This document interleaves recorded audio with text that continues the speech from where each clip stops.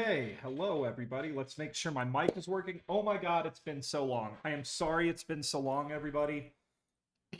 Life got a little bit in the way of streaming. I got some really bad health news, but nothing terrible, nothing that I can't deal with. It just means that life is going to suck for just a little while, okay?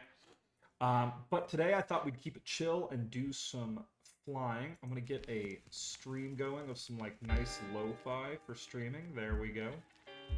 Hope that sounds good for everybody. We'll probably get some commercials in here because, oh, hey, what's up, Hey Gary? Hi. Thank you for popping in. Hello. Thanks for saying hi. Like I said, it's been a little while. I got some bad health news, and I've been having to deal with that. But everything's gonna be okay. Just got to work through some stuff. But today, I really just wanted to do some chill flying. Do I still remember you? Yes, I do. You are my last follow, by the way. At least I hope I do. I try to remember everybody. You could give me, if you wanted, a refresher, because it has been a second since I've gotten to stream. All right, first of all, let's grab a plane that I want to fly. Something chill, one of my favorites. And I thought we'd do a bit of Arctic flying today, as I haven't done nearly enough bush flying recently, and as everybody who watches this channel regularly knows, I very much enjoy flying the bush planes. So let's find ourselves my favorite bush plane in the world. There it is, my Pilatus PC Turbo, or PC6 Turbo Porter.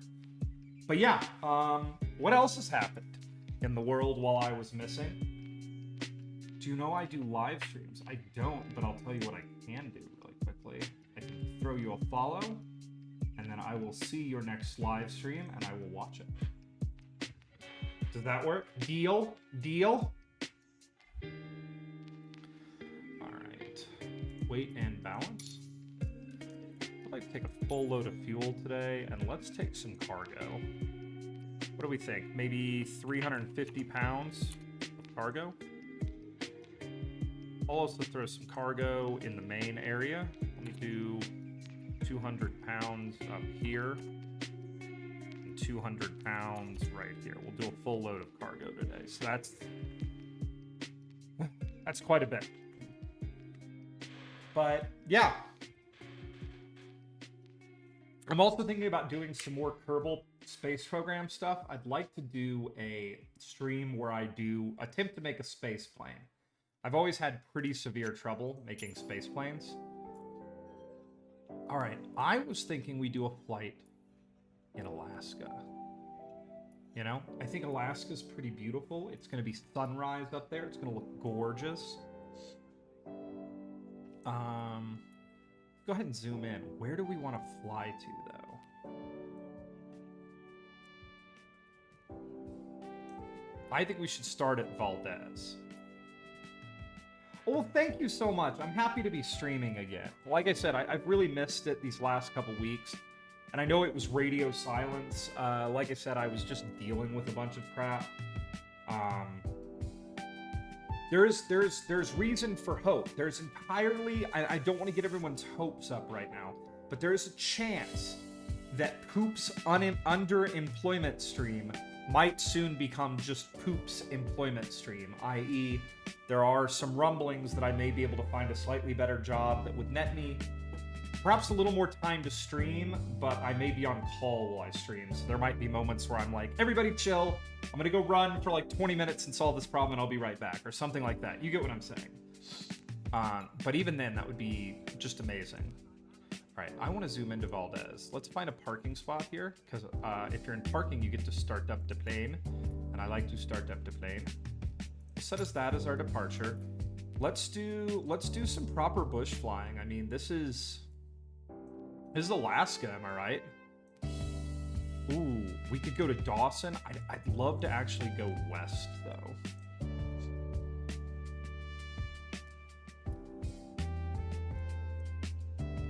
Okay, this place is called Lime Village. How long is this runway? Oh, easy peasy. Let's set that as our arrival.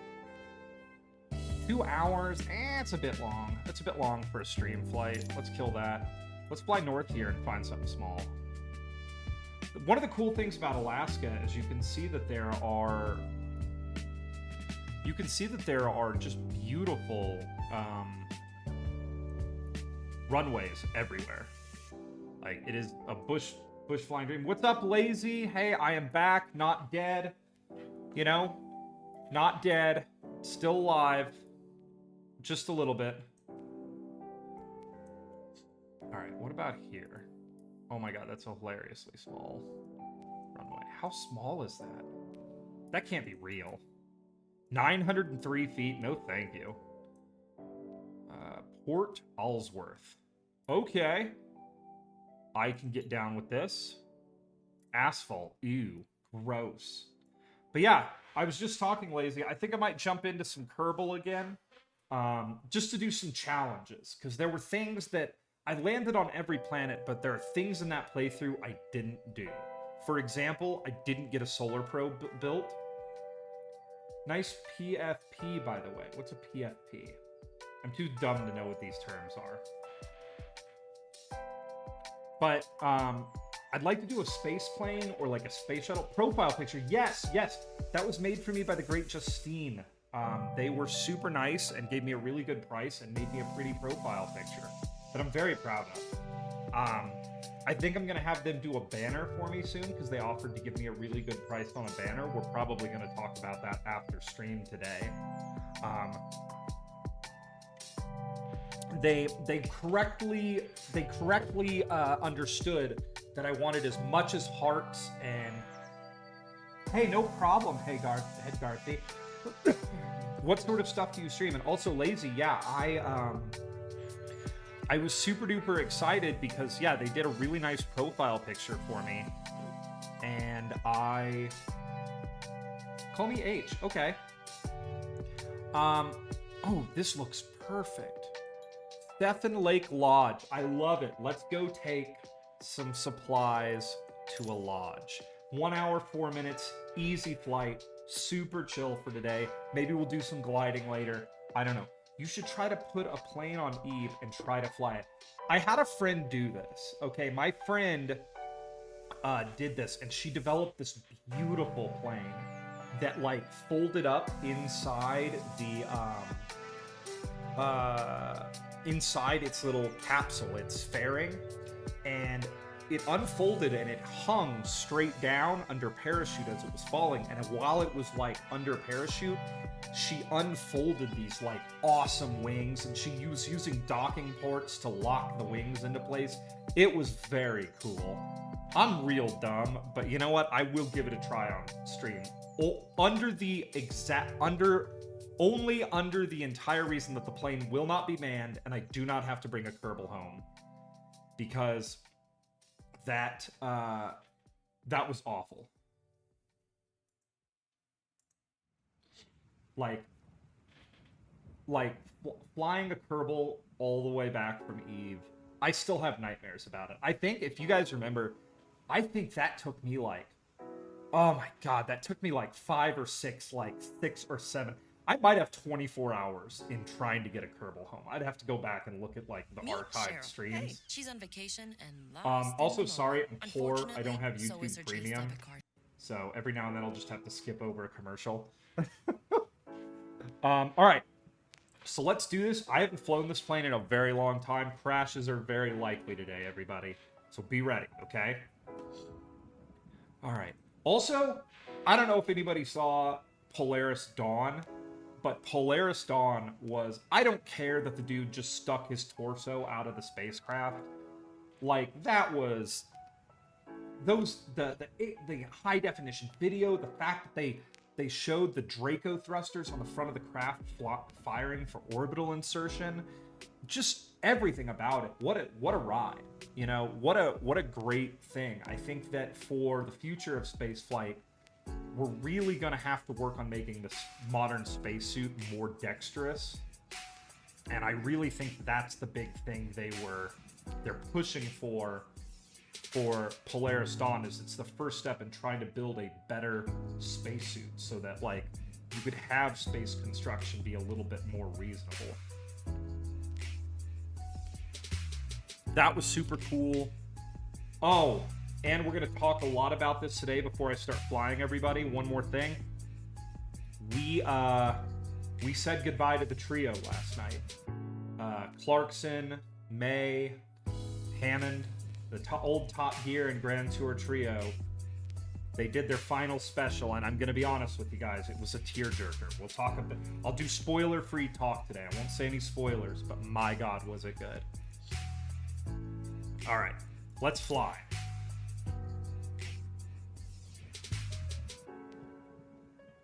Okay, let me get my seat adjusted here. Oh, good to be back flying again. You are free to say anything in my live stream. Don't say that, H. Don't say that. I could say some spicy stuff if I want to. But I definitely will pop by. I'll kick my notifications on, so at least I can pop by while you're streaming. What sort of games do you play? That's the big question. What games do you play? Oh my God. Okay. We're probably not going to get a VFR. Why did it start me? Okay, this is unacceptable. Okay, we're going to go back. Hang on. Main menu. This is sorry, unacceptable really quickly. We have a major problem. I have to be able to start the plane up. Velo and Minecraft. I actually will watch the Minecraft streams because I need some. I don't know if you watched me. I need some tips and tricks. I'm real bad. Like, okay, Valdez. I want to go here. I want to be in parking, please. Set as departure. Oh, I'm gonna have to reset up this flight, but that's okay. I can do it super duper fast. Just gotta find where that. Gotta find where that lodge was. There it is. Set as arrival. Let me go to my weight and balance. Put my fuel to tops. And carry 200 here. 200 here. And I want 350 pounds of cargo. So we're taking something up to this lodge. I have a Minecraft server with 220 dogs. My God. So you're that place when your parents take your dog to the vet and it doesn't come home and they say like, oh, don't worry, the dog went to a ranch, and even though the dog was pretty sick, it's running around and happy now. That's where the dogs go. That's a dark joke, but Jesus, that's a dark joke. But like,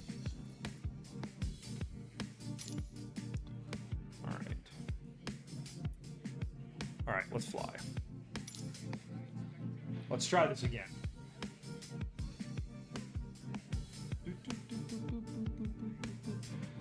But yeah, Polaris Dawn was great, and oh my God, if you guys get a chance to see it, it's called One for the Road, the Grand Tour One for the Road. Oh my God, it is just... They don't... The trio, they don't get up to their hijinks like they normally do. They don't do their wacky stuff as much. It's just this really honest, gentle, like wonderful and nice send-off to a group of guys who have spent so much time hanging out together. Because if you're a fan of like Top Gear or a Grand Tour like me, you learn very quickly that it's not just about cars. It's about the friendship of three people. That is what that show is three people being friends and the adventures that they go on. And to see them call it a day and finally say, okay, we're done doing this. And I mean, they were going to have to eventually. They're all very old. Was still pretty tragic because I've been watching those guys since I was in middle school, I think. And for the longest time here in America, you couldn't get Top Gear. Like, you had to go online and find it. We'll call it not illegally. I'll call it extra legally. You know, you were pirating stuff to be able to watch Top Gear. It was difficult. All right, here we go. We are getting a lot of rain. I doubt I'm going to get clearance, but screw it. We're going to go anyways. I'm pretty sure I can IFR with this craft. All right, we got to remember how to turn this thing on, which I don't remember how to do. All right.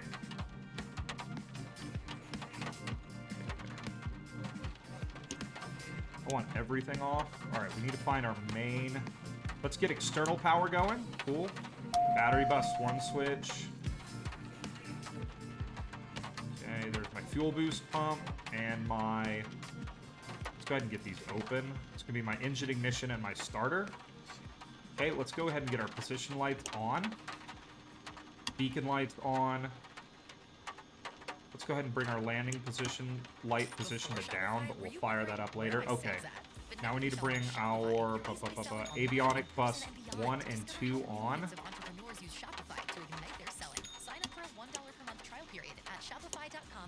Okay, here we go. So the craft is booting up. No, you don't. Yes, I All right, let's go ahead and get our fuel turned on. Active Cash credit card prefer to pay because they earn unlimited 2% Fuel is cash on. back Let's get our purchases. gust Visit guard off. wellsfargo.com/activecash I'm actually kind of blown to away the apply. extent to which I still remembered how to do this. Why did it weigh 110 cows? You must make books like crazy. That's the thing. That's in my Minecraft game. That's actually kind of why I'm like moving to a different spot out of the desert, is I need to be able to like get my cows going, get my chickens going, basically get sources of food. All right, let's go ahead and get our autopilot set up. While we're sitting here waiting, let me go ahead and bring my altitude up. I'd like to bring my altitude to... Okay. Let's bring our altitude a bit high. Let's go up to 15, or no, let's go up to 10,000 feet and see what we can do up there. We're gonna call this, because there's no way they would let us do a supplies run when it's this bad. We're gonna say for our scenario here that there is a medical emergency at this lodge, and we're gonna fly in and potentially pick up someone and fly them out. That sounds cool. I gotta have a scenario for these, you know. It makes it exciting. All right, so that's set up 10,000 feet. Let's go ahead and get it set up to our nav. I'm gonna go in here to my OBS. Nope. CDI, nope, there we go. GPS, PFD option. I want to get my wind set up. Let's do, I don't know, that. All right.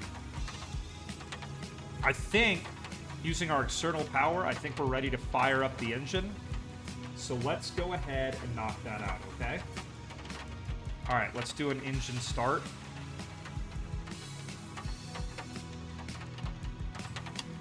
Panel lights on, panel lights on, panel lights on. Let's double check. Yep, looking good.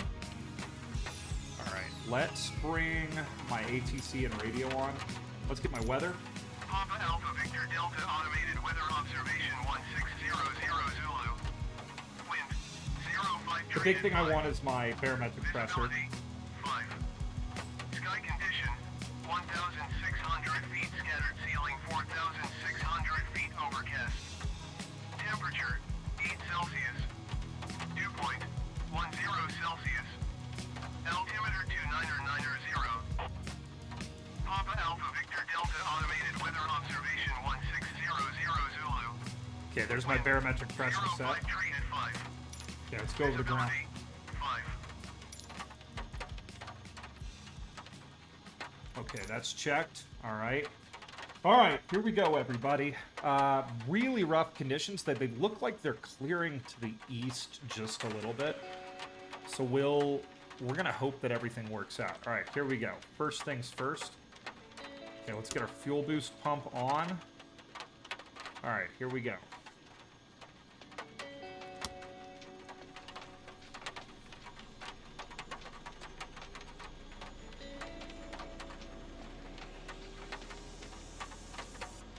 Spun up. All right, I'm looking over here at my my gauges.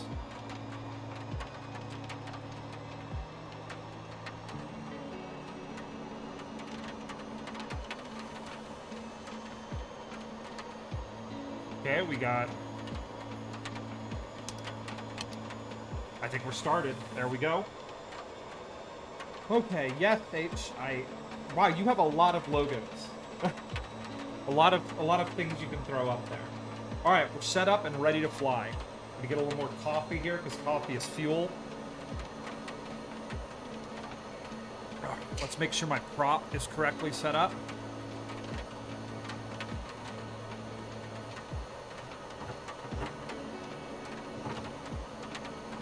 Let's bring that back a little bit.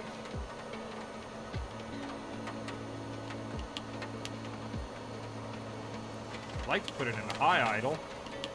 But okay, whatever, you do you. Thrust is good. All right, we're set. We should be ready to fly. Fuel boost pump is on. I've got my covers closed for my starters. Landing lights are down. Let's go ahead and kick these nav lights all the way on. All right, we are not going to get permission, but we're going to pretend we did, because once again, you know, this is like a... Ground Velatus Alpha Sierra X-Ray Golf Sierra request taxi to the active north departure. The latest Alpha Sierra X-Ray Golf Sierra taxi to and hold short of runway 6 using taxiway Bravo Alpha. Contact tower on 122.9er when ready. Taxi to and hold short runway 6 using taxiway Bravo Alpha Velatus X-Ray Golf Sierra. Alright, let's see if I still remember how to do this. I'm actually gonna bring this in. Alright, here we go.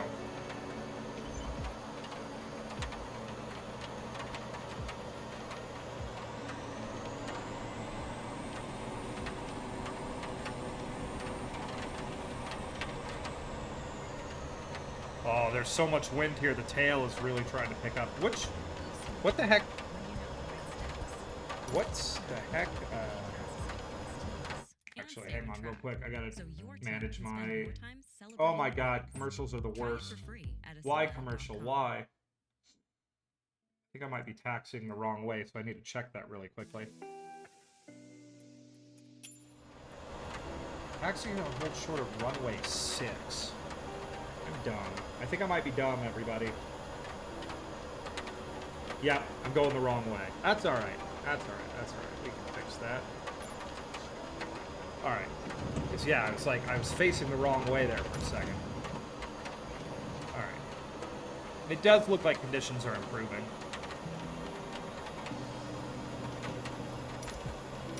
Bring this up. Okay. Ladies and gentlemen, boys and girls, welcome to Poopy Boop Air.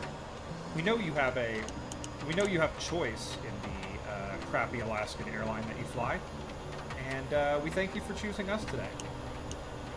We're going to be flying direct to this lodge for bringing medical supplies and potentially for a medical emergency.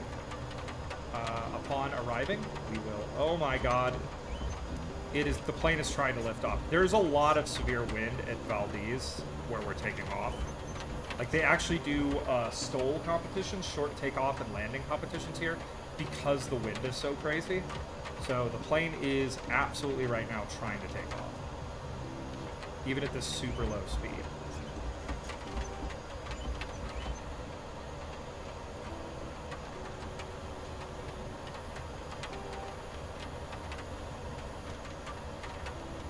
We have a good amount of wind today. I'm expecting an extremely short takeoff roll.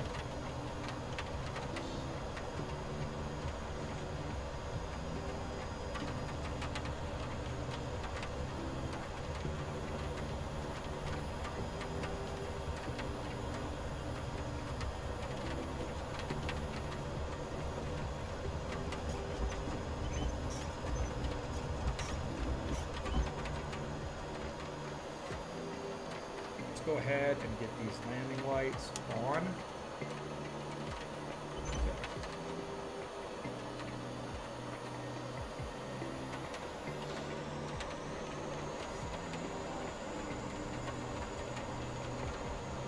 Okay, here we go. It's been a while, everybody, since I've flown a Pilatus. I'd like to think this thing is like riding a bike, and a couple of the bush planes in this game really are, but the Pilatus uses a turboprop, so it's a little more complicated than some of these other planes. But what we're going to try to do today is like a super duper STOL takeoff. Like, we are going to... Okay, so we're going to hold short here. Okay, we're gonna lock our parking brake in and check with ATC. I doubt we're getting it, but Tower Pilatus Alpha Sierra X-Ray Golf Sierra ready at runway 6 departure to the north. The latest Alpha Sierra X-ray oh, Golf no Sierra way. 10 No way, we got it. North departure approved. Cleared for takeoff runway 6. All right, let's acknowledge our takeoff clearance. Cleared for takeoff runway 6 Pilatus X-Ray Golf Sierra. Let's check both ways as well as we can in this thing. All right, here we go. Parking brake off, pulling out.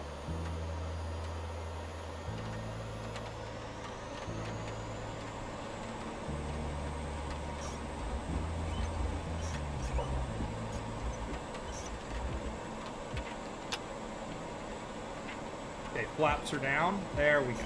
Had to remember which switch my flaps were.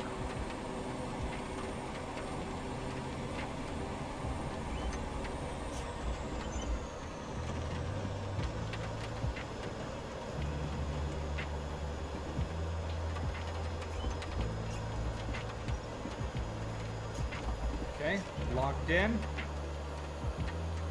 Really quickly, let me go ahead and I'm holding my thing down. Let me go ahead and trim my nose up a little bit. There we go. All right, trim is set. All right, here we go, everybody.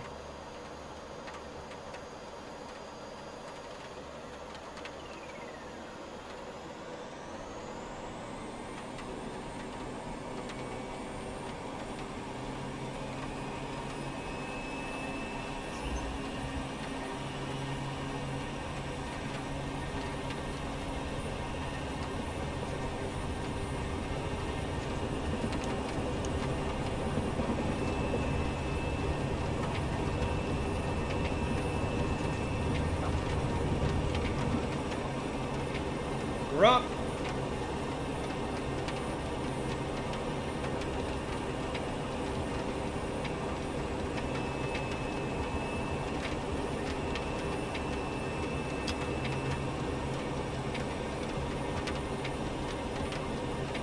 Now, one thing I forgot to do, and we're going to do right now, which is like probably extremely stupid, is we're really X-ray Golf Sierra continue for north departure.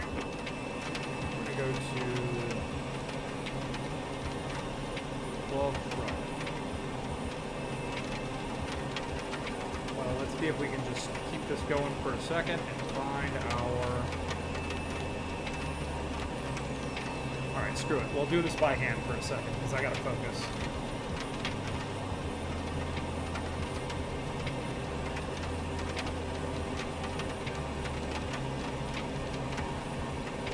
The latest X-ray Golf Sierra, did you copy? Yeah, lady, I got you. Tower Pilatus Alpha Sierra X-Ray Golf Sierra continue for north departure. Now, our fuel burn rate right now is going to be exceptionally high. What we're going to do is we're going to climb up this valley and get our altitude, and then I'll work on what's it called, getting my autopilot set up, and then we'll be cruising. I'm hoping that we can get above this mist here.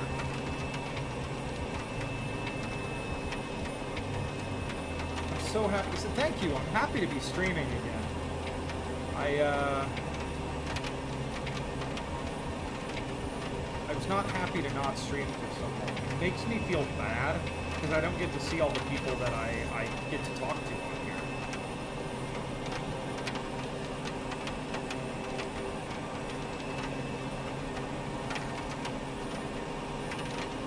Alright, there's not much to see out the window right now, everybody. Just a lot of nothing.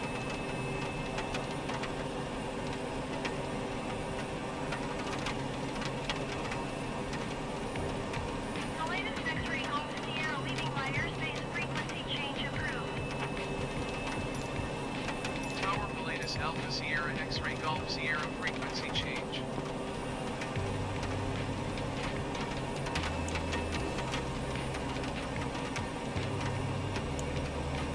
Okay, I'm getting my rudder trim set up here. Now that we're in the air. Did you know that you were my fourth. Well, I mean, that's how it begins. I never really expected to get more than about 10 or 12 followers. Like, it was kind of a shock to get so many when I did. It still is. I still kind of live in a state of perpetual shock that people actually care about watching me, like, build stupid spaceships for space frogs, or, like, fly airplanes. Oh, okay, I think we are going to try to climb above the clouds up there, everybody. As you can see, it is a beautiful day. We see a couple holes in the clouds that we probably can climb through. I think that's what we're going to do. Then we'll get on our course track. All right, let's go ahead and get our ice on, de-icing on. I think that's probably going to be a big thing. But eventually, I think we're set in a good place right now. I can focus on getting this altimeter. Altitude, vertical. Okay, I want to set my vertical.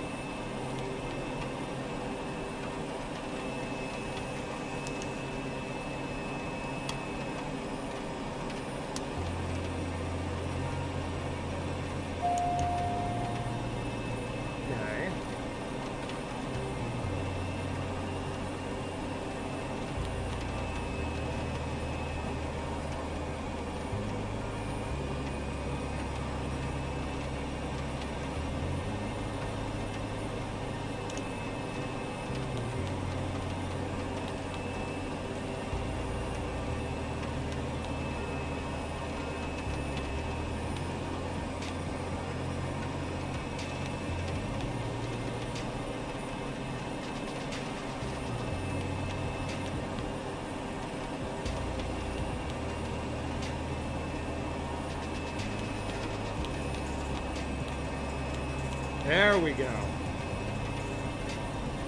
Now she's set. All right. We are on autopilot right now. We'll go ahead and get our nav set up here in a second. I want to be... We should just be set to roll. For some reason, it's not accepting our... I'll tell you what we'll do. We'll go ahead and switch our heading over, and we'll work on getting this sucker running later. Switch our heading this way. Let's go ahead and switch the heading. That should initiate a turn. It does. And we'll fly with our heading right now.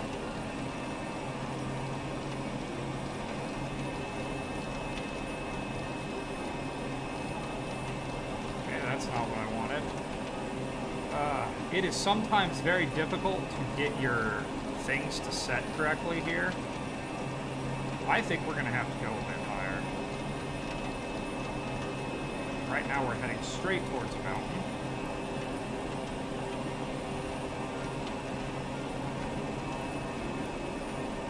Let's go ahead and turn that guy this way.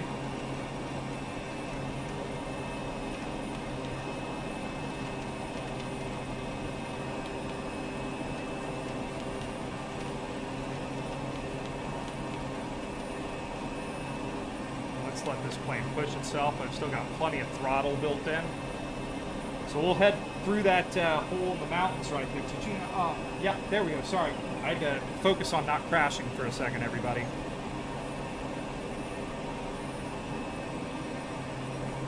I see my nav line. So we'll get closer to there and then we'll figure out why we're not.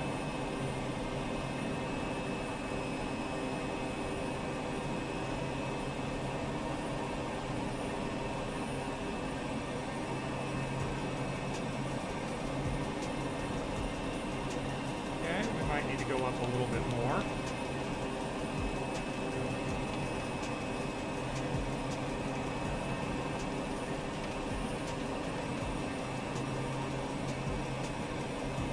It's going to be close, everybody.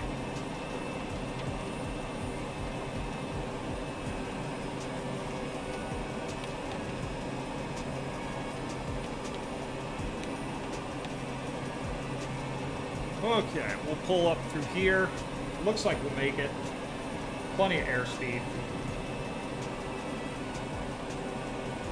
flaps are up, just double checking. One thing I truly love about flying this aircraft is the immense power that it has.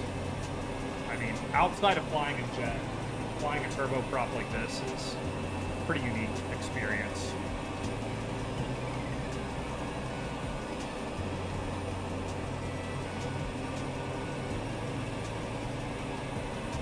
Okay.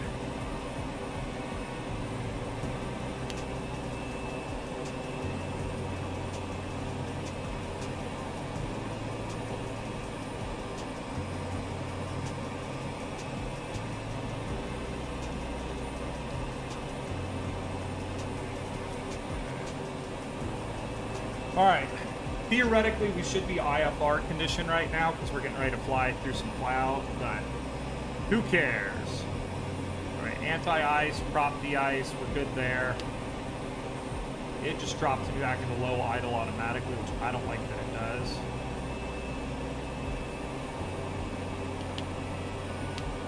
Get that oil cooler on. I want to get some heating and get some cabin defrost going because it's gonna get icy in here pretty quickly.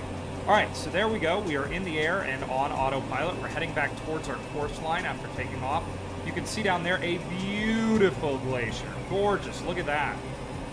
That is awesome. As our outside air temperature is definitely below freezing, working its way down below 0 Celsius. We also have a readout on one of our displays here. Yeah, outside air temperature.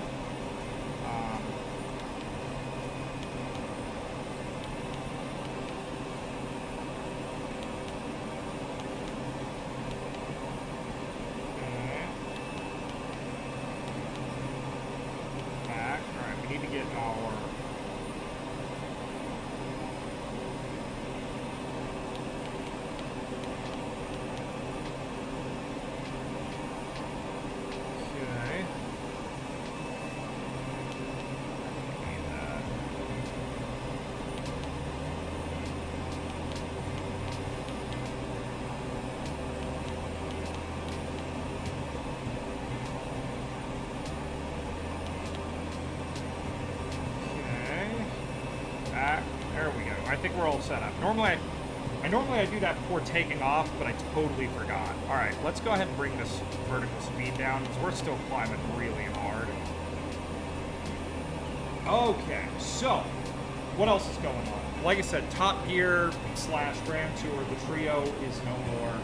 Very sad, but it's nice given how much, like, how hard it was for them to maintain their friendship through that show, that it all ended, you know, with them being like friends and stuff, you know? Like, it's good that they ended up all leaving it as friends. They talked about it in interviews saying, like, you know, that their big thing was they wanted to leave it on their terms before something bad happened. And bad things almost happened to those three guys. I mean, no one could forget Richard Hammond's absolutely horrific. I'm already 8 hours streaming. My lord. I've only streamed that amount of time a couple of times. I like to keep it around like 3, 4, 5 hours. That's about my max.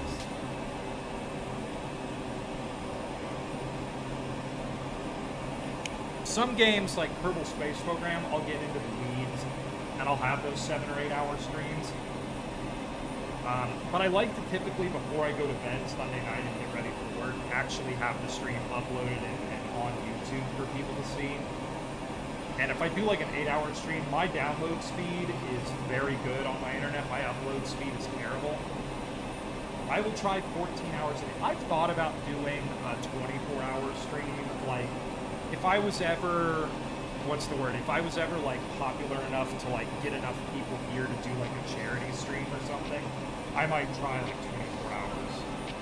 I'd probably do it in Flight Sim. I've talked about doing a super long flight where I do like reaction videos, like a reaction stream while flying to like Antarctica or something, you know. Oh my god, look at that. The sky has opened up to us, and up above the clouds, it is a genuinely beautiful day. Look at that. That is gorgeous. My computer being brought to its knees, trying to do all these volumetric clouds.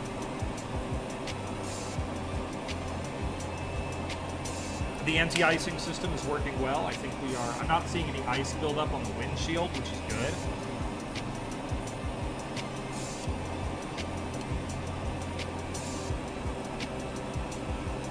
I just love the Pilatus. It's such a workhorse. It's such a big, dumb plane. You know? It's so ugly. But yeah, I would do a super long stream for like charity or something. I don't think I'll ever have that many followers or anything. But if I did, I think that would be the fun way to do it.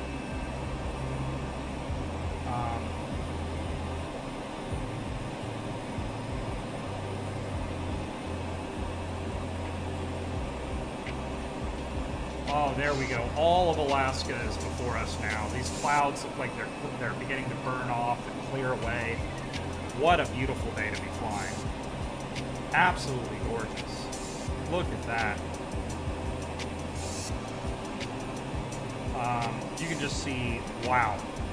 One of the things that blew me away about this game when it first was announced and then now just continuing to play it is just how unbelievably beautiful this looks. I don't know how people run max settings on this game, because when it came out, I had a 3090. I could not run max settings on this game. I can't imagine a 4090 is so much better that you could do max settings. Like, this game is just so unbelievable.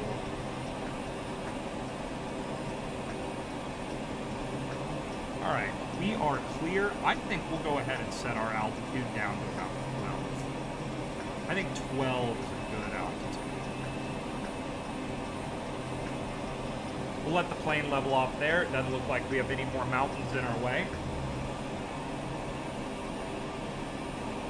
So it will switch from vertical speed mode automatically to altitude hold mode. There it goes. You can see the nose drop. We'll go ahead and back down on our throttle a little bit. There is no reason to be going as fast as we are and burning nearly as much fuel as we are. We nearly are. We've already burnt through about 20% of our tank just on that climb. That is the one thing you have to remember with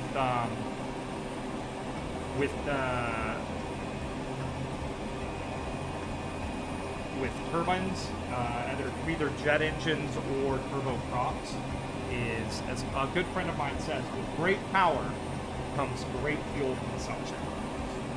But yeah, Polaris Dawn has been spectacular to watch. I am happy that they didn't fly those astronauts home in the Boeing craft, though I am pleased to see that it made it home with all of its cargo intact, and it's you know, it was fine. I'm happy to see that.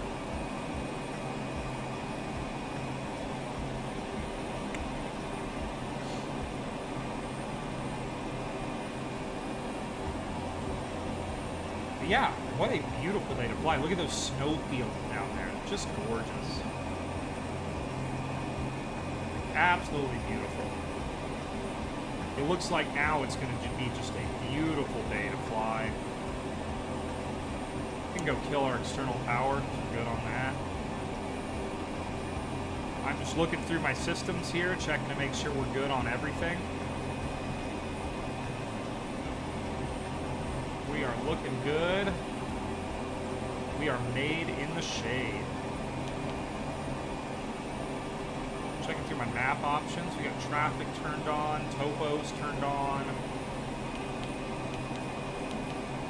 Good, that's good. Keep full detail.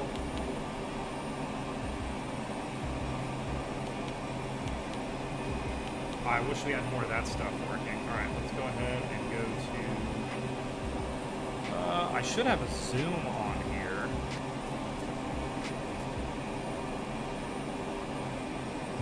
Arrow. Barometer pressure.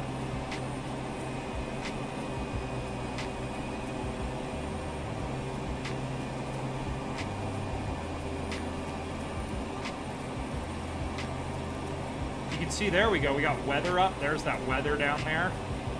All right, I like to have that level of zoom right now. We'll zoom in closer when we get where we're going. All right, I should just be able to hit this nav button, and we should go on to course. Not liking that.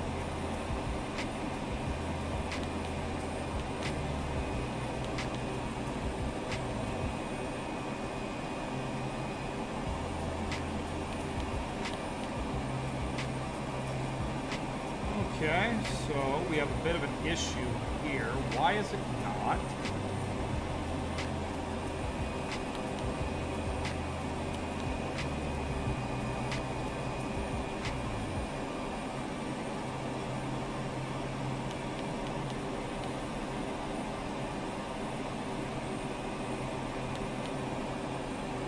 Why is it not taking me on my map course? This is different than it used to be. Oh, never mind. Okay, it's doing something.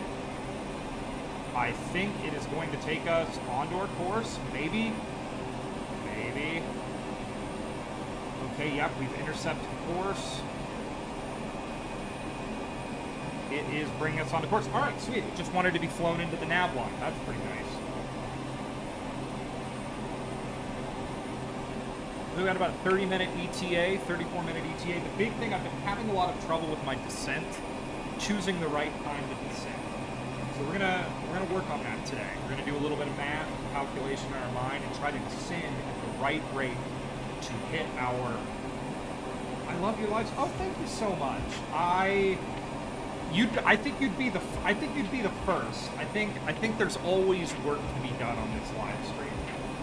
I don't have a ton of time to like put alerts in. I also don't like, I don't know. Maybe I'll put some alerts in or something eventually. I have alerts for like, oh, you followed me and thank you very much.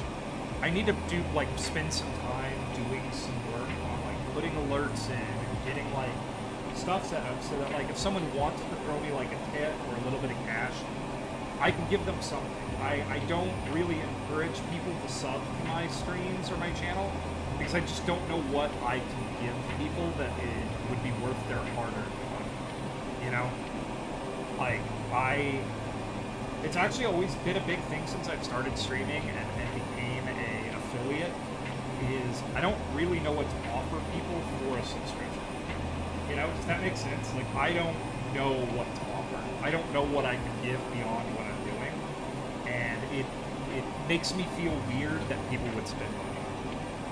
I might do alerts eventually, or like sound effects or something like that. You don't use mic? I would find it amazingly difficult to be a mute streamer. I play a lot of VR chats, and mutes are like my favorite people in the world in VR chat because you can very much play off them and have conversations with them, but it's such a unique way to speak to someone. I also, in VR chat, have this like conspiracy theory that mutes are people who died while playing VR chat, and now their souls are stuck in the simulation.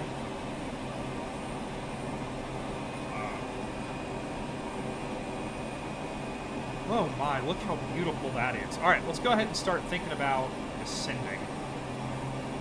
We are 78 nautical miles away. Let's go ahead and check our VFR map and see. We are heading towards AK-61, which is, there we go, AK-61, which is in one of these gorges. So we still have a fair bit of flight to do. I'll probably start descending as I head towards when we get up towards this gorge right here. I'll descend and fly over this glacier, take a turn, and land. I am 1000% sure this is going to be. I will only use mic when you hit 40 followers. See, that's a good way to do it. That's a good way to add an incentive. I've never had, like, despite the fact that I got this dumb little roll up in the corner, that's what Twitch puts up there. I don't really have follower goals. I've just always made it a point to say that if you like my content enough to follow me, I am very appreciative if you do so. There was a time, and I might do this again, when I'm playing Kerbal Space Program, I will name stuff, like landing sites and things, after my followers, just to give them a little bit of shine. But, I don't know, I keep this kind of chill because streaming for me is a hobby. You know, I don't ever expect to make money from this. I think I've made a total of like 72 cents from streaming. Just by showing, and I only show commercials because sometimes I run to the bathroom and it's like, okay, I'll pause the stream and show a commercial because, you know, that's a good time to do it. And also, like, I can guarantee that no one on my stream is missing anything while they have to sit through a commercial. Oh, this is good chill music, by the way. And that was a great cup of coffee. Heads up, everybody, we're probably going to take a coffee break on this stream so I can get another one. Time to make your follow count 39.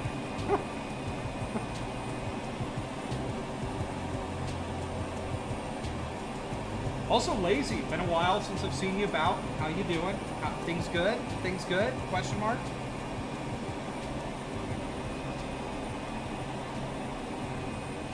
Oh man, I really want to go to Alaska again. I've been to Alaska, but I've never been like to interior Alaska. I've only ever been to the coast.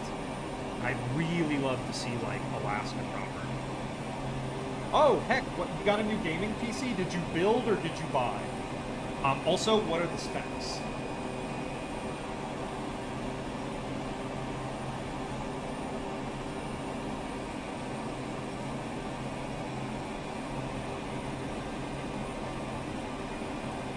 One nice thing about Alaska, too, is if you look here while I'm waiting for Lazy Dev to hit me back, you'll see you have tons of little airports basically everywhere. If we were to have an emergency right now, engine failures of something of the like, actually getting down wouldn't be that hard. You know, it would be pretty easy to go ahead and put ourselves on the ground and get down, like get down safely.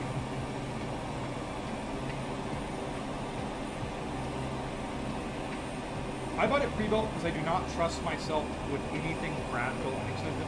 That's entirely understandable. I'm a big build guy, and I will tell everybody, if you're nervous about building a computer, watch any of the Linus Tech Tips build guides. It won't be exactly the components you're putting together, but they'll go together the exact same way, and the build guides are just amazing. I was so afraid to build my own computer several years ago. And one day I just bit the bullet, I went to the Micro Center, I told the guys there, I have no idea what I'm doing, I'm going to watch a build guide when I get home. And they helped me put together all of my stuff. And then the second computer I built, I did the same thing, I went to Micro Center. And the salesman was so helpful, he was like, this is my phone number. If you have any problems putting this computer together, getting your software to load, anything at all, you call me any time of the day. I may not answer, because, you know, I might be asleep, but I'll call you back and I'll help you get it set up. Super nice. But honestly, I just watched build guides on Linus Tech Tips, and they helped me put my first computer together, and then the second one fell together like butter. And my current computer is disgusting. I want to do another processor on it and a new graphics card if I get a better job. I think that would be really, really cool. But until then, I'm very happy with it. It's been very nice. Any stats you'd be willing to share on her? Like, let us know what she's got. You know, what kind of power? Wow, what kind of power? See, that's a great way to start. If you buy a pre-built and you decide to do upgrades, that's a great way to start with building, because upgrades aren't that much different than building, and everything kind of plugs and plays. If you do some big upgrades, though, make sure you know what power supply you have, because if you're going like up from like a mid-tier graphics card to a very high-end one or something like that, it might be a good idea to consider upgrading your power supply as well.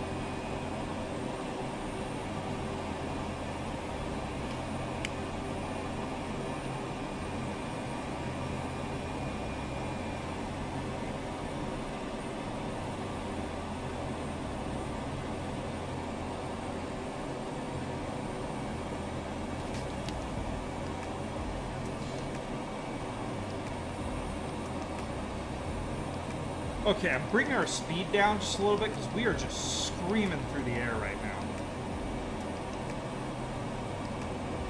And I'd like to save a little bit of fuel for our return trip, because the plan here is I doubt there's fuel at this facility, so we're probably going to have to do a return trip on the fuel we have. And we have just been burning through fuel like it isn't even a joke. Like we're at 46 gallons an hour right now, folks. So I'm bringing our fuel burn down just a little bit. So backing our throttle down to almost half. That's right, half throttle, and we're still doing 116 knots, folks. Turbines are the best. They are amazing. Okay, I think we should probably start. We're 60 nautical miles out, so we're 25 minutes out. I'm waiting to see that that gorge I'm looking for, and we'll probably drop into that gorge and just fly manually all the way to landing. One thing I love about the Pilatus PC6 is I have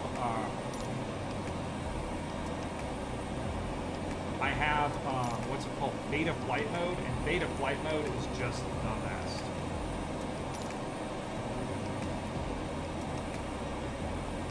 Okay, I'm looking for AK-61. There we go.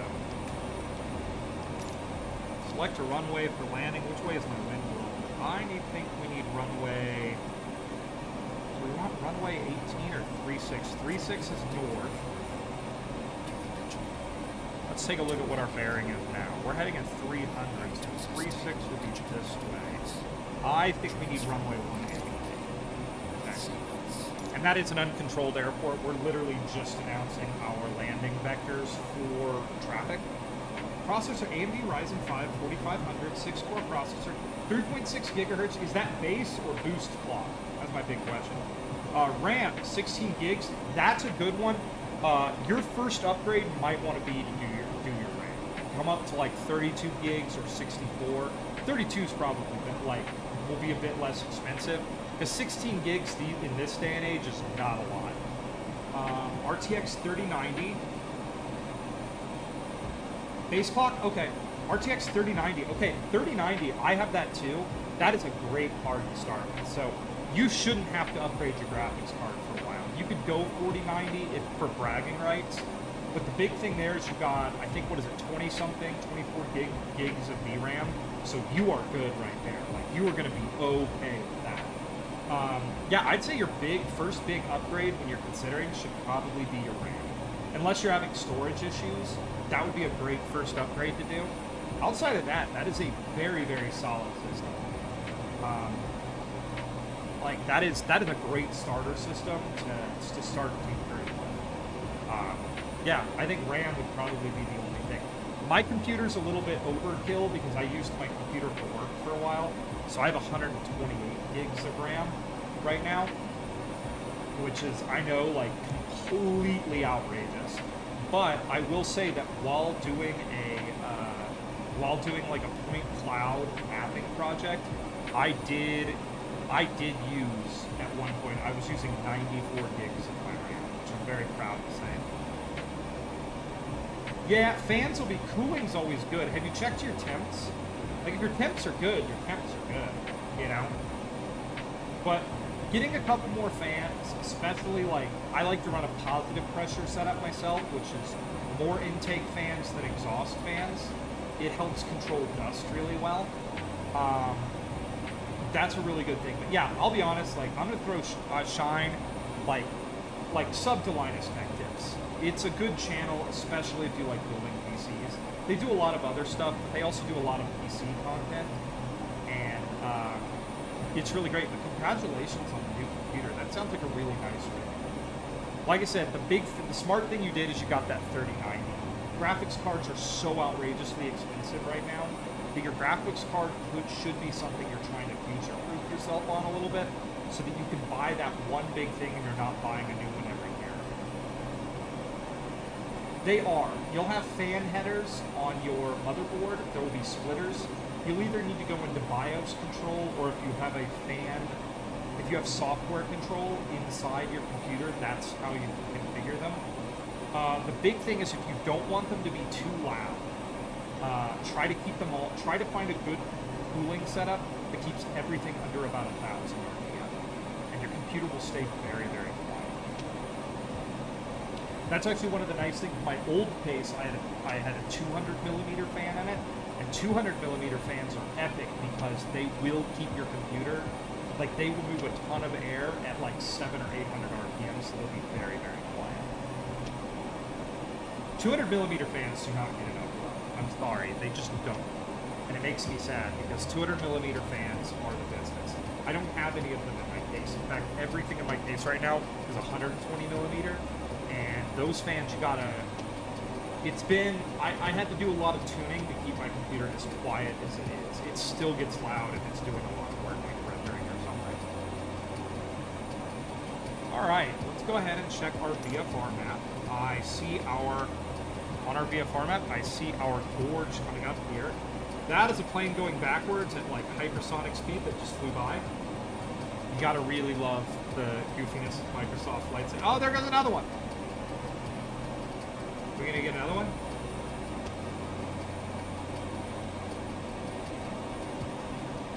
Huh. Fascinating. You gotta love Microsoft Flight Simulator sometimes. Gotta have just a little bit of jank. Alright, let's zoom out so we can see our actual locale there. And we're gonna get set up to fly down this gorge. Thank you for your tips. Hey, anytime. I'm a believer in PC gaming. I didn't used to be. I was console all the way. The only console I bought, though, in the last, I guess you could say 2 consoles in the last 10 years. I have a Nintendo Switch because I was flying to Egypt many years ago, and I was like, I am dreading this flight. So I got a Nintendo Switch, and I got Skyrim for it. And I just sat on the airplane the whole time I played Skyrim. I actually still need to finish that playthrough on my Switch. And then I bought a Steam Deck for much the same reason. I have to travel for work, which, by the way, everybody, there's going to be a gap in October in my streaming. You will not see me for 2 weekends in October. But I have to travel a lot for work, and I bought a Steam Deck so that I can take a lot of, not all, but I can take a lot of my PC games with me and play them. The big game I'm playing on my Steam Deck right now when I travel is Baldur's Gate. Baldur's Gate, it doesn't run for a long time on the Steam Deck, but it runs okay. The Witcher 2, I can say with a great amount of confidence, I probably never would have finished Hogwarts Legacy unless there were times I could play it on my Steam Deck to get through it. I'm a big supporter of the Steam Deck. I think it is literally like one of the greatest things ever. So if you are thinking about like a quote-unquote console-style experience, I cannot recommend the Steam Deck enough. Especially now that they're getting very, very inexpensive. I don't play mine normally when I'm like at home, but when I travel I take it with me and it is invaluable. I think that if I was back working in an office environment here where I live in Denver, I think I'd probably play it a lot more. It would be great for public transport. So what we're going to do is we get up close to this gorge here, so we're going to drop into beta flight mode. You all have heard me rant and rave about it. Actually, I think I'm changing my mind as we speak. I was going to fly up this gorge, but this will put us close to our 360 landing. I actually kind of want to land at an orientation of 180. So I think what I'm going to do is when we get up to this, I'm actually going to, instead of turning down this gorge, I'm actually going to hang a small right, fly down this gorge, and come around this way. We've got plenty of fuel, and I think that that'll be the way to do it. So, yeah, we'll get it done. Man, I was planning to play KSP2 on my gaming PC, but I guess that ain't happening. Yeah, I know. Oh, man, I'm right there with everybody. I sit there and it kills me that they're still selling KSP2 for full price. That is an abandoned game. Oh, now I'm going to rant. It is an abandoned game that they're still selling for full price. How can you do that? How can you do that? That's not fair, right?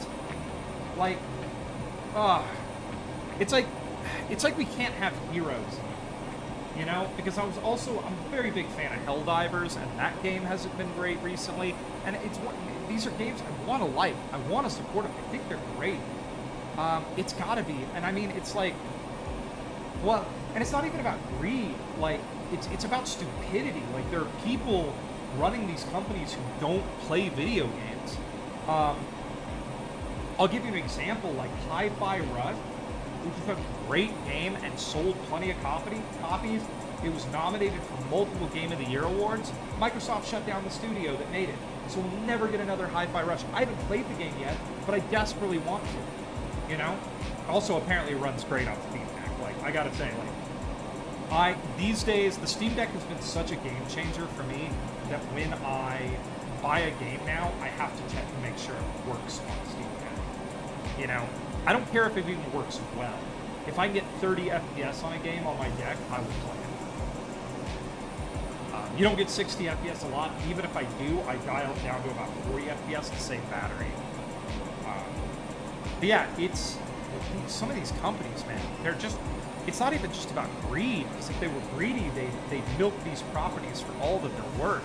It's just about being dumb. You know?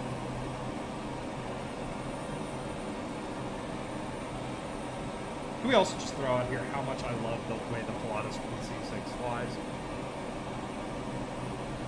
This is probably my favorite game in Microsoft Flight Simulator. It is just so, like, it's such a great plane. This game made me fall in love with this one. What is that?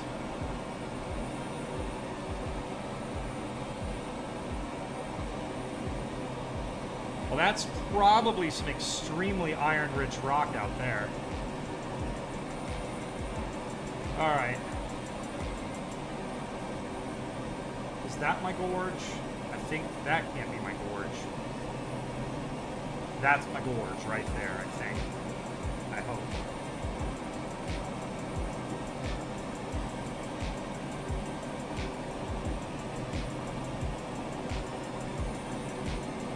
Maybe? It says the gorge I'm looking for is actually off my nose. Or no, it's not. It should be to the right. That is my one. All right, let's do this, folks. Here we go. All right. Taking control.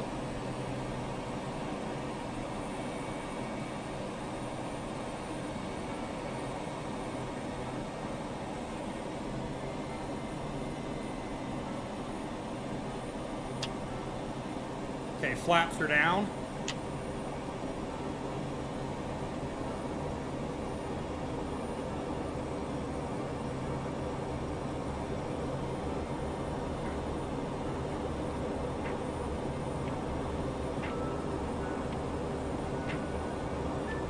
That's beta flight right there. So we're now, we're going like 4,000 feet a second down. This plane is just an animal. Any game that ain't indie either gets canceled or lives long enough to become the villain.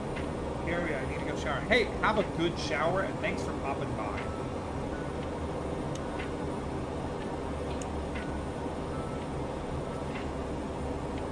Yeah, and that's the thing that kills me is like, I mean, indie games have become a lot of what I play now. I mean, some games I still play. Like I said, I think Baldur's Gate 3 is pretty good. I think, like, I've been playing a lot of Ride 5 recently, which is a motorcycle riding game. I've thought about streaming it, but that's one of those things where it's like, you know, I don't know if my followers share the same passion for motorcycles that I do.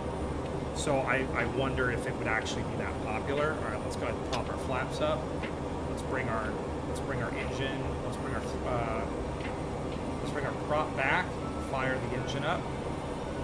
There we go. And I'm going to trim the plane upward quite a bit now. And we're just going to try to settle into level flight, levelish flight.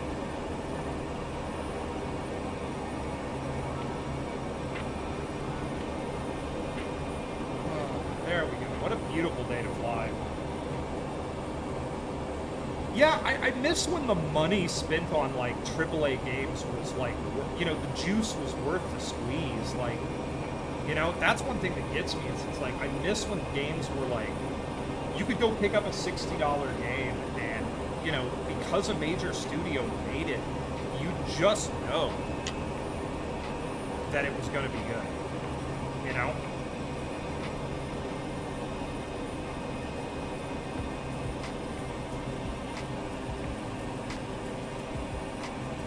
Sorry, I'm trying to trim this plane out a little bit and get her to fly straight and level, gosh darn it. Alright, here we go. In my head canon for our flight today, that medical emergency has been downgraded while we're flying. So now we can do a much less risky approach. We'll still pick up our passenger and fly them potentially down to Anchorage where we'll refuel and then head back over to Valdez. And I think that'd be a good flight stream today, but I don't know, I might stream for a while. I'm enjoying hanging out with everybody and chilling. But yeah, there was a time where it was like, if a game was AAA quality, you could just rely on the fact that it was going to be good, you know? And now that's just not true. It's very sad. But I think the major problem is video game companies are hiring people that don't play video games, you know? I think that so much of the problem can be put down to the fact that we have people running these game companies that are not gamers. And I that seems like such a simple solution, but I believe it's true, you know? And this extends everywhere. There's this class, this CEO class I've noticed of, that is allowed to just fail and fail and fail. And they get to just fail upwards constantly, you know?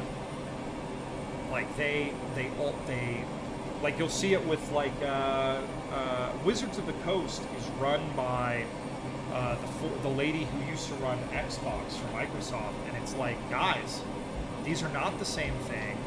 Why, you know, does this woman play Dungeons and Dragons? Does she play Magic the Gathering? Like, what does she know?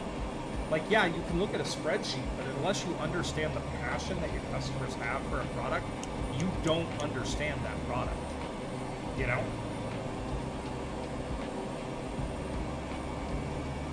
Yeah, like Claude is doing like, oh, we're remastering Modern Warfare. And it's like, Modern Warfare was a great game. The whole Modern Warfare trilogy was fun. I actually really like the single-player campaigns in those games. But it's like, guys, do something new, you know? Like, it gets to me. It gets to me, and I think it gets to a lot of other people because, oh, hey, that was a quick shower. But yeah, very quick shower, Age. I think that it gets to a lot of people because, like, games don't have to be bad. Like, even if they're released bad, they don't have to stay bad. You don't have to abandon a game. I mean, look at what the people over at Hello Games did with No Man's Sky. That game is just perfect. It's beautiful. Also, Steam Deck compatible, though it does not run great. But if you cannot leave No Man's Sky, you can play it on your deck. Okay. Hang on real quick. I'm gonna block this thing. I hate these people. Click. How do I ban this person? Boom. Bam. Get out of here. There we go. Got it. Dead. Good job, team. We got him. Ladies and gentlemen, we got him. See, this was supposed to be a stream that lowered my blood pressure, and now we're talking about all this stuff, and I'm like, grrr! But seriously, like, you know, as a rant, that is my thing. I'll give you an example. Like I said, I've been playing Ride 5 recently, and you can just, I want to see the office of the team that made Ride 5. I bet there's nothing but motorcycles parked out front. This, you know, or at least a ton. Like, this is a team that loves motorcycles. And because of that, the game they make about motorcycles is a good game. What a shot, am I right?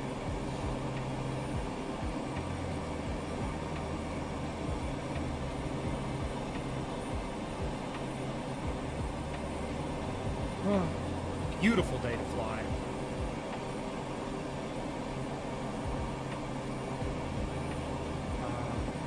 Absolutely gorgeous.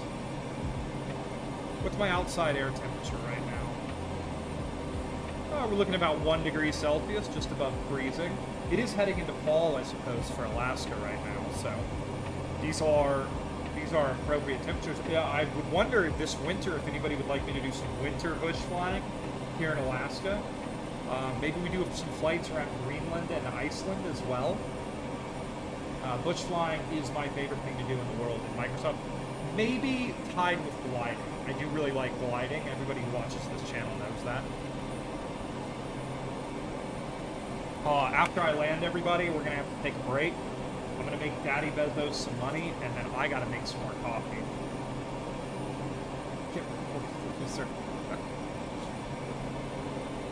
I wonder how many people follow that, or fall for that. Because it's like, oh, we're going to get you like 100 followers. They're all going to be bots. They're not going to interact. Like, what is the point other than trying to get your follower count up, I guess, to become like a partner or something? But like, you know, I don't understand the whole point of it. Like, it confounds me.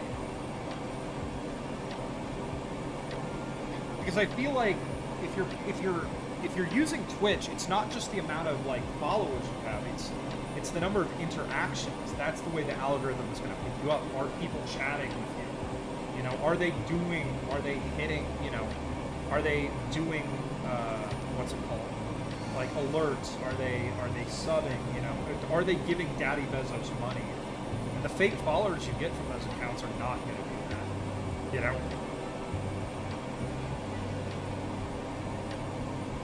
All right, let's go ahead and let's go ahead and extend our landing lights. Pop them on. Go ahead and get our position announced.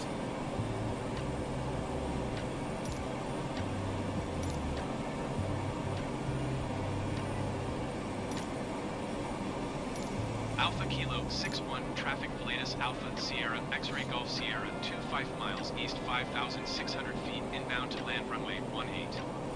Okay, let's go ahead and take a look at our airport here. I want to know some fun facts about this airport. Namely, okay, it's 1,900 feet up. That's what I needed to know. All right.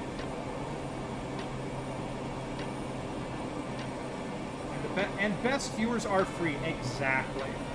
Well, that's the thing. I like, you know, to the people watching who aren't chatting, that is okay. You don't have to chat. That is all right.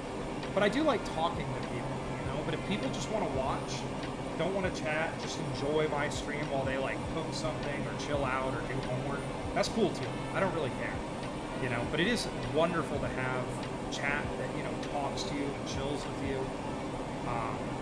You know, I kind of think that's what Twitch is all about.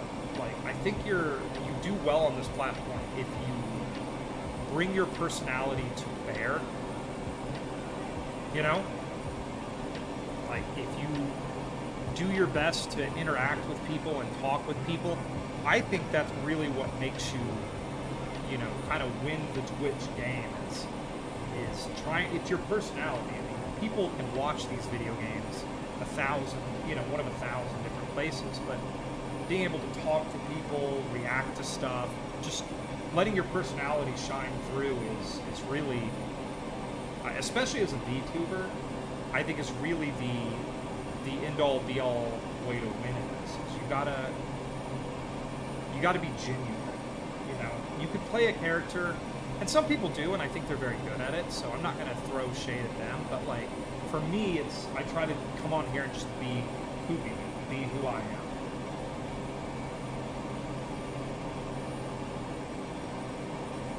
Alright, let's go ahead and zoom in on this map a little bit. There we go.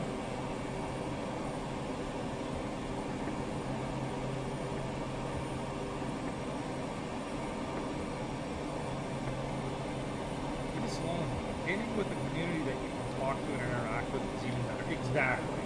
I mean, that's my favorite thing to do, is I like just hanging out and talking to people, you know?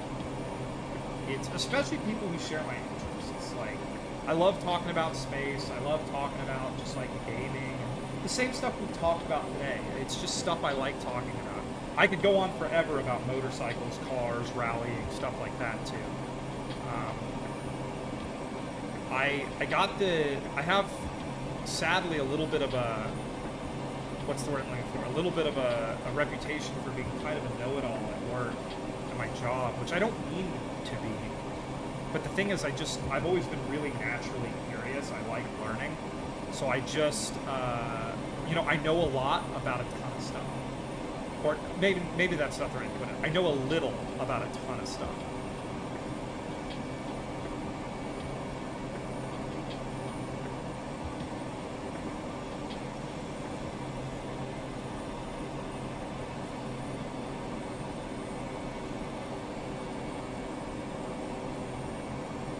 Okay.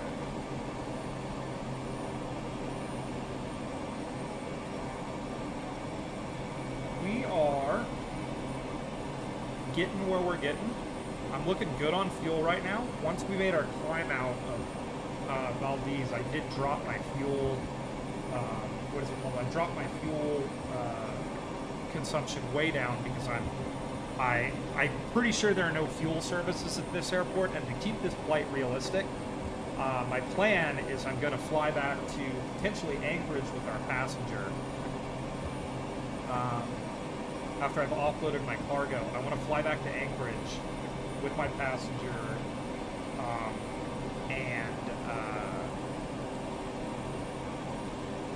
then we'll fly to Valdez and we'll make a big triangle. So we'll fly for several hours. Have you heard about Concord? Oh dear, have I heard about Concord. I mean, not to get too deep into the weeds on like quote-unquote woke stuff, but if you look at Concord, it is very obvious that their primary, how do I put this? Their primary priority was not gameplay. You know, they definitely, there was an agenda there, and they put that in front of everything. Like, how do I put this? You can have a great game with a diverse cast, great characters, and all that great stuff, but you got to put gameplay first. Gameplay has to be numero uno when you're developing a game. If your gameplay is bad, it doesn't matter. Honestly, I don't even think story matters as much as gameplay does. You have to make sure the gameplay is good, and then everything branches from that. And I think that they forgot that. It's very sad. At least Sony's being cool and giving refunds for it. You know, it's kind of Sony saying, all right, we screwed up here. We'll give everybody refunds. Good for them. Good for them. That is the way to do it. But yeah, I think I'm hoping it's a lesson for everybody. I also think that the hero shooter genre is kind of... That's what it is. It's designed by committee. And when you design by a committee and you make a game that appeals to everyone, you make a game that no one is going to be passionate about. I mean, I love The Witcher, but I know that it's not everybody's cup of tea. It wasn't mine for a while. You know, I love motorcycle games and flying games. They're not everybody's cup of tea. But like, you know, for the people who are passionate about them, they are. Dark Souls, exactly. You cannot make a Dark Souls game for everybody. It's just not possible. I need to finish playing Steel Rising, too. It reminded me of that. I was having a good playthrough of that game, and I am terrible at Souls games, but I just love the aesthetic so much. I had to turn down the difficulty a little bit to be able to do it, but I need to finish Steel Rising, because that game it runs horribly, but the aesthetic is so cool.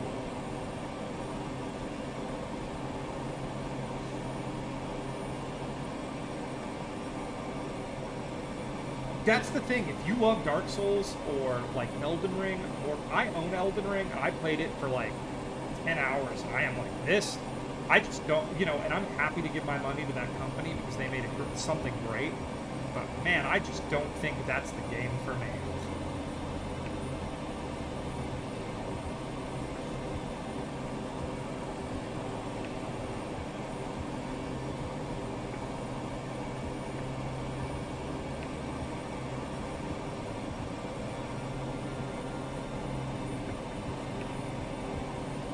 Okay.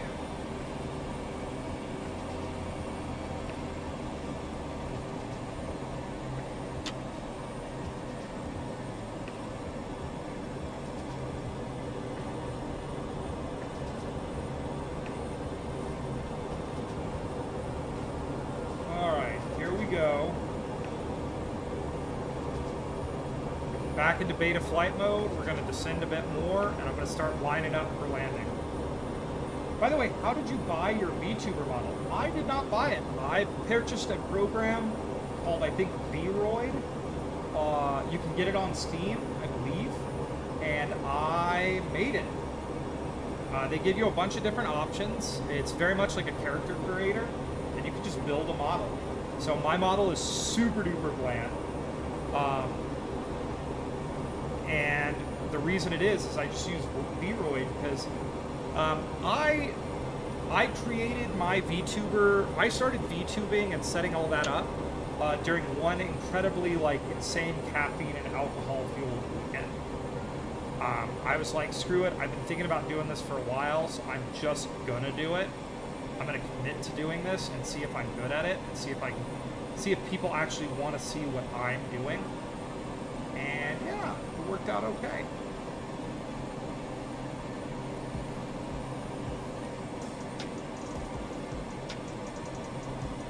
We should be turning towards 180. My heading should be coming towards 180 right now. I have I do not see my landing zone.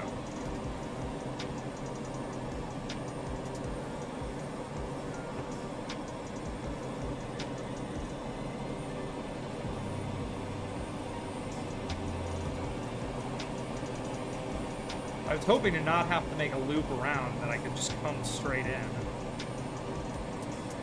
But I'm thinking that I'm gonna have to.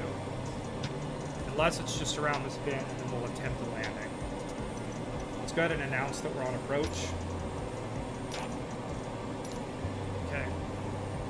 Landing lights are on. It should be just around this meander in the river.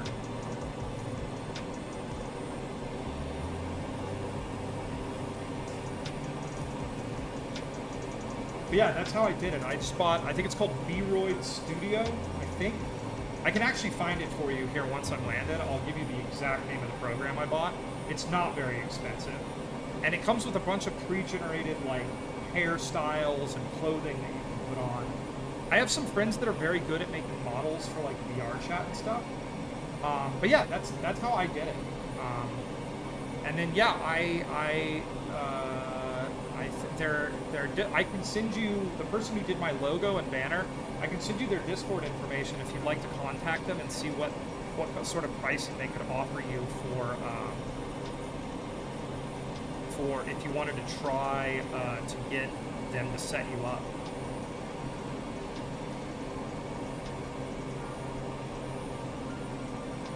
Okay, I am not seeing my airport here, and that is beginning to become concerning. It's saying it's over there, and I don't think it's over there, unless... Hang on, let's go ahead and start working this out. Alright, there's a lake somewhere near here.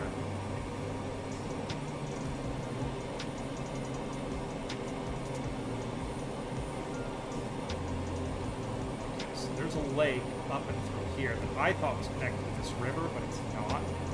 So let's go ahead and fly up over this ridge and try to find it. Plan on streaming. Okay, but yeah, it's there. They also, like this, I need to do it. This model that I have is actually importable into VR chat. And I've thought about doing a VR chat hangout. I know I don't think I have a ton of followers that have VR, but fun fact, you don't need VR to play VR chat. You can play it with a mouse and keyboard.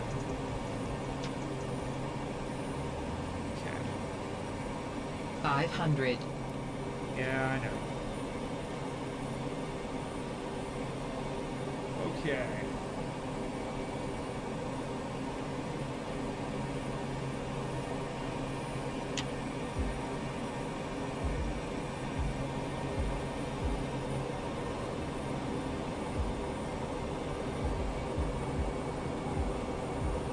Let's go ahead and get my igniter flipped on in case we stall the engine.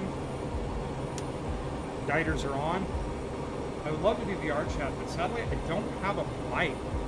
Mics are pretty cheap. Look up Mod Mic, or just a set of like headphones with a microphone are very, very affordable these days. Like Logitech makes some extremely affordable options.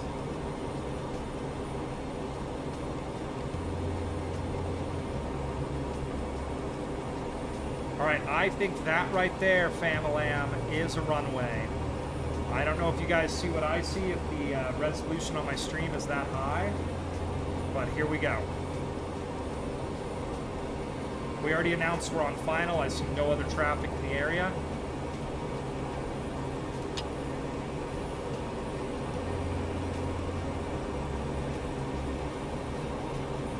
Okay, we're trimmed down. Throttle is, or prop is all the way towards max power in case we got to climb out. Igniters are on, landing lights are on. Here we go. Let me pause real quick. I gotta adjust in my seat here. Still financially recovering from my PC plus general laziness. That's totally understandable. But if you do get one, like, let me know, and I would be happy. I'd love it because my normal VR chat avatar is very different from this one. I would be absolutely super duper happy to, I'd be super duper happy to do like a meet and greet in VR chat. I think that would be super duper fun. All right, here we go.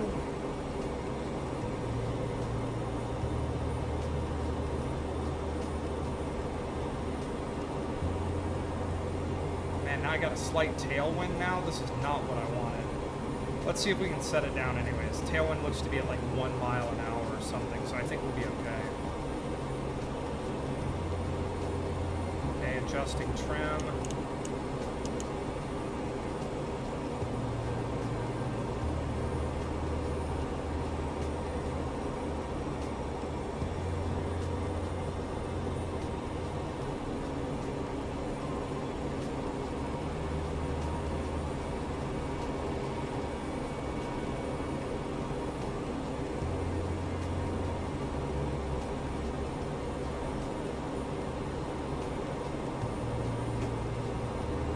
All the way back.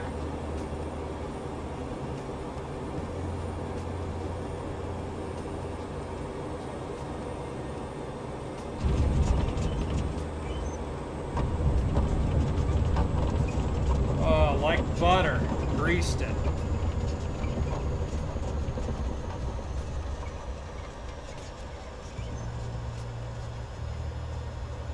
Now, Microsoft Flight Simulator shows there being a fuel station here. And I am saying, what's the word? I am saying shenanigans. There is no fuel station in an airport like this. Like, this airport is way too small for there to be fuel. Right. So there's some parking down at the end of the runway. I'm kind of just going to find a parking space and pull in. But that is a bush landing, folks. All right, so next part of the stream, what we're going to do is we're going to pick up our drop off our cargo, pick up our passenger who, like I said, in my mind, we've downgraded our medical emergency from that to a, we're going to get them to a medical facility down in Anchorage. And then we'll fly back over to Valdez with probably another set of cargo. And we'll call that a day of flying in Alaska, and then maybe we'll go fly somewhere else.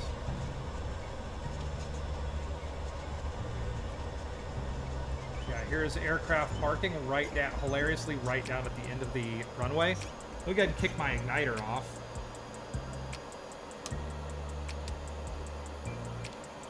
All right. So let's set our parking brake. Flaps up. Flaps are up. All right, the big thing I want to check is our weight and balance because that'll tell me how much fuel I have. All right, we have 68% fuel, which when we do our next flight, I'm going to go back to our main menu now that we have done our flight. And I will... hey, Story Girl, what's up? You just caught me getting ready to go on break for just a second.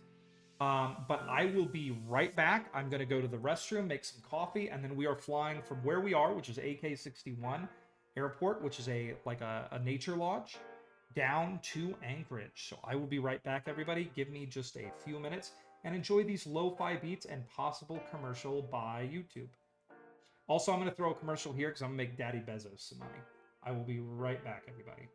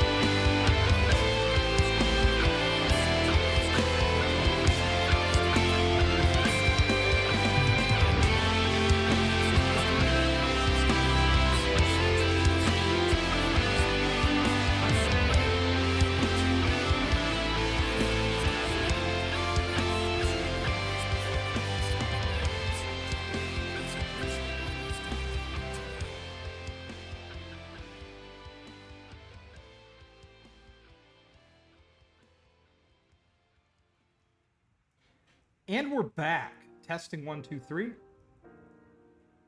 All right. Oh, cool. I'm a fellow flight simmer. Currently looking for other nice Microsoft Flight people to follow. While I'm at Flight FL 340 flying an A20 in from Oslo to Reykjavik. Okay, hey. Well, thank you for stopping by, Story Girl. Super duper cool. I'm also going to, like, really quick throw you a follow because I love flight sim content. Yeah, I am, I do flight sim, I do a little bit of Minecraft, a couple racing games, Kerbal Space Program as well. But whenever I need a super chill stream to just hang out, you know, I always come back to flight sim. It's like my favorite game to play when I'm at a mode where I'm like, I gotta chill and have a nice day and just have a good stream. I am all about Microsoft Flight Simulator. All right, so we completed that flight. So what we're going to do now is we're gonna find, where the heck were we? Let me just go to search AK 61 Stephen Lake Lodge. There we go. Okay, so what we're gonna do is we're gonna start at parking, set that as our departure. Okay, and then I think we're gonna fly down to Anchorage if we can. Oh, that's the Seuss house, that super duper tall house that's in Alaska. I don't know if we're gonna be able to see that from the air. Also, we're gonna fly into Anchorage on a bush runway. I do not want to deal with, like, the international airport. There's an Air Force base.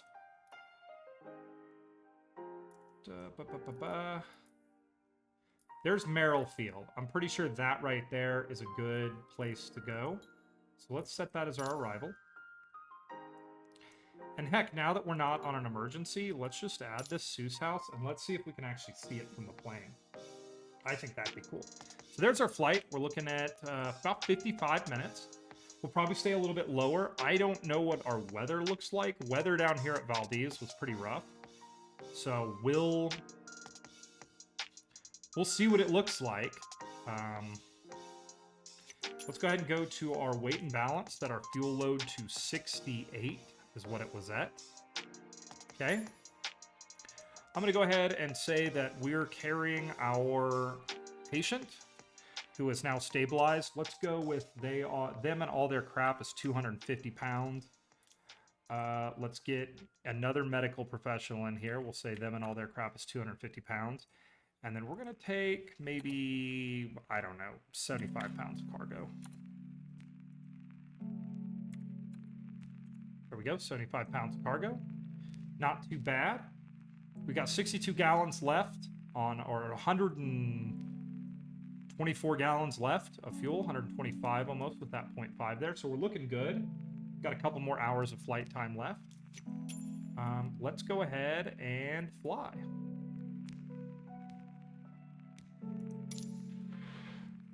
Little bush flying around Alaska really takes the edge off, everybody. You know what else takes the edge off? Coffee. Man, I love coffee. I would take as a streamer, I would take a coffee sponsorship in a hot minute. They literally wouldn't have to pay me. I would just take payment in coffee. I was just AFK putting the kettle on. Making tea?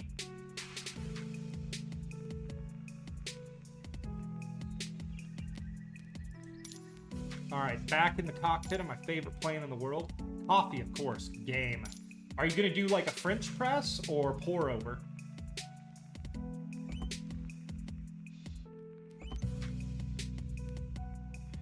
Okay, let's set that back down to 0.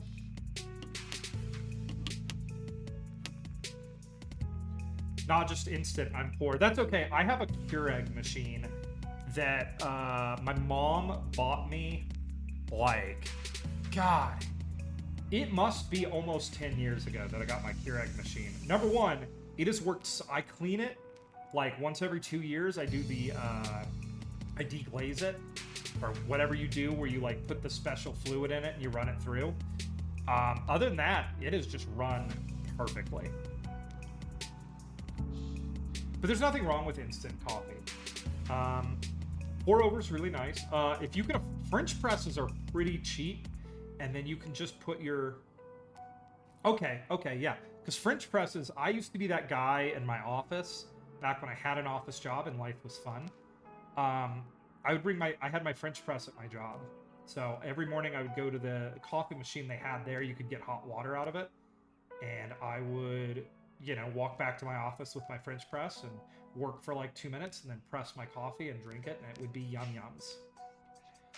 All right, let's do this. We're going to need battery power because we have no external power here. Let's get my covers open. Okay. Plane is going to start. Get my avionics on. Cockpit fan. Let's go ahead and turn that on. Cabin fan. Turn that on. Keep our passengers happy. Leave the anti-ice off for a little while. We're going to let the systems begin booting up. Okay, we are slowly booting up. Here we go. Let's get this sucker set. Nope. There we go. That's set up. All right, let's go ahead. Our nav lights are on. Let's kick our beacon lights on. I'll go ahead and extend the landing lights, but we keep them off for now. Panel lights are good. Let's get my other set of panel lights on. There we go. All right, let's get our fuel set. Fuel is on. Gust guard off. Yeah. There was one place I worked when I was still in IT. Me and some colleagues would take turn bringing in custom blends for either French press or to use in the Harris cup top filters. Based. Yeah. Okay, so my company, like, everybody universally hated the coffee at my old company. Like, it was hated. And I got to give it to them. What they did is they did a taste test. They brought everybody, like, one day in the afternoon, they brought everybody in and they had all these companies there that basically brought coffee to us. And they were like, you get to taste test the coffee and determine what new coffee we're going to have because everybody hates the coffee that we have. And we ended up with really good coffee at that company. Okay, I'm going to add a little bit of heating in because it is... I mean, we're not going to get any heat right now because we won't have any bleed off the engines, but that's okay. All right, here we go, everybody. Start up.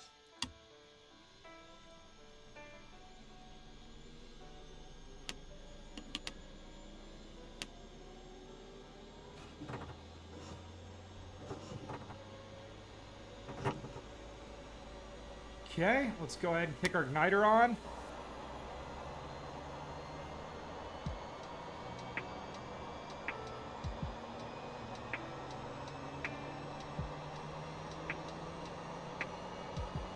Okay, come on. We're in low idle.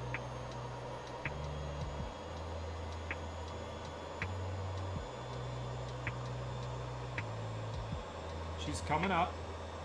I like your VTuber model, by the way. Is that an indicator of fem identity stuff going on with you? Well, thank you so much for asking. Oh, okay, Story Girl. Good to know. Thank you so much for asking. No, I just like the aesthetic. I am all dude, but I really, really like the feminine aesthetic for my VTuber model because I have to look at it too. So I just made something that I thought was kind of cute and pretty, and threw on there. I actually have a male model, I just don't use it very often. All right, we are up and running, so let's get those closed up. There we go. All right, so we are set. What I'm going to go ahead and do now is I'm going to set up all my options. So let's go to...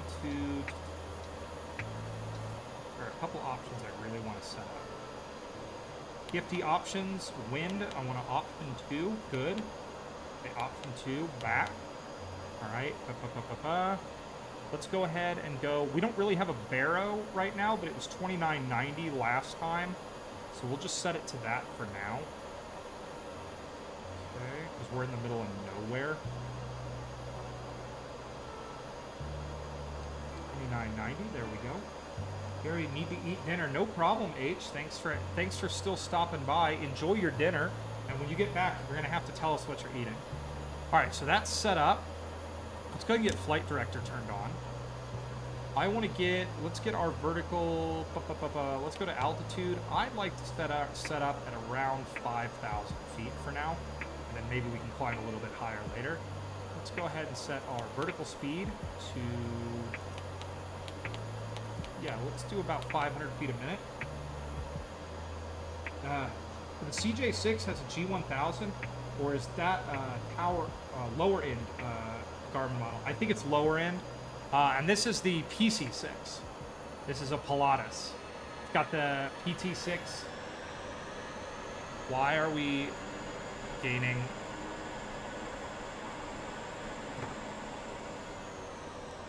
Why all of a sudden did we gain a ton of power there? That's PC6 is what I meant. Yeah, I think it's just the G1. I don't think it's a G1000. What is this called? It's like between the G1000 and the G3000, I think. I don't know. It's Garmin. Okay, let's get our trim set up for takeoff, because this thing produces, the PT6 turbine produces a hilarious amount of torque. So it's nice to just get this set up now. All right, we're locked and loaded and set up. Let's take a look at our VFR map. It has not, once again, given us a route. Well, it has not given us a route to there, but that's okay.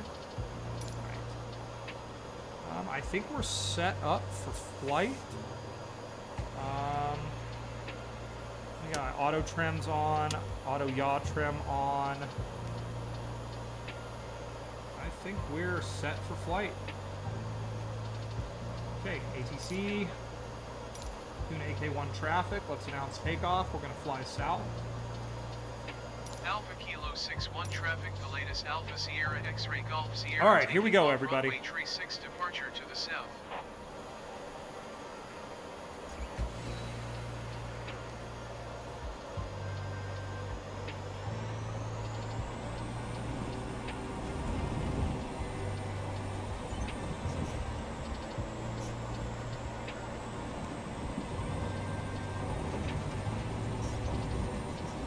Why there's a bus parked down here. I love how Flight Sim like cannot figure out that Bush airports are a thing.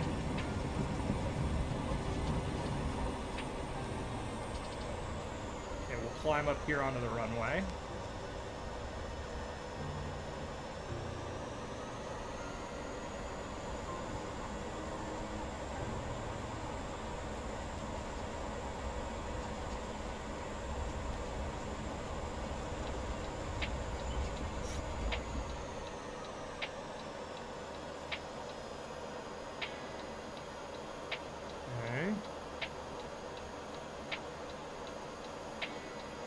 For the record, I'm an Aussie. A lot of our airports are on the smaller end, and many with dirt runways. Yeah, fun fact, in 2003, I was actually in Australia for about a month doing a solar car race.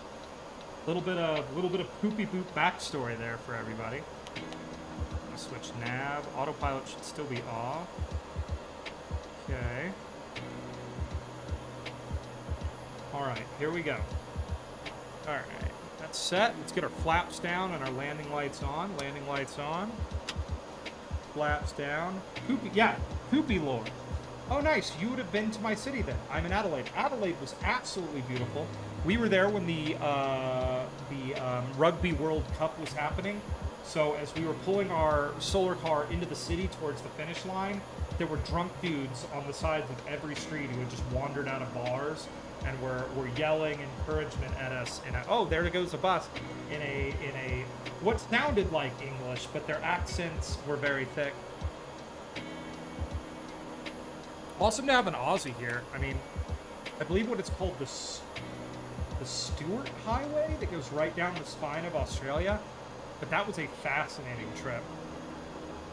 If you ever find yourself in the United States, Story Girl, West Texas would very much make you feel like you're at home. Except we have way fewer deadly animals. Alright, here we go. Throttling up.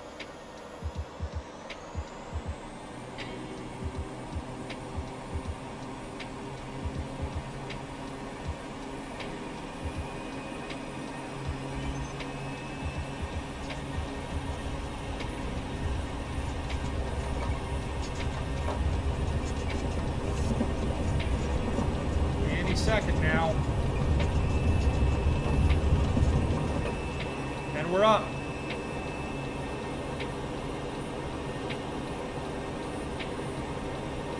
actually have much more dangerous wildlife, just fewer venomous critters. That's true. We have a lot of megafauna in America. You know, we have bears and mountain lions and more bears, alligators, I don't think we have crocodiles yet. We might. There are some rumors of like some saltwater crocodiles in the Everglades that were brought as pets and released. We also now have a fairly healthy, it's not healthy for the environment, I mean healthy in just numbers, python population in the United States, in the Everglades that are just killing our mammal population. Yeah, I'll be honest, when I hike, I live in Colorado, but I semi-regularly hike in Colorado, Wyoming, etc. And I carry a firearm these days when I'm out by myself, or bear mace. You kind of have to, because it's a very good idea. Just because I'm not in Colorado that much worried about bears. Black bears are kind of big wusses. Like if you make a lot of noise and throw stuff at them, they'll run away from you. They don't like people very much. But moose terrify me, and mountain lions terrify me, because you're not going to know you're near a mountain lion until it's on top of you. And you're not going to really know that you'll see a moose right before it charges. They're very scary. So that's one thing I do tell a lot of people about the United States, especially if you're in the woods. If you're in the woods and you see someone with a handgun on their hip, calm down. They have that on their hip because, you know, we have scary crap living in America. But yeah, Australia's backcountry and like the bush is absolutely beautiful. Like some of the most beautiful stuff I've ever seen is out there.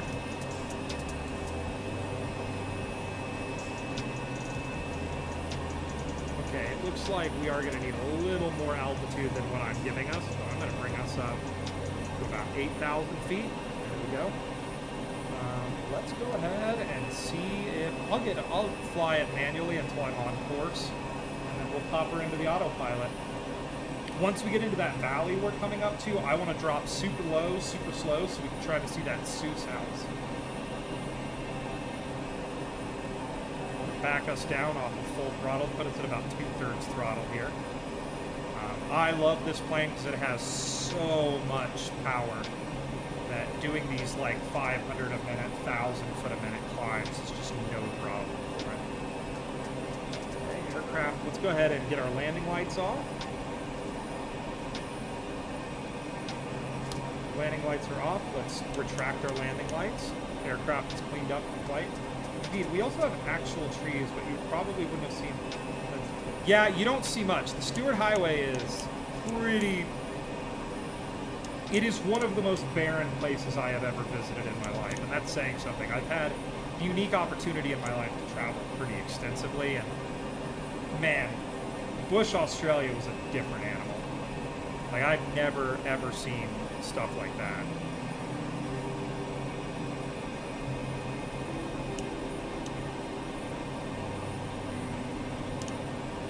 Okay, I just engaged the autopilot. I'm letting the computer take over.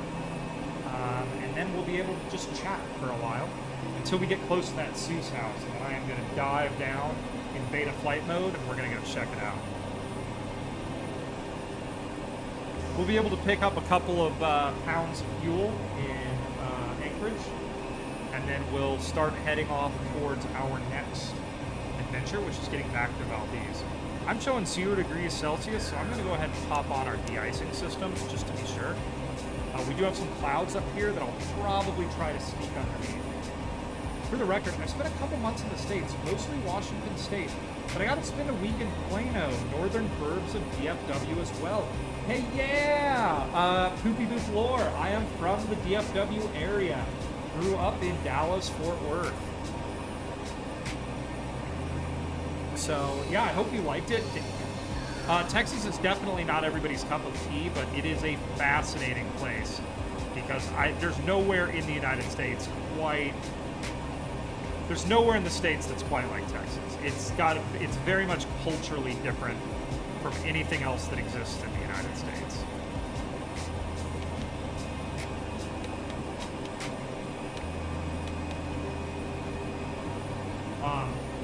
Yeah, Texas is a different animal.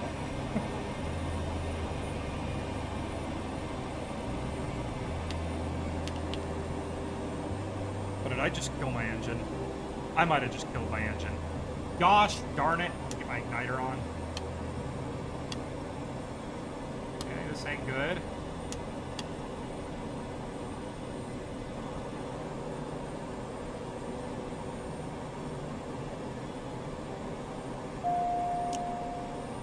I accidentally just cut off my engine. Hang on. Gosh darn it. Okay, let's get into a glide here. I need this sucker to catch.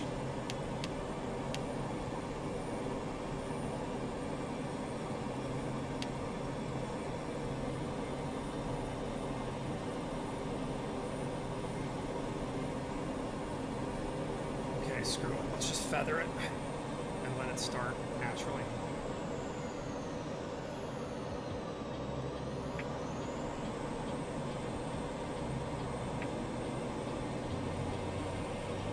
There we go.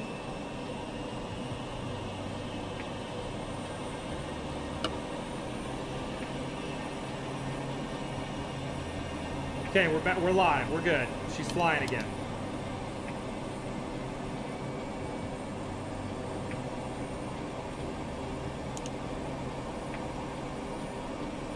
Okay, and let the autopilot take it. Autopilot's on.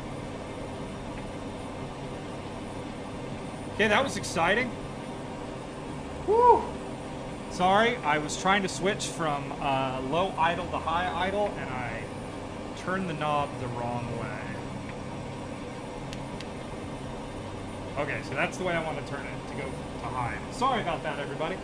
But yeah, DFW is a great little town. It used to be a super boring city to live in. Like, I cannot describe to you how boring it was growing up in DFW. There was very little to do, but now, totally different animal. I go down there to visit friends, and there's like breweries and like artisanal restaurants and stuff. It's amazing. Totally different. So it's nice to know that you got to fly up. Admin in DFW, okay. And then you got to see Washington State. Washington State, one of the most beautiful states in the United States. Honestly, the entire Pacific Northwest is very gorgeous.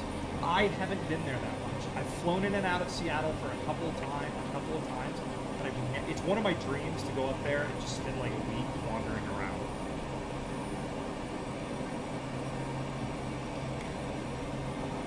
Company called EDS. If you grew up, I have not heard of it. What sort of work do they do?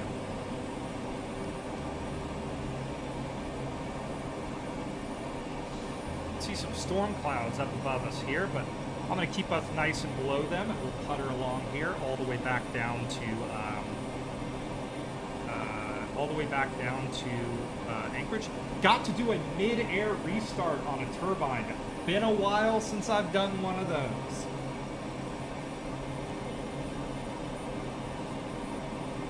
Let's check my fuel burn, make sure I'm down. I'm down about 48 gallons an hour, so we're good. We are looking made in the shade right now. As you can see, it does look like we're going to head into some weather up there. We'll have to be careful. We'll probably try to keep it below the clouds. We'll just fly through the rain.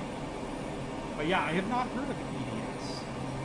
Also, it was Ross Perot. Okay, I've heard of Ross Perot, IT outsourcing company, before he sold it to General Motors. Finances 2,000 presidential run. It's now part of Hewlett Packard. Interesting. Oh my God, I gotta think about this. So I have asked, if you are in the Australias, what time is it right now? Like, 'cause you are a bunch of time zones away from us.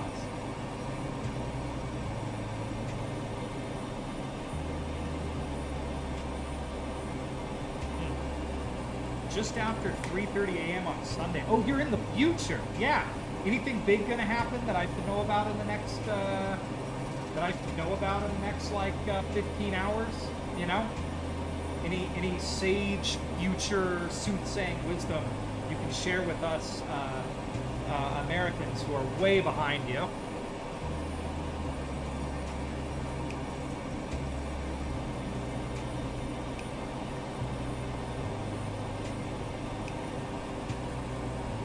right.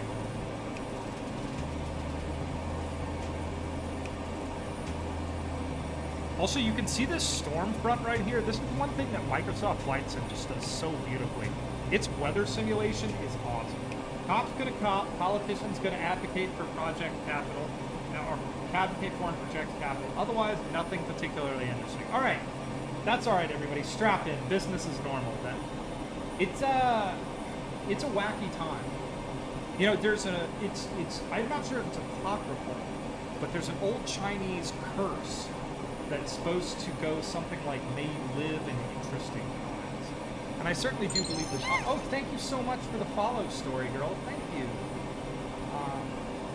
I certainly do believe that we live in extremely interesting times.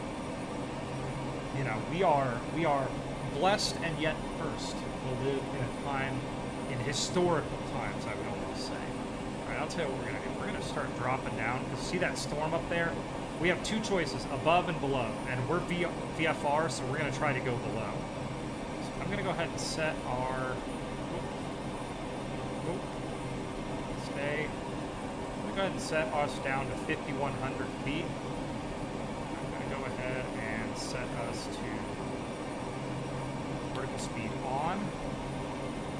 And we should. There we go. We should start heading down. Keep that throttle backed off so that our fuel burn is very low. Fuel burn low in quotation marks. I'm still burning through 47 gallons an hour right now. That's the thing about turbines, is they don't really ever get efficient. Like, you're gonna burn a lot of fuel because they're just crazy thirsty. This is the big thing. Well, fun fact, actually, I've talked about it before, but the Chrysler turbine car that was developed in the 60s, they got it to be about as good as an American V8. And it couldn't quite match the power of an American V8, but it made, what am I looking for? It made like 400 foot-pounds of torque in idle, which made it unbelievably quick off the line. And that's the thing about turbines. They make all their torque from idle. Indeed, the transition path of corporate feudalism is going to be interesting. Here's hoping a better alternative than having the military food, rent, clean air, and clean water. Fun fact, we actually had that back in the day. A lot of coal mines, you weren't paid in dollars.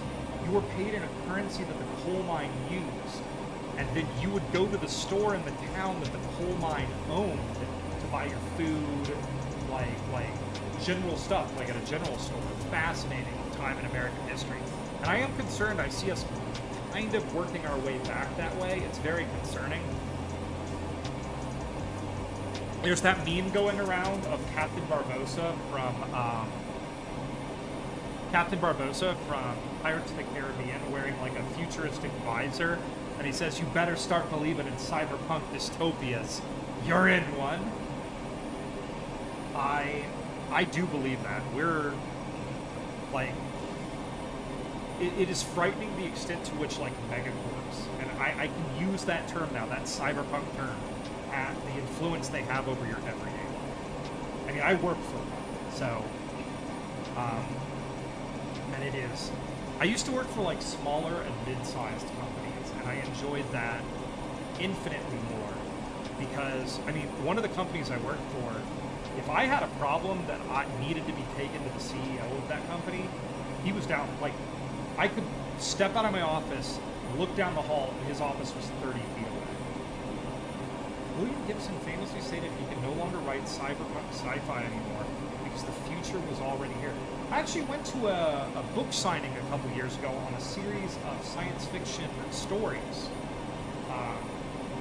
I ended up going there actually because one of my favorite musical artists named Cell Dweller was there because he'd written several songs to be played alongside while you were reading the book.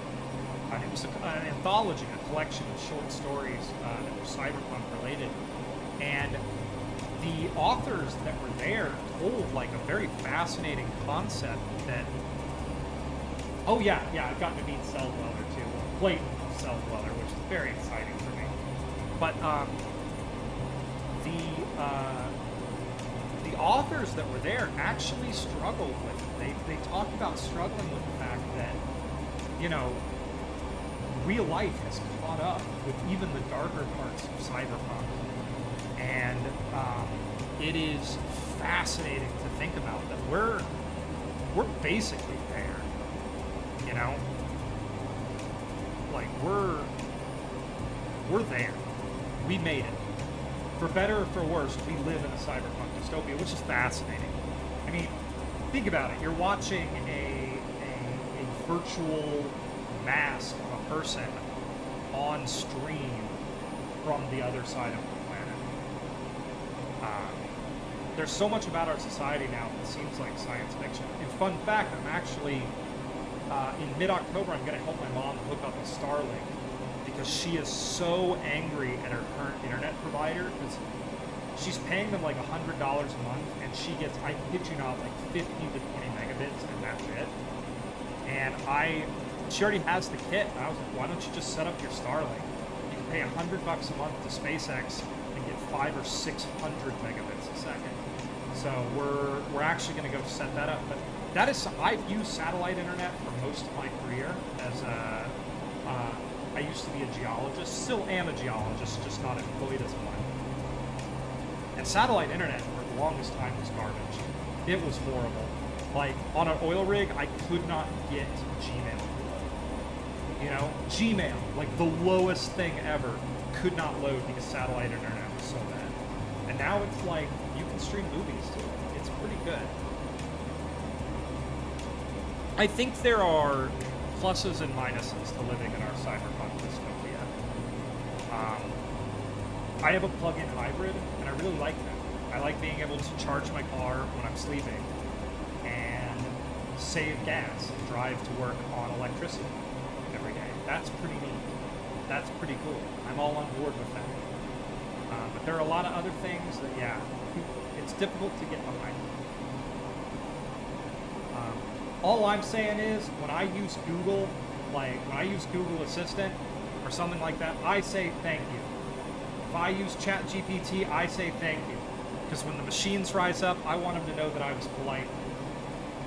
I want them to know that I was kind. I wasn't that one guy who keeps trying to convince ChatGPT that 2 + 2 = 5. I'm not that guy. All right. As we can see here, we are getting very close to our destination. I actually think we are extremely close. I'm actually going to go ahead and bring our altitude down like to there. So we can actually try to see the Seuss house. I'm going to increase our... I'm going to increase our descent rate pretty heavily. We're going to bring our prop all the way forward. I'm going to bring our flaps all the way down. I'm going to balance this, and I'm going to put us into beta flight mode. Have you heard about the PS5 Pro situation? Oh my god, $700. Save a little bit more money and just build a PC out of used part. Like, oh my god, the amount of money they're going to try to... what do you mean? You need to dual degree mechanical engineering and petroleum too, because worked most of his career in the exploration field. I am not smart enough to work in exploration. I do operations primarily. But yeah, it's 700. Yeah, it's too expensive. I think we can all agree, too expensive.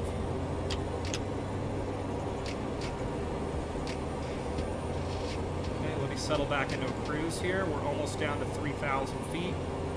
God dang, beta flight mode is so cool. I just used it in autopilot. Fun fact, for those of you who don't know, I've explained it before, beta flight mode, which the PC6 has, It basically uses props already create a ton of drag, but it uses the prop to create a massive amount of drag. And basically, you set the prop all the way forward, and it just does it automatically on the way down. There's like that amount of force on the prop that tips it into beta flight mode. But yeah, it is outrageous. That is too much for a console. Once again, I'm sorry, everybody. Steam Deck, it's the way to go. Especially if you want to take your games with you, and you already have like a small, moderately powered gaming PC at home. Take your games with you. Use the Steam Deck. Escape the monopolies that consoles create. Except for maybe the Switch. That's a fun little gadget. Even though Nintendo is like kind of crazy about their IP protection, as we all know.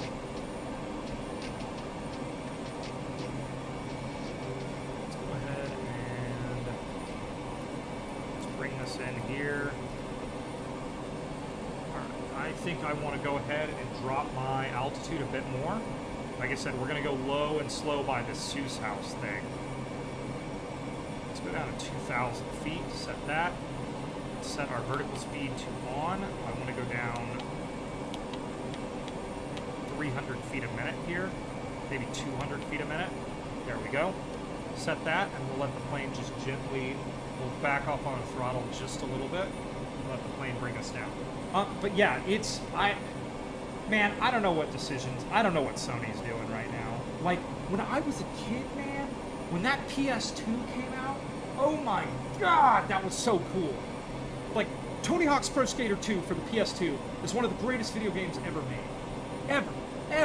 Ever, I say. Gosh darn it, ever. Gran Turismo, what was it, 3? Unbelievable game. Ace Combat 4, 5, 0. Some of the best Ace Combats ever made. Oh, the game was just perfect. Or the console was just perfect. I still have my PS2, and I have no doubt that if I got it out of my closet and hooked it to my TV, it would turn on. Hey, what's up, H? Good to see you back. What'd you eat for Din Din?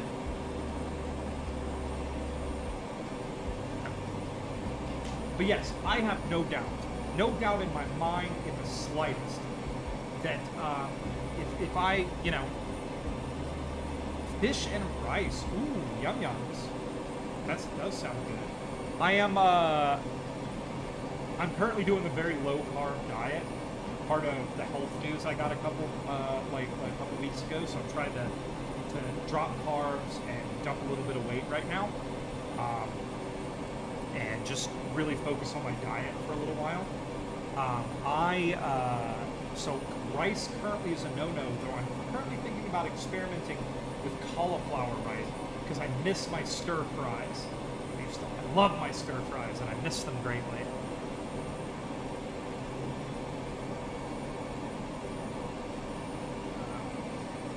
Let's go ahead and check our, I'm still in your Discord server. That's great. I need to do more stuff in my Discord server. I actually just had an idea for people who are in there. Let me know if you think this would be great.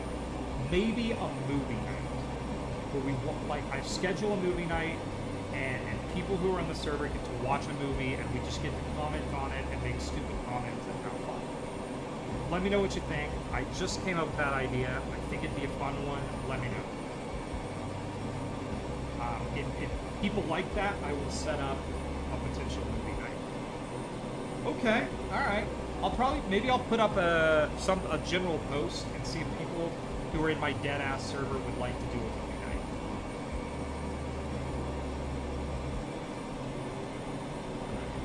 Are we down to 2,000 feet yet? We are not. Let's drop this sucker to 15.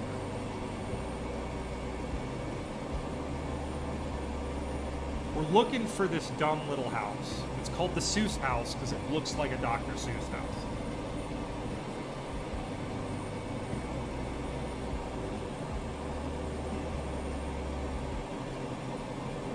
Also, I think the PBM 930, which is also in this game, has an auto throttle.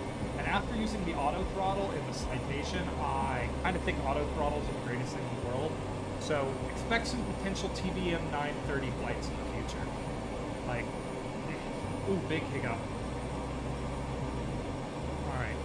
Now, we can see this almost perfectly circular storm off to our right.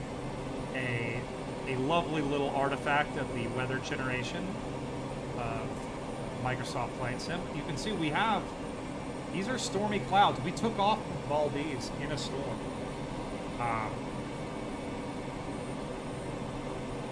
So let's go ahead and, we should be within very few miles of our goal here. Okay, let's see if it's, I probably won't even render. Actually, that's it right there. That is, you can see it sticking out above the terrain. Let me go ahead and take us into manual flight mode.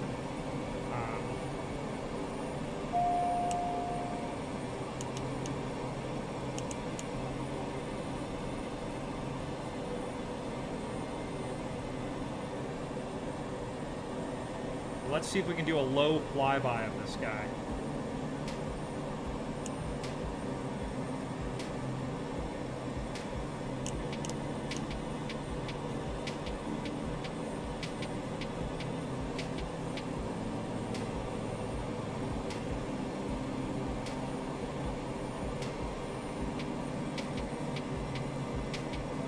See him right out there. Pretty sure that's him. Alright. Taking it in nice and easy. Do not want to crash a plane on stream while we're trying to do just sightseeing.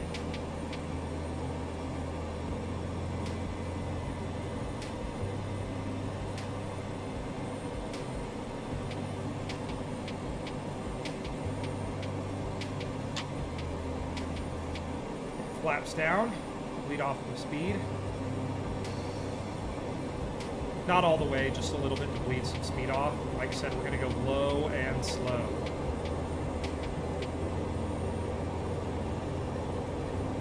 $500.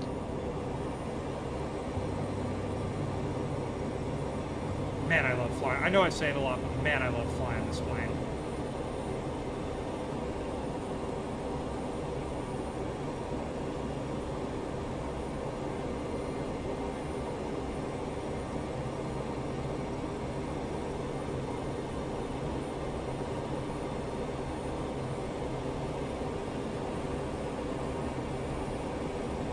Altogether, I am terrible at. I don't even play Fortnite. I think it'd be a game that I would be terrible at. But I wouldn't be unopposed to playing a couple of like generalized multiplayer games. I mean, Minecraft would be fun. So there it is, everybody. Right out our side window. Here we come. Here is the Seuss house.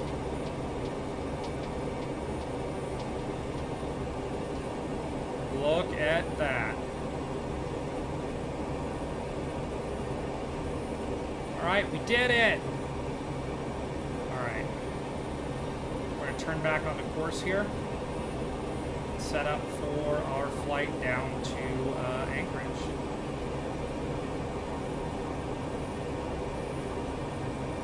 Go ahead and pop those flaps up. And lock in on our course.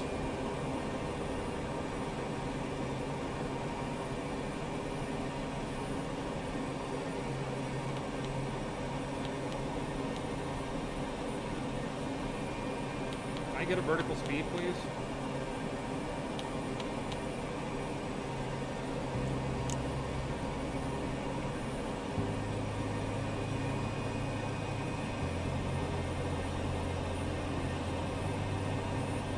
Okay, we're going to keep this low and slow right now. My PC hates flying low in this game.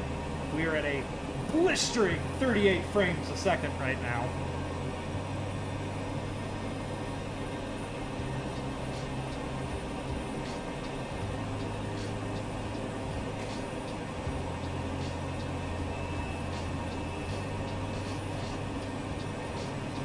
But you have to have Bedrock Minecraft or Java Minecraft. That is true. We'd have to determine what's first. I'm actually sadly playing my Minecraft playthrough on Bedrock, as you know, but I also have Java. I have them both. We are going really, really fast. I'm gonna dial down our airspeed here just a little bit.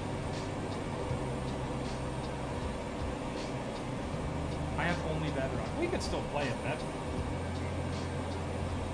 anything's doable. We'll have to rap about it one of these days. We'll get our rap on it and see if we can find the time to do some Minecraft one of these days. All right, let's check our fuel here real quick because I know we've been burning a lot.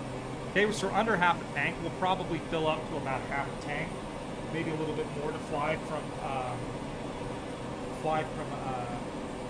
Anchorage to Valdez. It's not that long of a flight to return to our home base after our missions today. And then, I don't know, I think I might do some more flying. What does everyone think about Iceland? Iceland's pretty. There's some bush flying opportunities there. I'm in an Arctic flying mood today. Very much so. What else? Talked about Polaris Dawn, talked about the final episode of the Grand Tour. Been watching some Star Trek Lower Decks recently, and that show so far is really fun. I like it a lot. I was really a little worried that kind of the zany nature of what they were presenting wouldn't work that well on Star Trek, but I think a little bit of comedy really helps if it's still an honest to God love letter. For example, the Orville is Seth MacFarlane's love letter to Star Trek: The Next Generation, and it is just a wonderful show, especially in the second and third season. The first season, they were kind of struggling on where to put the comedy and where to put the more serious sci-fi aspects, the moral quandaries that you see in a show like that. But I genuinely do believe the show is pretty excellently done.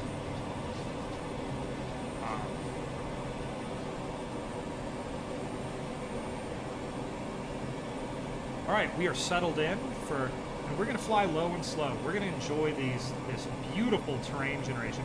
Apparently, the Azure AI server that holds all of the terrain and everything for Microsoft Flight Sim is 29 or 30 petabytes and has information for well over 2 trillion trees. They use a special software that basically, trees appear basically as circles from space, so they used the software that separated them and determined what the sizes of each tree should be. There's a lot of work going on here, but they have individual locations for all of the trees in this entire simulation, which is mind-blowing. Can you play with me tomorrow in Minecraft? I don't think I'd have to do it. I'd have to schedule it out at least a week in advance because because I already have plans tomorrow. So I was thinking about streaming for a little while. Maybe just 2 hours to finish Ace Combat 7, 8. I don't know what Ace Combat I'm on. Ace Combat 8, I think, because I said I would. Or no, Ace Combat 7. Whatever, the current Ace Combat I'm playing. I did want to finish that tomorrow. But if you let me know, we can set something up for next week. And you're going to have to walk me through how to actually, join a server, because I'm too stupid to do it on my own. But yeah, we can play next week if you'd like to.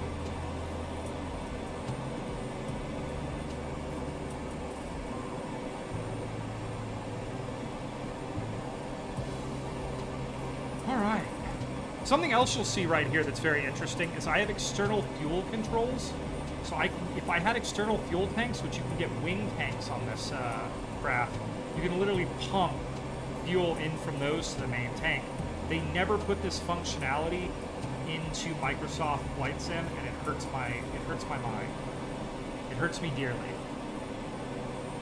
Let's cool off our oil a little bit. Where is my oil temp? Oh, my oil temp's doing great. Fun fact, oil temps on turbine motors are typically very low because the oil is completely and utterly separated from the combustion process. It's supposed to be separated in your car's engine, but a little bit gets through. That's why your oil gets dirty.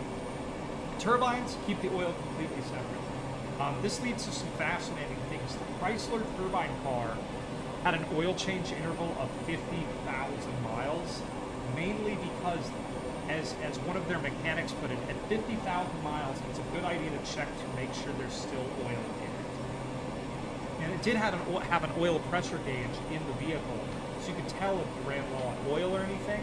But yeah, the turbine car, literally, you almost never needed to change the oil. All right. So we are on our way to Anchorage. It's showing that we might get into some weather up here. Let's go ahead and check our weather while we're just puttering along. Let's do the good flight thing and let's start checking our weather. There does appear to be a lot of cloud cover. There's some weather. When we head back over to Valdez, there's going to be weather in front of us. It looks like most everything on cloud cover's above us right now. We are keeping it low and slow.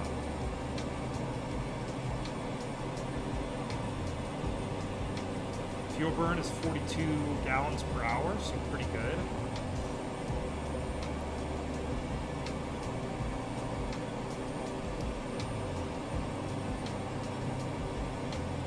Interesting.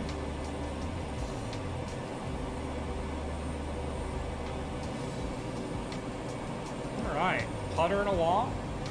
Not the most exciting part of the stream, everybody, but we are within about 34 nautical miles of our thing. It should give us 17 minutes away. MR is our airport, so let's go nearest airport to this. EAMR. Double check that real quick. EAMR.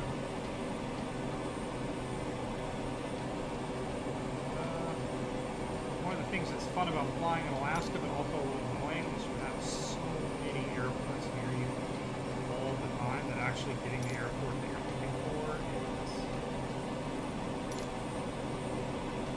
a little bit annoying. You know what? Screw this. I got a different plan. I'll just do this.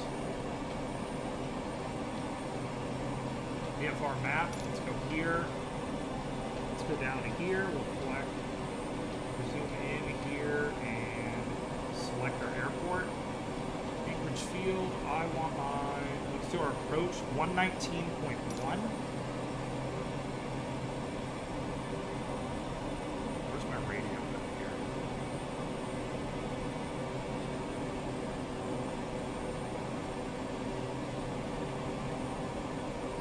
Okay, there's my. I gotta remember how to switch my radio on this thing.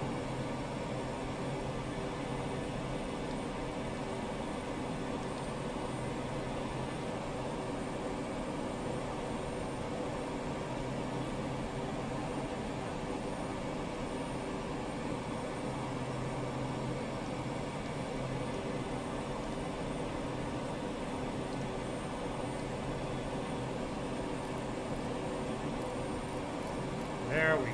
Okay.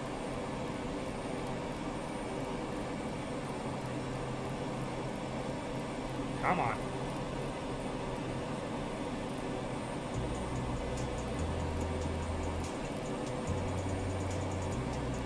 All right, there we go. That's set. So let's go ahead and do this too. Let's check our VRFR map. Let's go down here. I want to know what our approach departure ground tower. Let's get our tower. We have 2 towers. Put in 1260 for now. So let me go ahead and switch that.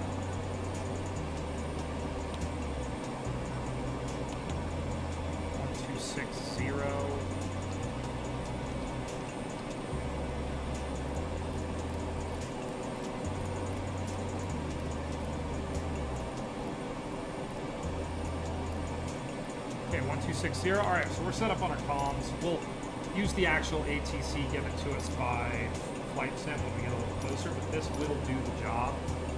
It is a controlled airport, so once we get in, they'll tell us our vectors, they'll tell us what runway we're gonna land at. Right now, all we gotta do is cruise. I mean, look at the number, like, this is hilarious. Look at the number of airports just around Anchorage. Like, flight, like, that's part of the reason I'm bringing this in low, too, so we're gonna be out of everybody's airspace, mostly. But, yeah, there is such a... Air travel is so crucial to Alaska that, like, it's... The number of airports is just hilarious. What a good stream. I'm just having a nice, relaxing day, everybody. Thank you for coming and relaxing with me. What else is going on in the world right now? The PS Pro situation is a You know what makes me more mad about the PlayStation thing? When I remember I got an original PSP when it came out. It's actually still sitting in my closet. It is such an amazing piece of hardware. The Nintendo Switch, the success of the Nintendo Switch and the Steam Deck has proven that there's a use case for a mobile. People want mobile games, real mobile games, not that crap that you get on your phone, but like super good mobile gaming. And the fact that we don't have more mobile gaming systems outside of the PC space is amazing to me. Like a new PSP would have been amazing. Like, if I'm gonna go play video games in my bedroom, I can just do it on my couch. And but like, what if your parents want to watch the TV? If you have an $800 PS5 Pro, you ain't living with your parents. You live alone and you spend your own money badly. Anger. PlayStation, what are you doing? And then there's this is the reason people are going to PC. It's like the console makers just don't understand what's going on anymore. Like computers give you all the power is yours, like Captain Planet used to say. You know?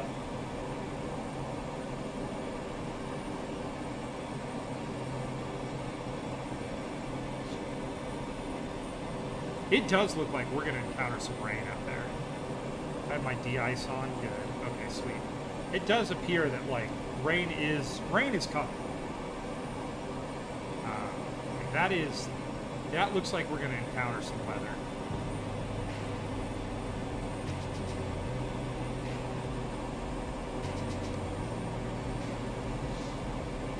Let's check our ATC here. Let's see if I can still find.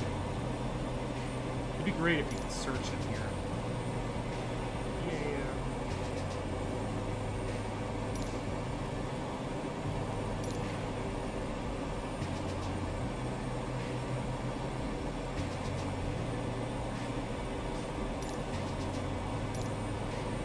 Okay, farther.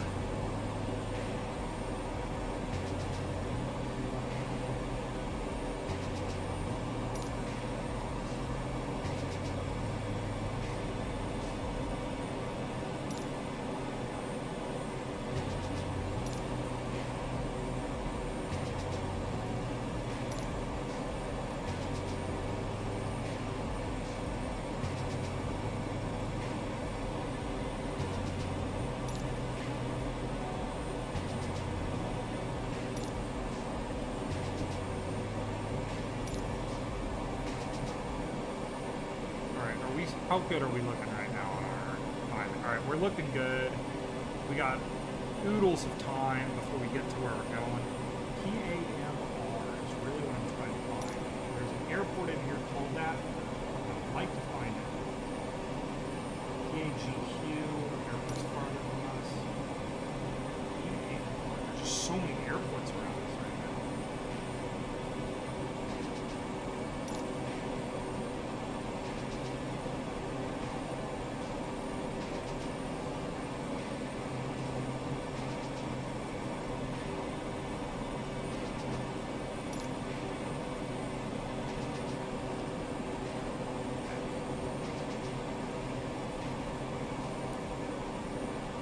Well, whatever. We've got it theoretically set up. Let me go ahead and select that over. We'll deal with it when we get closer. Sorry, I'm a little quiet right now. Setting up to land at Keflavik. Oh, okay, that's cool. Yeah, you're flying. Let me go back up. Where are you? Don't want to zoom in there. Wait. Let me run back over to my. Let me run back over to see where you're flying. What your flight plan was for the evening.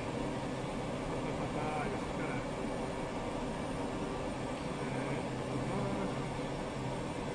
There we go. Reykjavik. So you are flying to Iceland right now, right? That's in Iceland. My plan is to do some ice. I also would like to do some flying in the Faroe Islands. I think that would be a fun time. So maybe we do that. We'll see. We'll see what the world looks like if we have good light. By an Airbus A220 Oslo to Reykjavik. There we go. Airliners are scary to me. They're too complicated. Like, I did last stream. I flew Cessna Citation, little private jet, and it was a disaster. I'm a simple person. I need simple airplane. Complex airplane is scalable.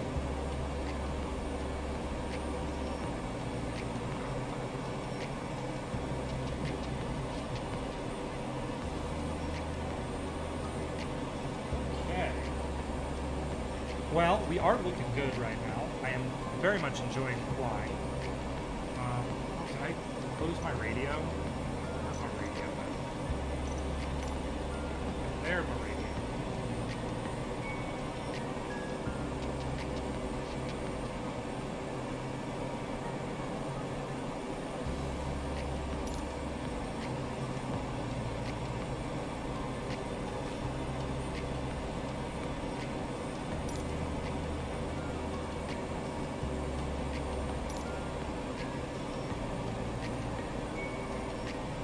It's gonna be one of these.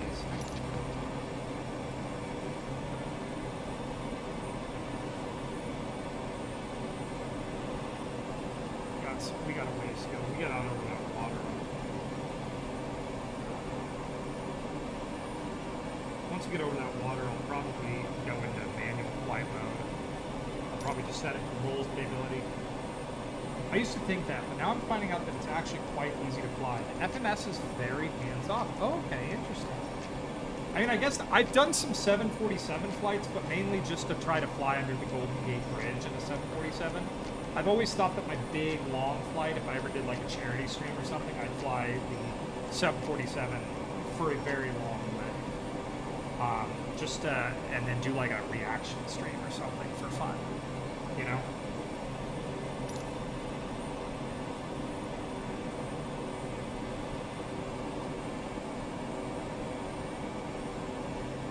But if I have to, I'll say screw it. I'll just do a uncontrolled approach on one of these uncontrolled airports. But I'd like to land in like controlled airspace for a change. We'll just keep looking. Airport's farther from us.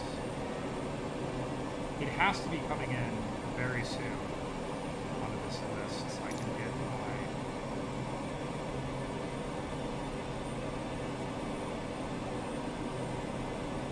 Most multi-engine ships, but MSN dumbed it down a lot. Yeah, I mean, I've started the 747 from cold and dark, and it's a lot of buttons you got to press in the correct order. Get this sucker quick. Merrill Field. That's what I'm looking for. Okay, Merrill Field.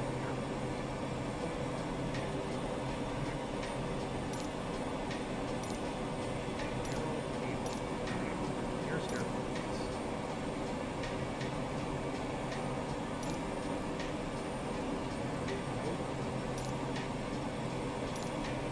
Nope.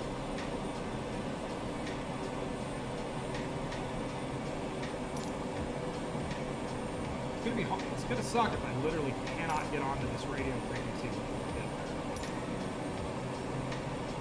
there. Airfield, there we go. Airfield Tower. Let me get the H's first. Alright. Airport information Alpha 1800 Zulu. Wind tree 45 at 10. Visibility 10. Sky condition. Ceiling 4,500 feet broken. Temperature 9er. Dew point 10. Altimeter 29.69er.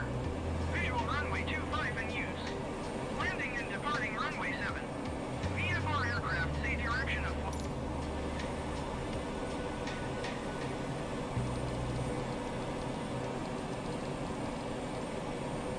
Okay, that's what I needed more importantly than anything. Alright, request full stop. Merrill Tower, Pilatus Alpha Sierra X-Ray Golf Sierra is 9 miles north, 1,200 feet with Alpha to Okay, land. that visibility has... X-ray Golf Sierra Merrill Tower. Altimeter 29.69er. Wind tree 45 at 10. My left run Fly down. left downwind runway 25. Enter left downwind runway 25, Pilatus X-Ray Golf Sierra. Runway 25 would be that one. Okay, we're going to enter left downwind runway 5. Okay, sweet. That'll put us over the Air Force Base. onto PAED. I'm going to request transition.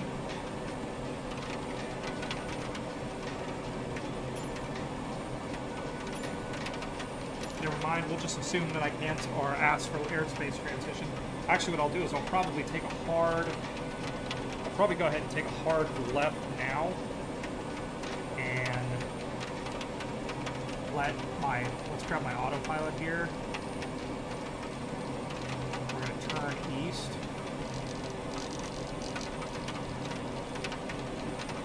Switch to heading. Okay, we'll let the autopilot turn us left. We'll head around this Air Force base, and that'll set us up for our landing on runway 25. So that's what they gave us, runway 25, which is that guy right there.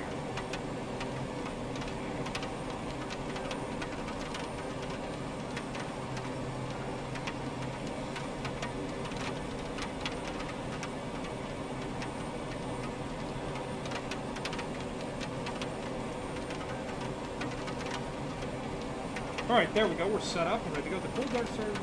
Yeah, Microsoft Flight Simulator does a lot of good stuff. You know what other plane I love flying in this? What's that little seaplane? The, gosh, it was just on the thing they showed.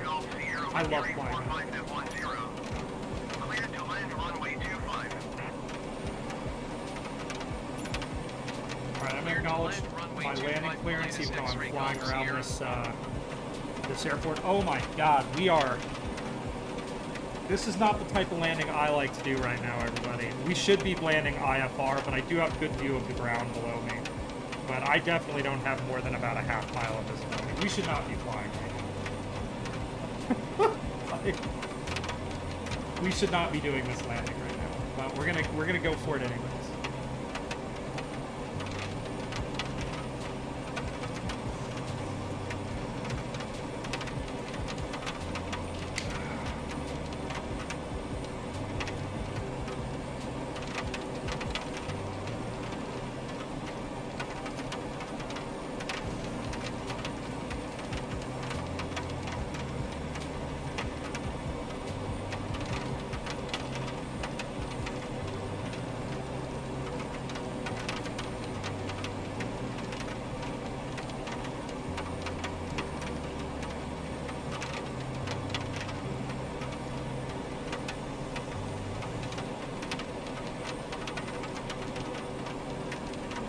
It is garbage weather out there. Oh dear. Okay, let's double check our anti-ice settings. Make sure we're at 9 Celsius. So we're not bad. I'm going to keep the anti-ice on. Landing lights are on. My landing light position should be extended. We should have landing lights right now. And we're at 1,300 feet. Let's go ahead and drop down to 1,000 feet. Switch my vertical speed mode on, and I want to start down at about 200 feet per minute right now. Actually, let's just do 100 feet a minute, because we're pretty low. Jeez, you're an ILS only. Yeah, we should be doing an ILS landing, but as I get below the clouds here, you can see my visibility improves greatly. So I'm just going to try to sneak in here below these clouds and see if I can sneak it. In real life, we would have switched to IFR a while ago. We're going to see if we can just sneak in. And if I was being a little more careful, I would have dropped this way low below all of this soup a while ago. But I was also fiddling with my radio. It's easier IRL, I think, to fiddle with stuff while you're flying because you can use the corner of your eye and do multitask. Microsoft Flight Simulator really has a way of making you focus on every individual task that you're doing.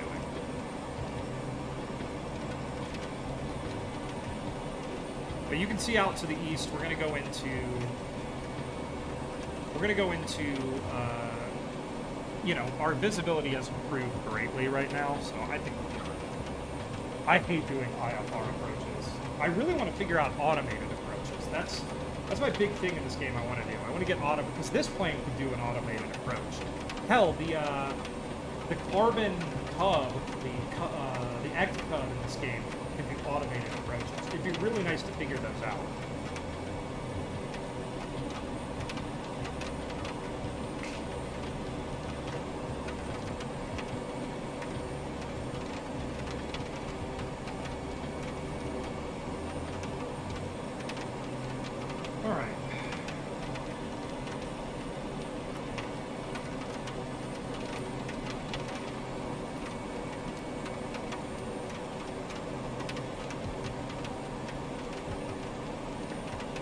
Here we go.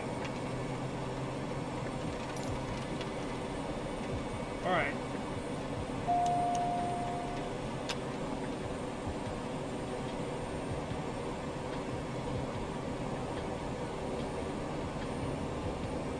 Kick my igniter on. Igniter's on.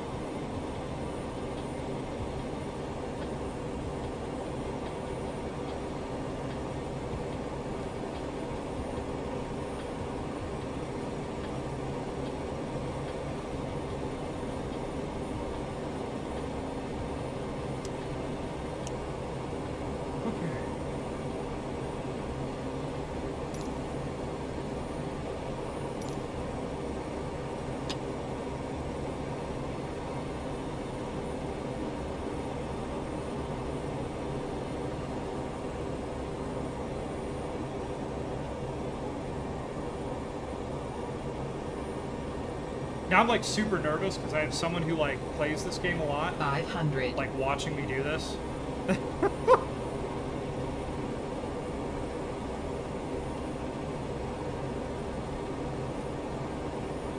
Alright, I gotta get comfortable on my chair before I do this. Oh my god, this is nerve-wracking.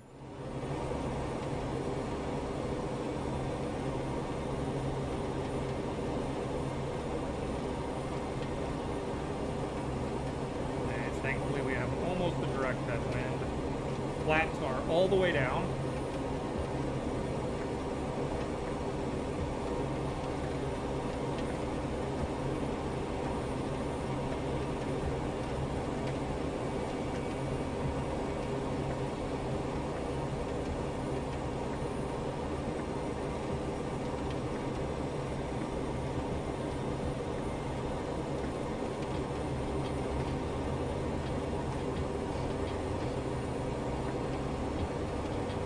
Eye on the airspeed here. I'm not quite lined up.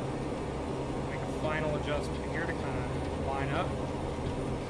Screw it, we'll land a little off center. It's not important. We'll catch it. Okay, here we go. Little high.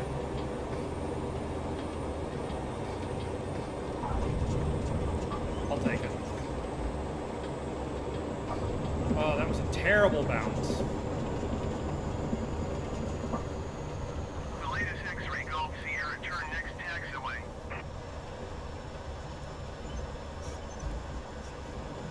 Nice thing about STOL aircraft is you don't use a whole lot of runway. I ran that out a lot farther than I needed to. Okay,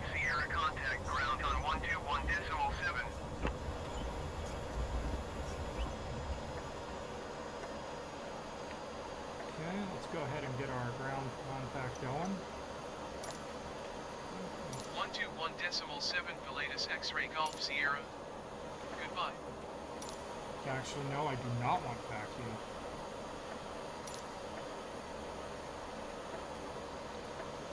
Okay, screw it. We'll taxi for parking. It doesn't give me an option. Oh, that was a little bit nerve-wracking. Very low, very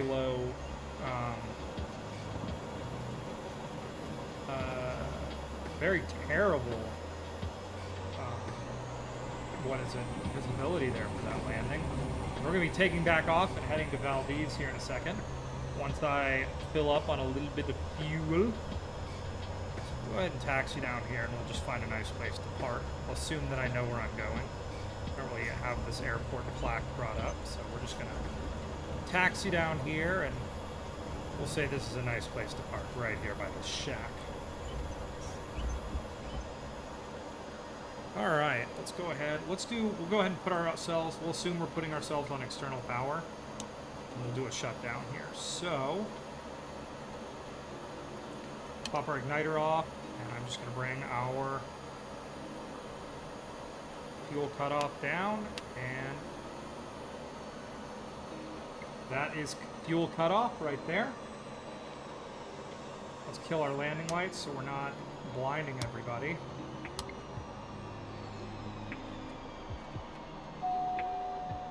It's alright, we're going to get some bongs because our oil pressure's dropping.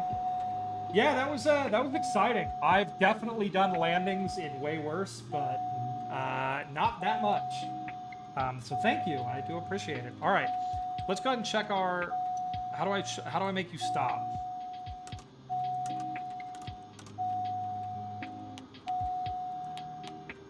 Stop. I know my fuel level is, or my oil pressure is low. I did it.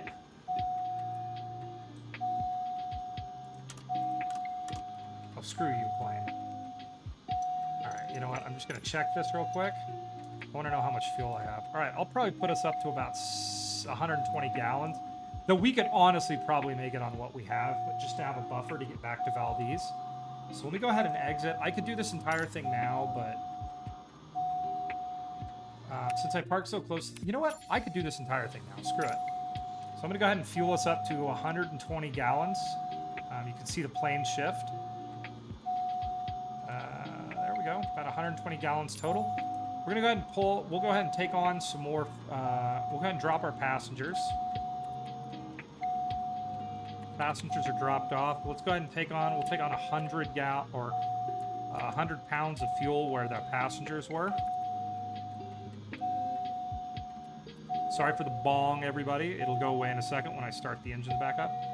Now let's say we're going to take on 200 more pounds of cargo for Valdez. Okay, we're set and ready to go. Alright, I'm going to go ahead and shift P to push back off of this building that we parked near. So we'll let our pushback happen.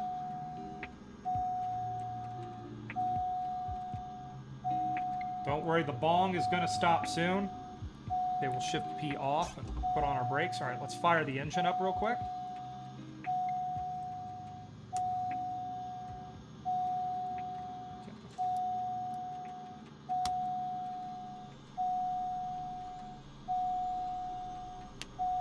Okay, we're set to low idle.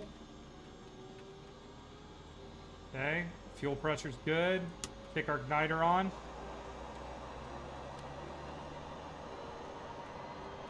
Watch our gauges.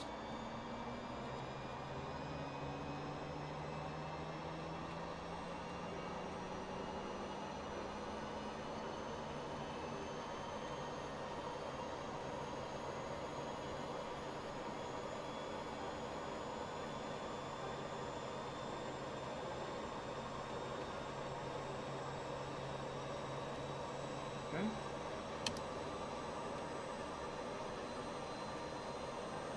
Okay, it has caught.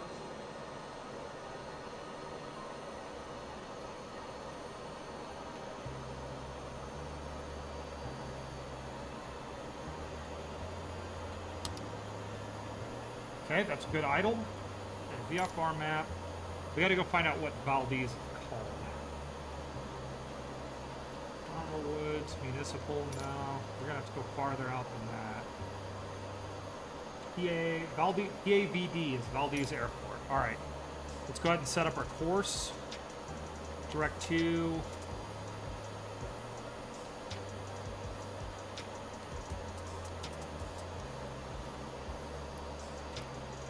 P... A... V... Okay, we're gonna have to go up the alphabet here.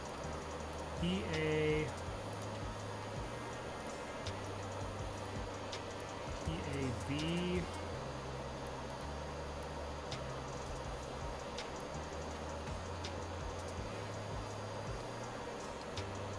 D. Okay.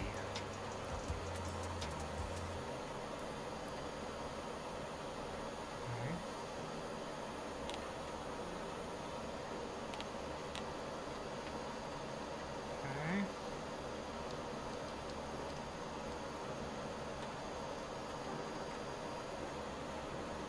No. How do you backspace? Clear. Enter.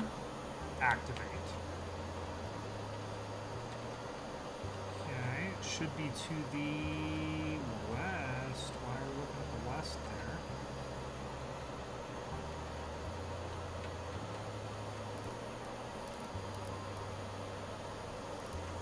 Let's check. Why is it taking me down there? I want to go to... Should be going... Okay, I might be doing this wrong. Actually, I think it is taking me to the right place, because this is... No, it's taking me north. Sorry, give me a second, everybody. I'm super dumb with this Garmin crap. So... Menu. Okay. Flight plan, flight page. Destination. I want to clear that destination.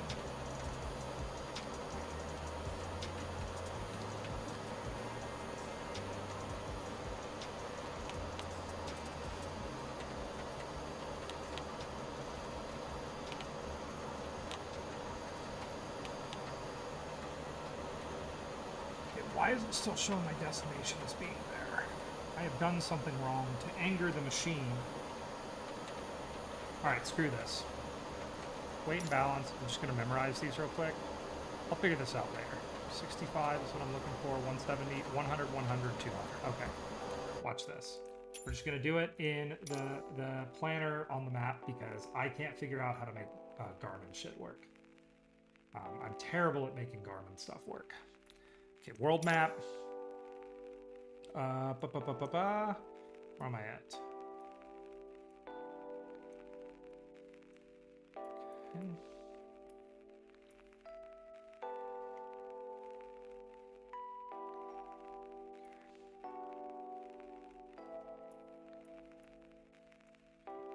Or what's happening? Here we go. So I'm here. We'll just start at parking. I was like somewhere over in here. So we'll just park. Ramp 229, set as departure. There we go. I'll have to start the plane back up, but that's all right. It doesn't take me long to start this thing anymore. And we're looking for Valdez. Okay, here's Valdez. Go ahead and set that. Set as arrival. Okay, 57 minutes, not a long flight. I'll probably bring the speed up just a little bit. Weight and balance. I'm gonna bring this up to 120 gallons of fuel. There we go. I'm going to set this to 100. Set this to 100. For our cargo, I think I had to set it 200. There we go. So not a heavy load today. This plane can carry a full load of people if we want to. All right, let's set it that way, and let's fly. There we go. It should be set up now. That way I don't have to use the Garmin because I'm dumb. We'll have to do a cold dark start, but I'm getting really good at starting this thing.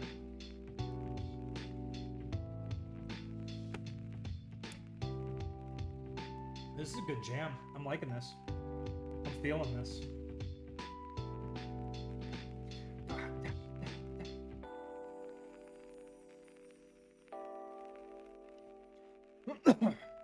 Oh, look at this Merc. This will be what we fly through on the way back. This will be fun, though. I don't fly through weather a lot. Did you just reset all my stuff? Okay. Okay, good, it didn't. Thank God. Microsoft can be very janky sometimes. Alright, let's go ahead and get our plane fired up. We are sitting on the ramp. We'll assume that we have some external power here, so we'll flip on our external power, flick on our battery bus main switch. We'll leave our fuel boost pump off for now. Get our beacon lights on. Just put our position lights on for now. Actually, no, we'll put everything on now.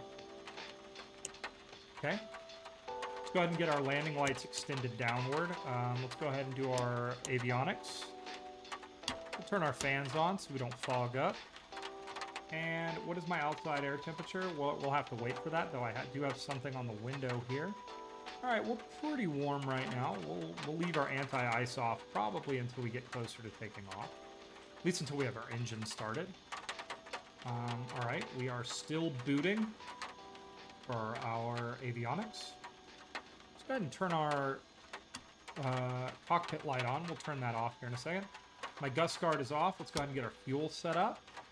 We are at cut off right now, so I'll switch to low idle to get our engine ready to start. I want to do a couple other things too. We're still waiting for this to load. It's taking quite a while. There we go. Let's set this. No, let's set that off. Set this to GPS. So I am actually going to probably set up our nav radio here in a second because I want to get that properly set up. I never do set that up, and it's a good idea, especially in these conditions, to have it locked and loaded. So let's go ahead and set our altitude. We're going to be flying over some mountains for the last flight today. So let's go ahead and get our altitude set at 10,000. We might not fly that high, but let's just make sure. I want to make sure our flight director is turned on. I want our auto trim on.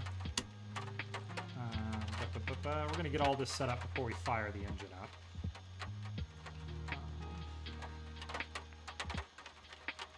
Okay, I'm going to do that. And I'm going to set us to head up pretty aggressively, about 500 feet. Okay. Okay, I can go ahead and set my axis and takeoff trim right now as well. Okay, set that over. Let's get our takeoff trim set a little bit high. All right, there we go. All right, folks, I think we are ready for engine start. So let me go pop these on. Let me get my fuel boost pump on. Here we go. Starter.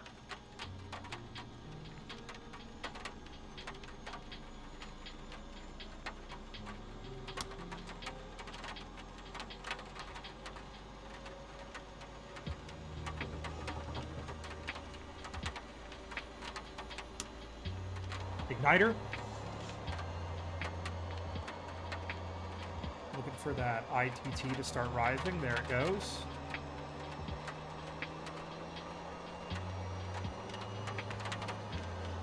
All souls arrived safely. Hey, that's never a guarantee, especially when I'm flying.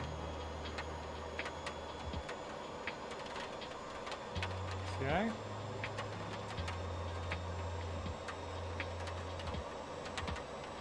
Prop RPM is looking good.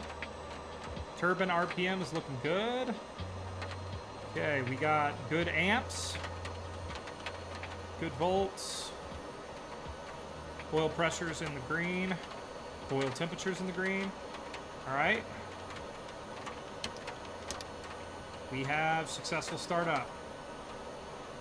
Make sure I extended those. Good. Controls are free and clear. We are ready to go. All right.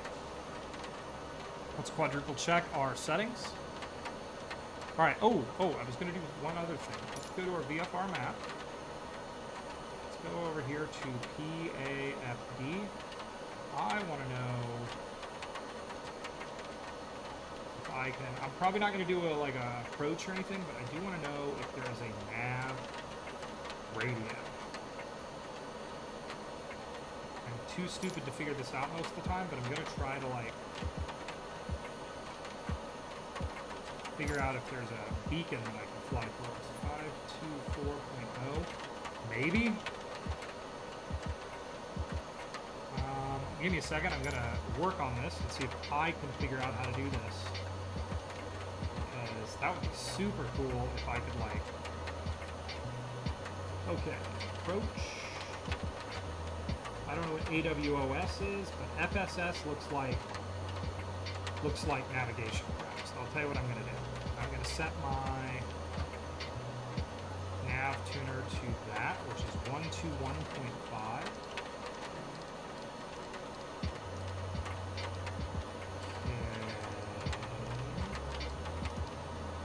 I don't have that kind of range on my nav, so that means I'm looking at the wrong one. AWOS 118. Get rid of that one. Okay. That's a bunch of words I can't recognize. Alright, that's alright. That's alright. I'll figure this out.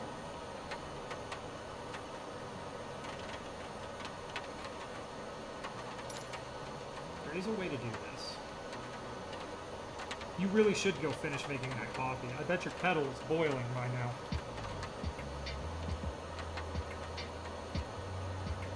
There is a way to do this. I'm going to figure it out.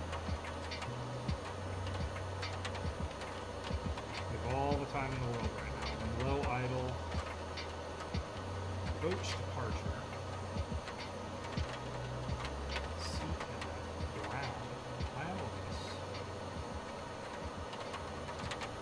Yeah, that's a bunch of words I don't understand. one of these has to get what's it called? A radio frequency that I can put into my navigation. 'Cause I know there's a way to do this. So do your CDI like that. Location 1, location 2.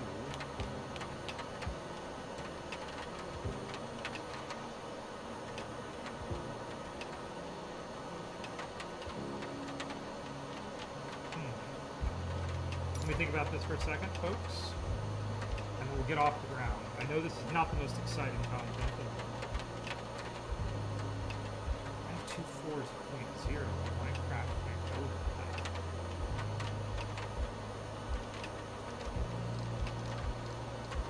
A very narrow band for my navigation.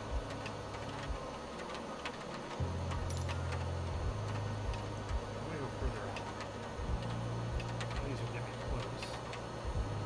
That's what drops you onto your approach. But nothing here gets you where you want.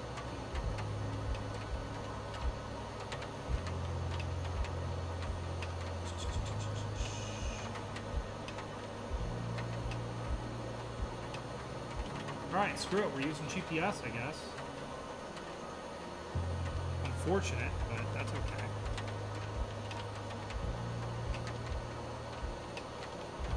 Bearing 7-6. Alright, we'll do it this the old-fashioned way. We'll set to our heading.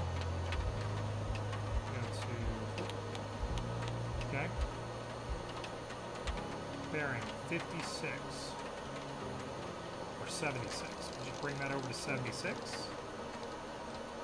And that'll set it up, and we'll sort this out while we're in the air. That's always an easy way to do it. Alright. Wind data set the way I like.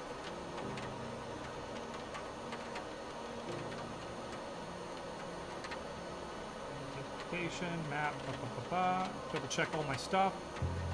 Alright, I think we're ready to go, everybody. Go ahead and turn our external power off. We are powering ourselves right now.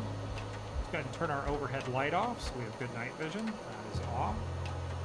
Alright, it is a dim day up here in Alaska, but we'll get it done. Alright, check my landing lights real quick. Okay, here we go. Let's get our request. Merrill Airport information Alpha 1900 Zulu. Line 00 tree at tree. Visibility 10. Sky conditions. We're probably not going to get takeoff clearance today. 4,500 feet overcast. Temperature 2970. Altimeter 29.70. Visual runway 7 in use. Landing and departing runway 7. VFR aircraft say direction of flight. All aircraft read backfold short instructions. Advise controller on initial contact you have Alpha. Merrill Airport information Alpha 1900 Zulu. Wind 00 tree at tree. Visibility 10. Sky condition ceiling 4,500 feet.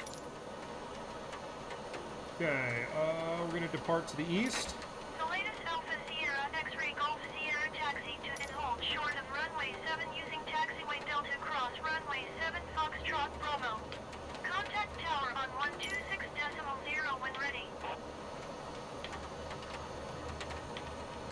Taxi to and hold Alright, short so runway we're 7 heading using towards taxiway runway Delta cross 7. runway 7 Foxtrot Bravo, the latest X-ray Golf Sierra.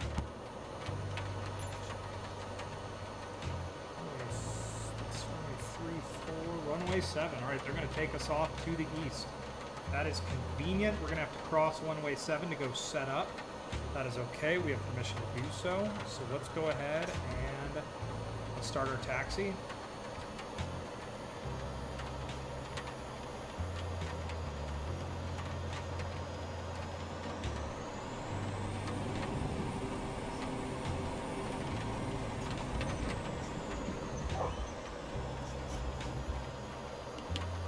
Switch over to high idle here since we're actually taxiing.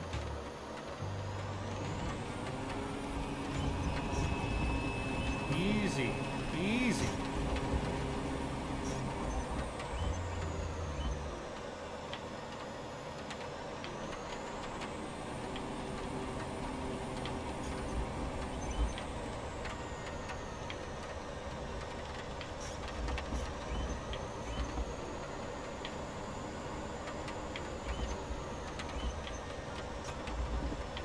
go back down to low idle and let this thing just... There's a forklift parked on the runway. That's always nice. Man, oh my god. Something... My throttle is acting so weird today. Should have checked both ways on that runway, but whatever, I was fighting with this throttle.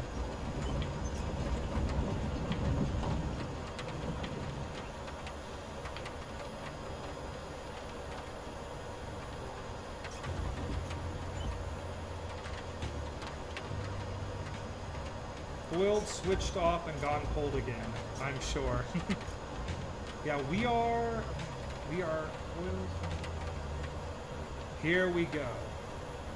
Yeah, so do you have like a kettle? You have to have a kettle, I'm sure.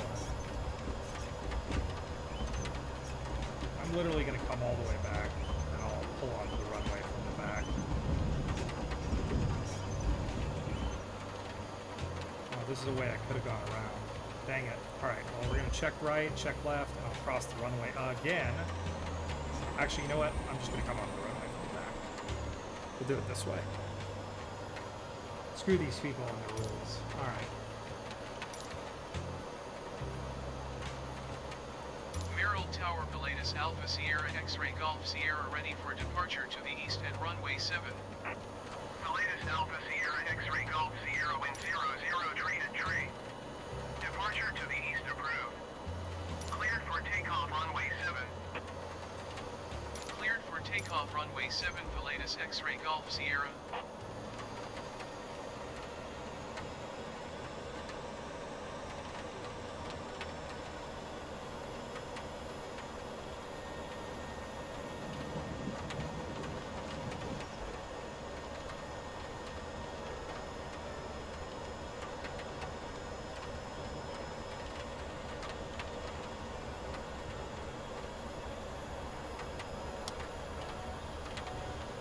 Okay.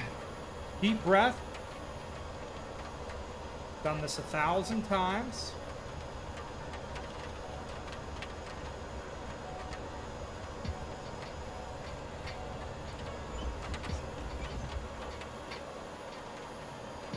Okay, bring my prop back a little bit. Flaps down.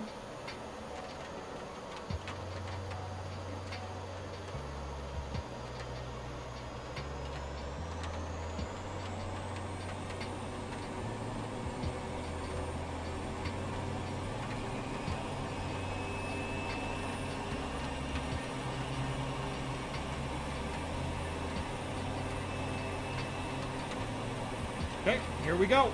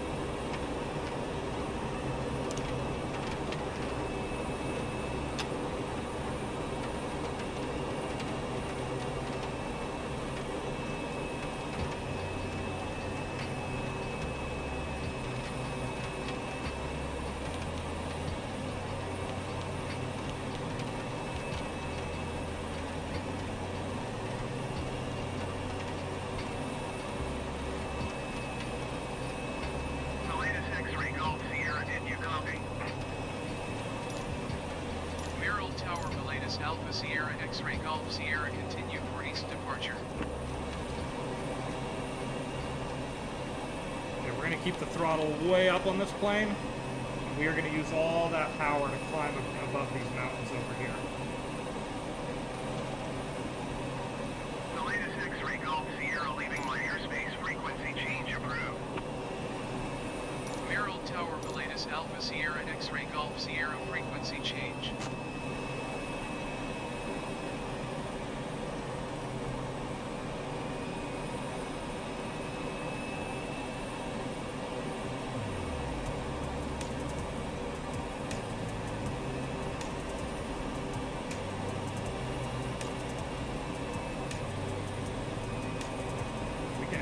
climb a little bit faster. We got plenty of airspeed to play with.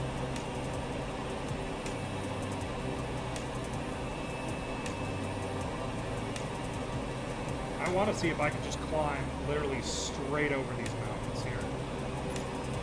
That is the goal. Like, let this plane literally do what it does best and climb out. We're going to get into soup here today. We should be flying IFR, but I'm not going to because rules are meant to be broken, blah, blah, blah.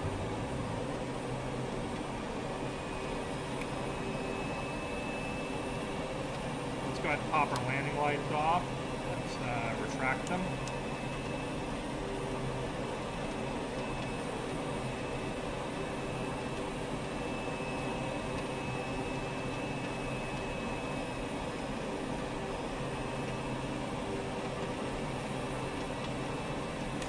Yeah, we're just going to let this plane do what she does best, which is climb like crazy.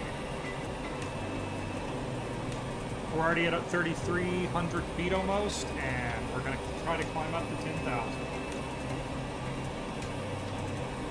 Our fuel burn right now is hilarious. We're at 65 to 70 gallons a minute. We have 120 gallons of fuel on board. That gives us 2 hours, and we are going to dial way back on our fuel load when we get where we're going. Oh, I passed my... I did that on purpose, though. Go ahead and turn us this way a little bit. We're going to turn up this canyon.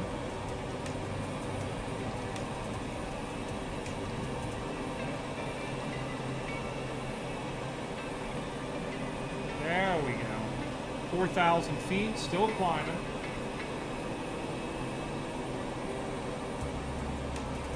Just using the strength that this plane, this awesome plane with this huge engine has. Let's go ahead and see. We should clear the mountains. You know, I might bring our let's bring this down to 7,000 so we can stay like below the soup up here. Heck, we could probably level off now. Let's set it to 6. Level off at about 6. That'll keep. Looks like that'll keep our visibility out to about 2 or 3 miles, maybe even 4 or 5 right now. Looks like we'll get into something up there, but I think we'll be okay. We'll start heading back to our course line where we'll switch over to nav.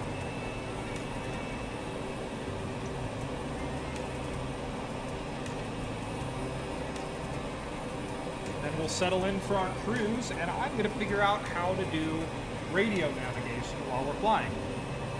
Hopefully without hitting any mountains.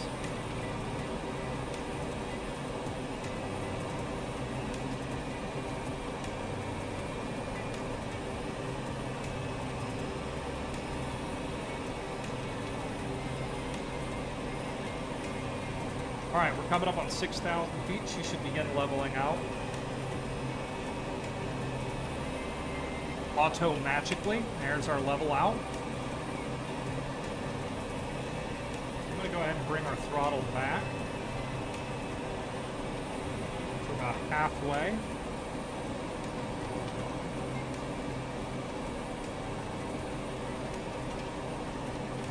It does show some mountains that are a little bit concerningly high, so I'll tell you what, we're going to go ahead and set our, we're going to go 300 feet a minute upwards up to 7,500 feet. That should put us above everything around us. Just let the plane start flying upward. Not real. We have a 20 mile per hour crosswind. That is why we're not seeing ourselves get any closer to our target line, our course line here. And dial us over a little bit and bring us closer into that line. There we go. Yeah. Let me go ahead and get my anti-ice on here, because we are probably almost definitely going to ice up. Let's bring my heating to, bring the heat on. Let's defrost, and I'm only going to open my oil cooler a tiny bit. Once we have our oil cooler set, all right, here we go. We are set. Flying automatedly above everything, and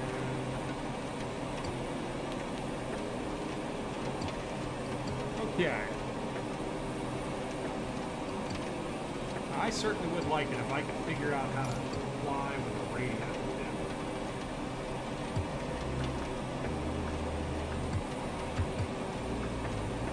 There's gotta be a way to do this.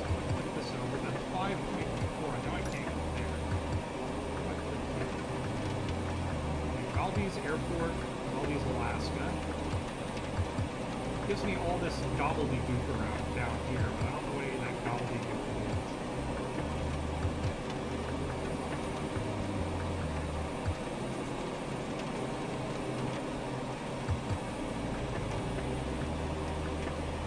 None of these are frequencies I can reach.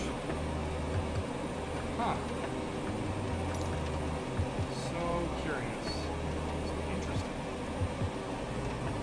I know these are for my automated approach right here. If I was going to program one in. But I don't know how to do that. I should have done that before it took off. Am I going to hit any of these mountains around me?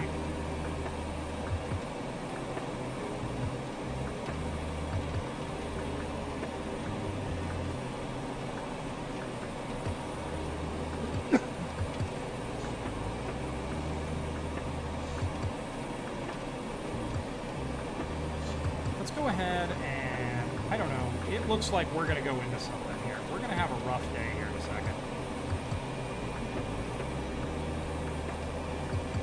Let's go ahead, we're still climbing. Let's bring this altitude up to...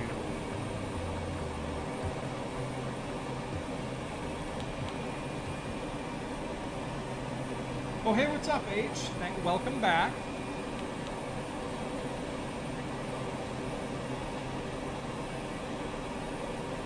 We are flying our final leg on this mission from Anchorage to Valdez, back where we took off from earlier today. We are trying to get onto our GPS track here. But our most present issue is these mountains that are right in front of us, which now I'm becoming very concerned about. So I'm just going to go ahead and go back up to nearly full throttle and bring my climb rate up to 1,000, which this plane can just do. Because it's awesome.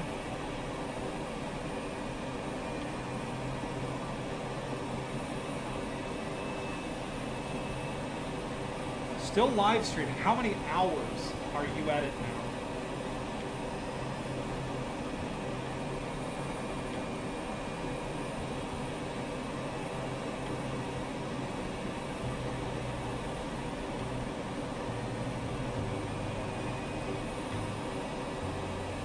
Nosing down and concerning. Oh, that's because we have reached altitude. And it looks like we're going to be okay. So I'm going to go ahead and back down my throttle a little bit. Alright, I'm becoming concerned again. So I'm going to bring us up to 8,500 feet of altitude. Put this on, bring that up to 200 feet a minute. This mountain up here has me very concerned. So we're just going to keep climbing a little bit through this doom and gloom here. This would be a very inconvenient place to crash on top of these glaciers up here. I think we will more than clear where we're going. Like 8,300. Heck, 8,200 gets us where we need to go, so let's come down to 8,200.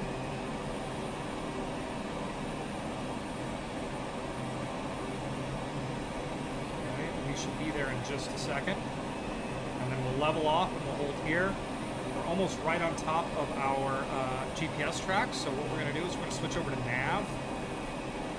We'll let the plane dial us onto there. And we have a, good God, we have a 24-mile-an-hour crosswind. So we are flying in weather, folks. We are flying in weather.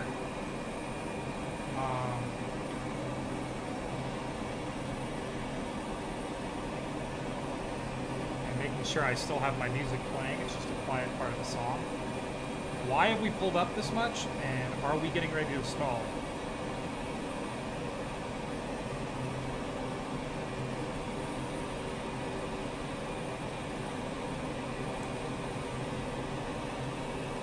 I am very concerned as to what we're doing right now. beginning to think we might have just been flying through a downdraft and the plane was compensating. That appears to be what happened. Plane caught us there, saved us.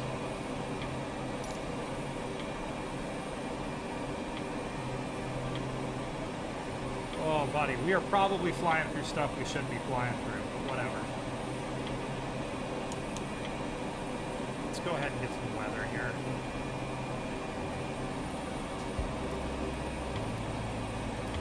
Oh yeah, look at that. We are flying through crap right now. Okay.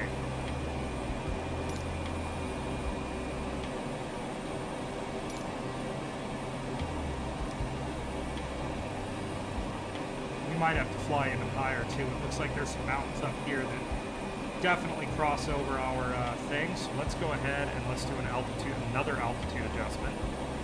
Let's go up to 9,000 feet. Okay, let's go ahead and get that.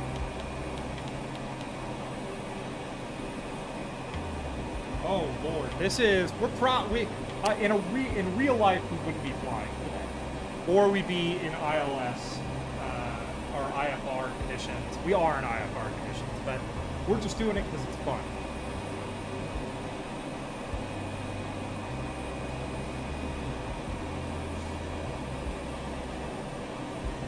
It'll be fun to finish this off. So, the big question is, when we get this flight done, what do we want to do next?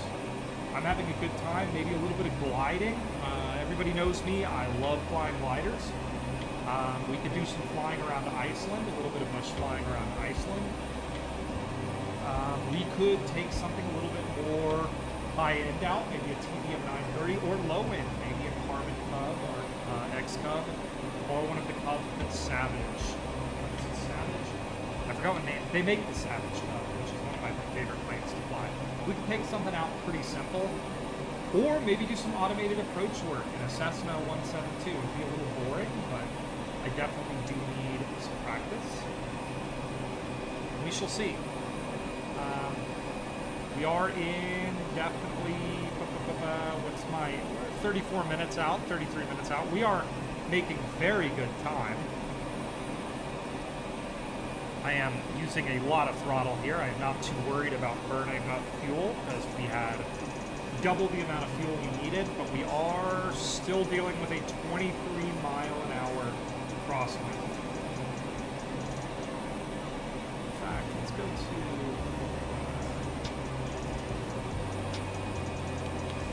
50 options. Man. Oh, I hate it. There we go. I like to know where it's coming from. That'll help me figure out where I'm going to land. Go back. Very cool.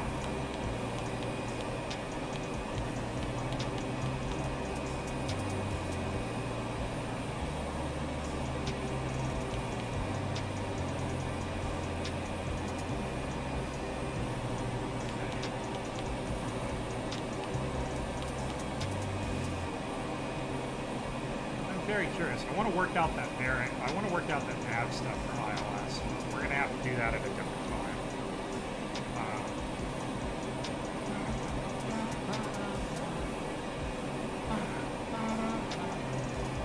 We should be above all of the bad stuff right now, and now we're just flying now, you know? Having a good time, flying along, enjoying this beautiful day. It was a beautiful day, but now we're back down. We're close to the ocean. There's a front, obviously, coming off the ocean right now. So I think we are honestly probably just barely within VFR conditions. I mean, I can see quite a bit around us right now. Like, it's on the edge, only for brave pilots.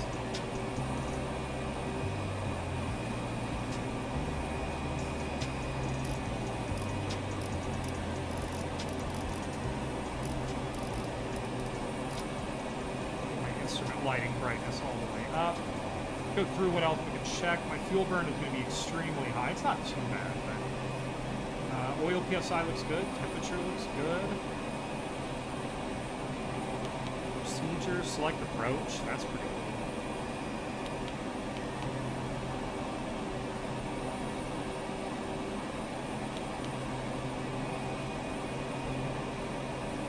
flight plan page. We're flying to destination RW.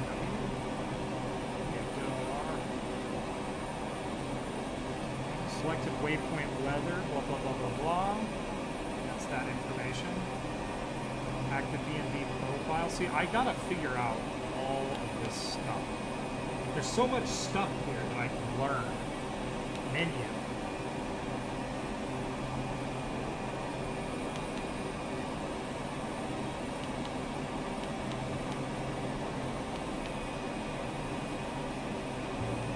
Map option. What's an extra add? Oh, that's your weather. Legend. I'll keep that on. So much stuff here. So much to learn. Okay. Frequency. Now audio level. And let's keep playing with this. I think there's a way to do this, and I want to know how to do it. So I think we should keep working on it because we've got what? 28 minutes. We're above all the weather. We are flying, well, we're not actually flying directly towards that mountain. Tracks, there's my velocity bug right there, which I'm super happy. It always gives you a velocity bug. Where's this heading? Okay.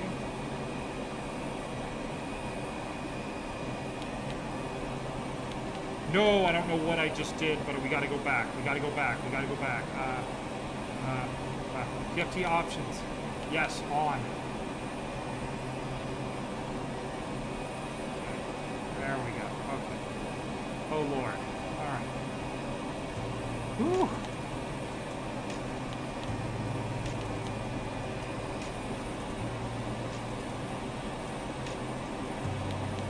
Okay. Whew. Nearly screwed it up there. All right. We're going to focus on what we're doing. In the game, it should give me the option here to find, but I clicked on that before and we don't have that. I'm going to go over here and do. I want to go to menu.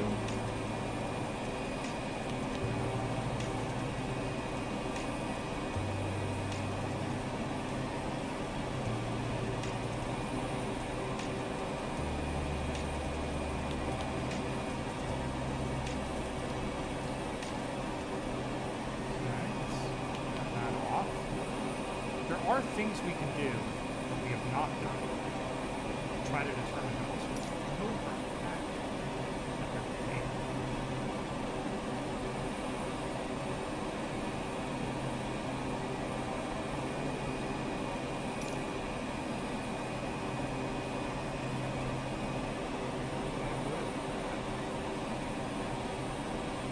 JOH, that is good for.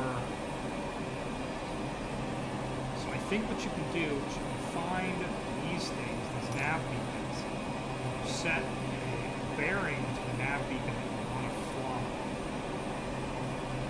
That's what gives you your radio navigation. Right? That makes sense, right? I'm pretty sure that's how it works. So for example, you have this beacon here. So I think what I would do is I would select JOH.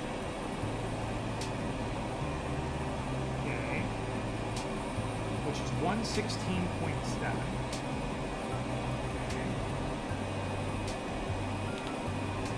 So let's go to 116.7. Then we go to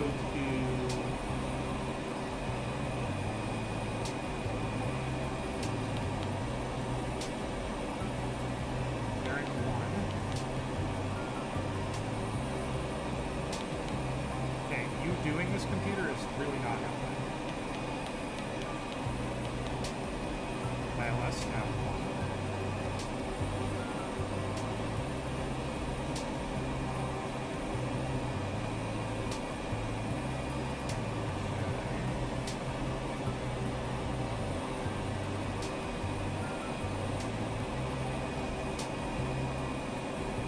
Then we need to adjust.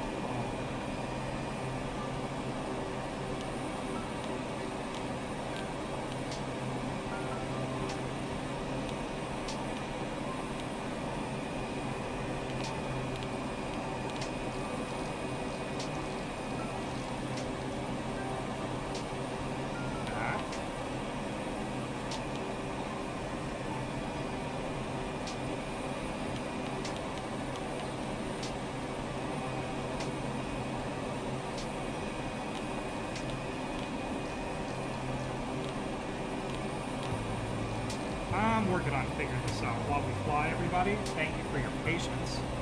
Just interested in how this works. He keeps switching into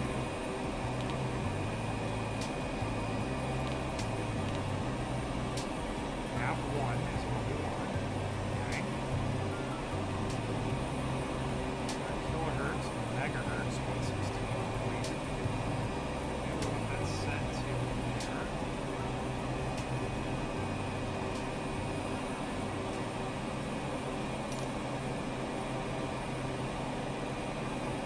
So,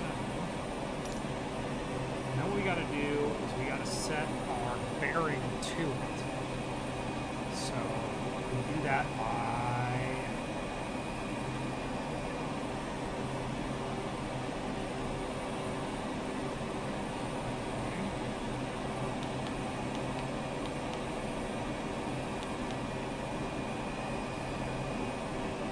reset. Oh, there we go. Okay.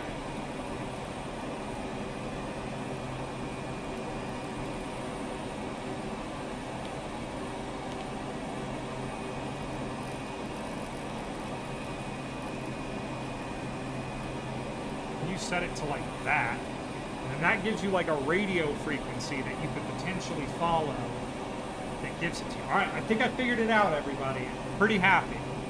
Now let's go back over to our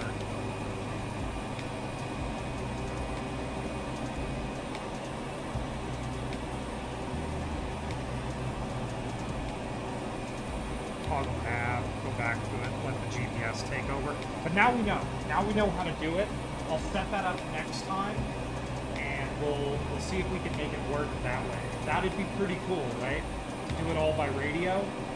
That'd be pretty. I'd be proud of it if we could do a radio like approach thinking. But we'll let the GPS network take us where we need to go. All right, now I know how to do that. Feeling very, very good. Oh my God, we are completely inside soup right now, flying through the clouds. Let's go ahead and get some GPS tracking going and see if we can actually figure out how the heck we're gonna get home. Because this is hilarious.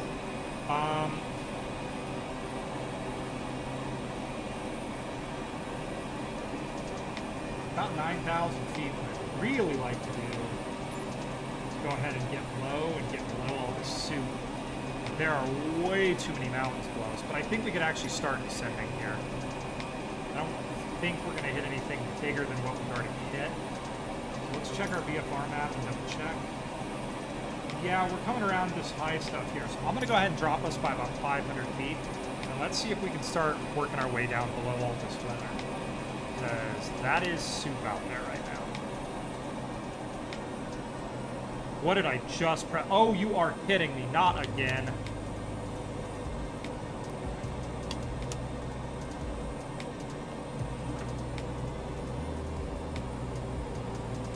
Okay, we've lost our engine again because my mouth actually moused over the gosh darn idle settings. So now we're gonna have to restart our engine. I don't remember how I did this last time.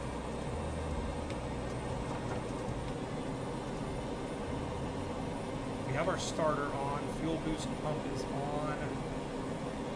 Alright, that's okay. We got time. There we go. She caught. We have power.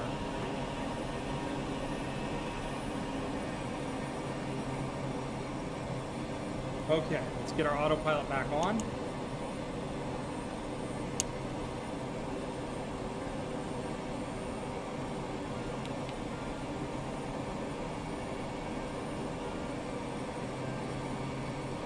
That's going to bring us down to 8,500 feet anyways. Okay, let's go ahead and get our starter. That is the second time today I've accidentally clicked that button. Unpleasant. Whew. Oh my. Well, I'm getting really good at restarting this thing in midair.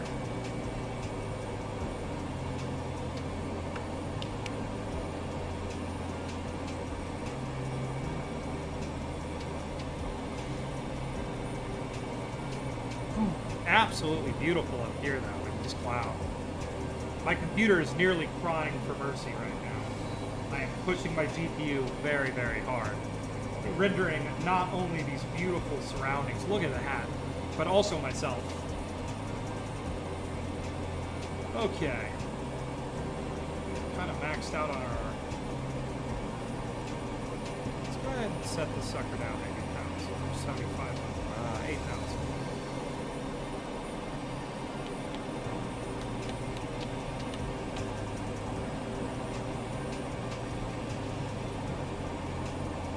Alright, that certainly was exciting, folks.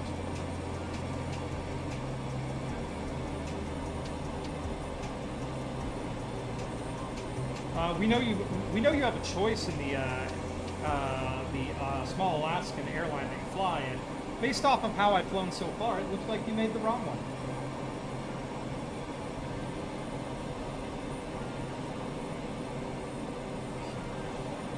Yeah, once we're over these couple sets of mountains here, my plan is I'm going to be saying we drop low and slow, come up this river right here into,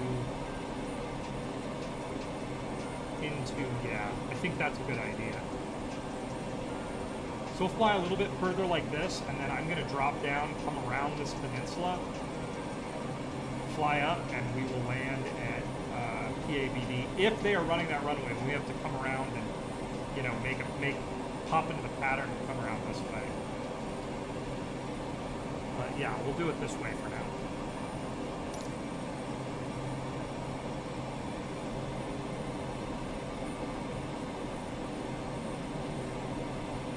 Still have a 17 knot wind out of the south, which is not great.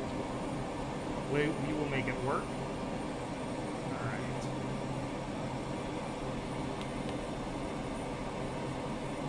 See, here you can set up your glide for an approach. That's pretty cool. Nearest airports, you can set those up here. You would select those with this guy somehow. Alerts.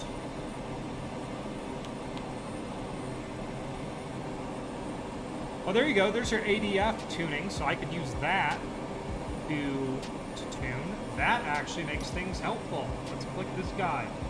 5.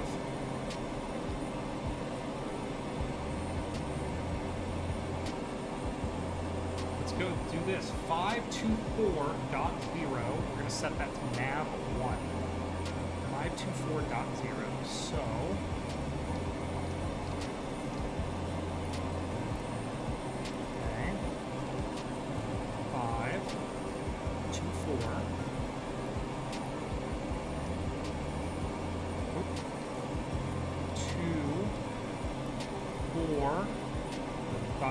enter to transfer.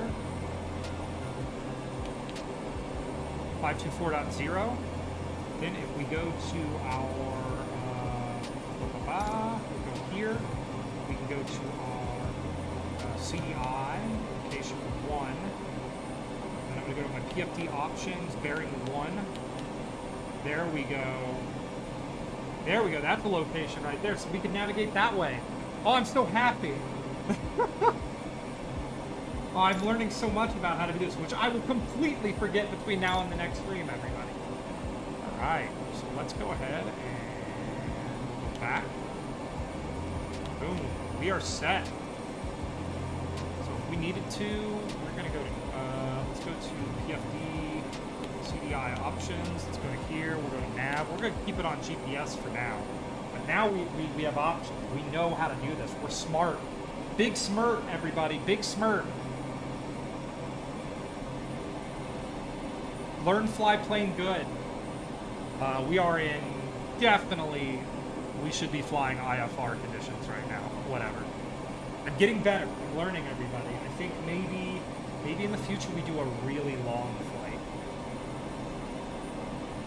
Where I put all of these skills that I've learned together.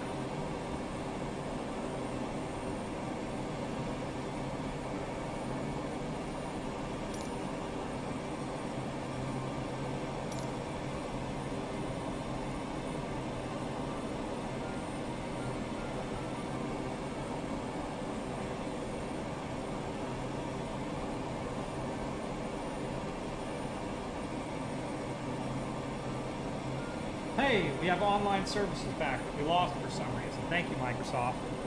Yeah, I have to sign into this thing every gosh darn time I play it now. And it's like, gosh darn it, Microsoft. I paid a lot of money for this. I have a Microsoft account. Remember my stuff. You know?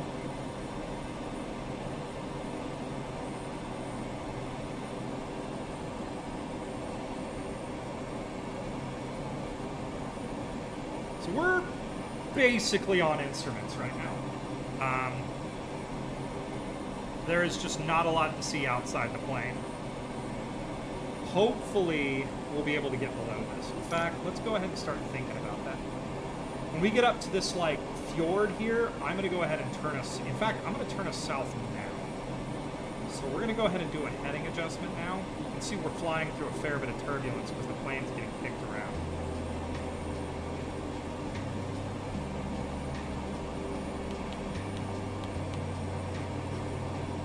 Go ahead.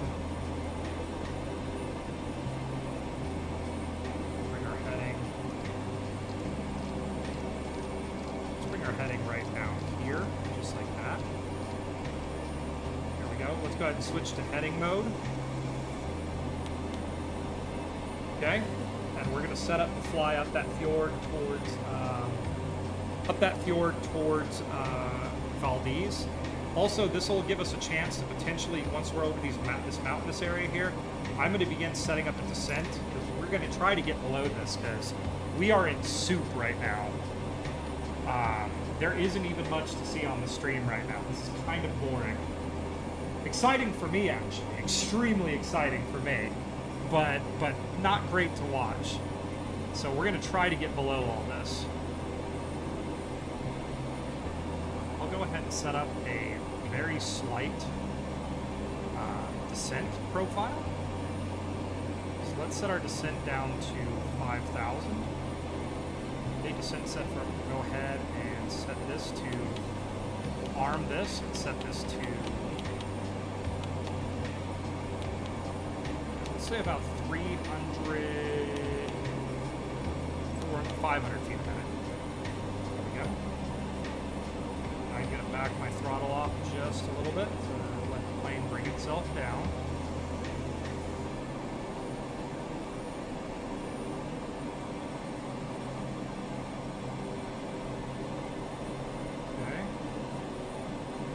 Okay, we're set into that. Okay, let's go ahead and check and make sure our plan looks good. We're locked onto our heading, double checking for heading. We're heading right where we want to. Probably not exactly where we want to because our actual heading is way different. So I'll tell you what I'm going to do is I'm going to actually bring our heading over ever so slightly. Here we go. Just like that. Put our velocity bug here where we want to go. And then we're going to start trying to get down out of the soup. That's the plan at least, because I mean, look at this. We are just flying through weather like crazy right now. Let's put our detail back up on this map to check our weather, because the weather is not great today. We're not getting a lot of rain.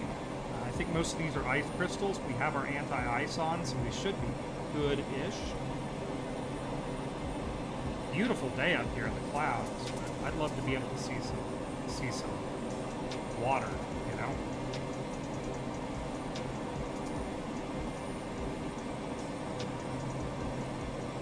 We're flying, drink cold ice. We are flying from Anchorage, Alaska to Valdez, Alaska. We've been flying all day. The mission has been to fly up to a lodge on the side of a lake up in the bush. Then we we flew cargo up there, picked up human cargo, flew it back to Anchorage. Then from Anchorage, we are returning to our home base at Valdez. In very heavy weather. We should be flying an ILS right now. I kind of am just using instrument flight rules, but we're not actually in instrument flight right now. There is tons of weather. That is the first time we've actually been able to see the ground up here in quite a while. But yeah, we're going to go attempt a landing at Valdez here. I'm just trying to get down. There is a fjord kind of up here that I'm flying down towards Paka Airport. Once I get it down in here, I'm going to turn northeast and fly up this fjord and into Valdez. That way I'll get a little bit low and we'll be able to get below some of this weather. That's the plan at least. Starting to hear a bit of rain on the aircraft, on the airframe here. Also, I've been kind of familiarizing myself with more instrument flight. What is it called? And what is my reward? My reward is saying that I did it. My reward is saying that I was able to do this. I design, you know, I come up with little, when I stream, I like to come up with little missions that I'm doing, you know, to give it a little bit more of a reason for having, you know. Rather than just fly around places I want to fly, I like to have a mission. That's kind of my plan. Also, you know, flying in challenging conditions like this teaches me a lot more about the aircraft. Today I've been learning a lot about the navigation system. Instead of just using GPS, I'd love to actually be able to use like different forms of navigation to determine where I'm going. Because, you know, in this sort of weather, you want to be a lot of times in this game, I like to just kick on the autopilot and look around the cockpit. But not every airplane has the form of, like GPS navigation. No, most of the ones I fly do, but it's a good challenge to use other forms of navigation. I mean, you can use GPS for basically a fully automated approach, but that's not the old way. The old way was to use those like radio transmitters and stuff like that.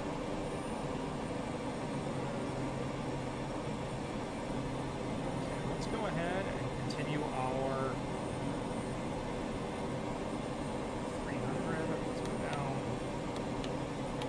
Now that we're kind of over the water, let's drop the plane down. I'm going to go ahead and throttle way down and let the autopilot just gently take us down as we fly down through these clouds. I'm trying to get below this cloud layer. That is the ultimate goal here.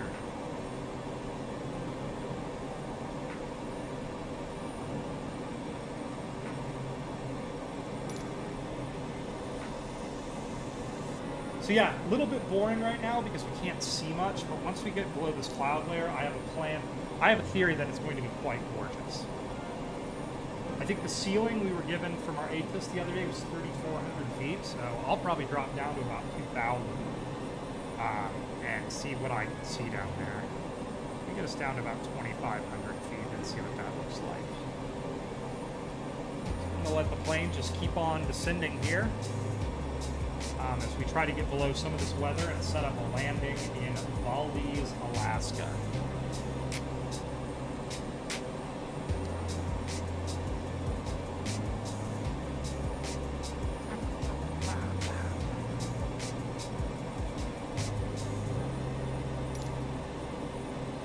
All right. I'm working on a killer headache right now because I'm in a bit of a calorie deficit for the day already. I still have to go work out after the stream before I can eat. Never fun. But then I'm going to have some num-nums. I'm taking carrots and hummus.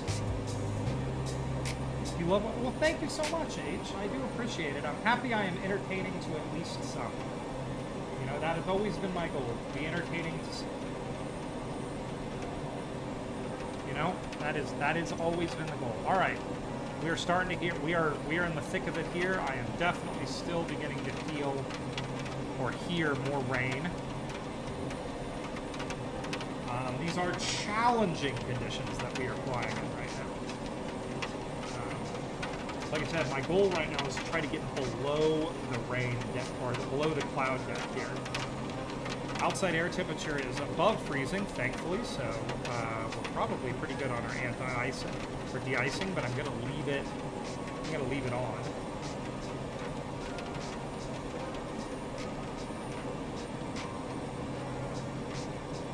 So we're coming over these sets of islands here, and as soon as we're over this peninsula, we will turn north.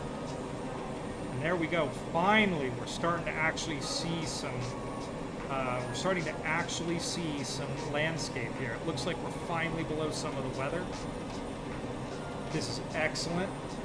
Now, if we were flying this entire flight IFR, which we would have done is flown south out of Anchorage out to sea and flown down along the coastline to keep us below the cloud deck. Sorry, not IFR, VFR. My apologies. And we just would have flown completely below the cloud deck the entire time. But that would have taken forever, and I ain't got no time for that, and I don't think you guys do either. I'm losing my voice because I'm singing too much. Do you have a good singing voice? Do you like to sing often? I have a terrible singing voice. I'm almost entirely tone deaf.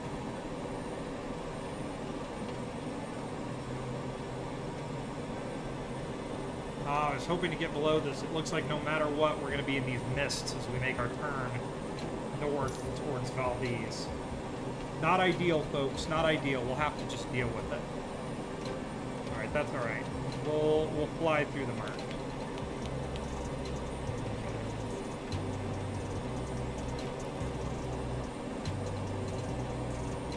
All right, we're set up there. So here in a second, we're going to set our. I'm not going to worry about weather for a while, and I'm just going to assume that it's always going to suck right now. Here in a second, we'll go ahead and make our turn into this fjord. We're just trying to get past some mountains that are in the murk over there. Okay, the plane is going to level us out. I'm going to bring my throttle up just a little bit.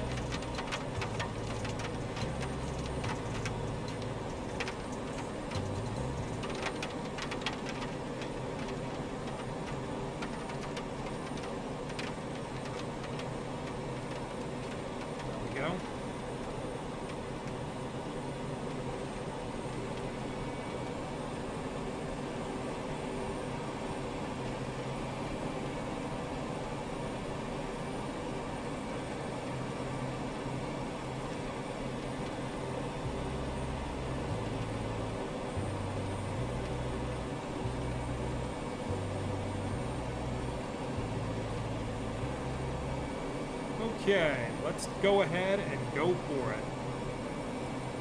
Here we go. Good luck, everybody.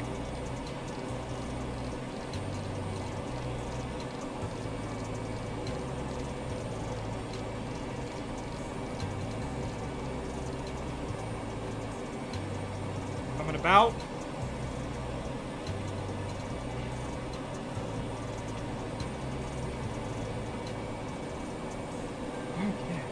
Let's get this done.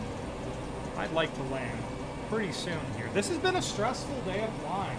Conditions in Alaska, not ideal right now. Next flight we do, I might set up some more automated navigation systems and play with them some more. I'm kind of thinking Iceland, everybody. What do you guys think? I've never done a lot of flying around Iceland. No, though we might be getting very late in the day, so we might have to do IFR stuff. Let's go ahead and drop ourselves down to 1,500 feet as we get ready to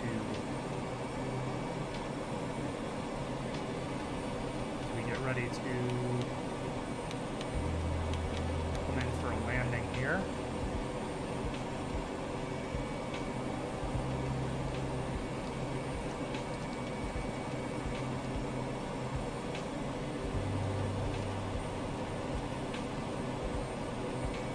Unfortunately, I have to play with this a little bit more. We're currently on a collision course with a mountain due to a fairly aggressive crosswind. I'm going to set us up there. Using our terrain map here, probably a little more than I is responsible. We'll set that there. That looks good. And we're just going to keep dropping down in altitude very slowly.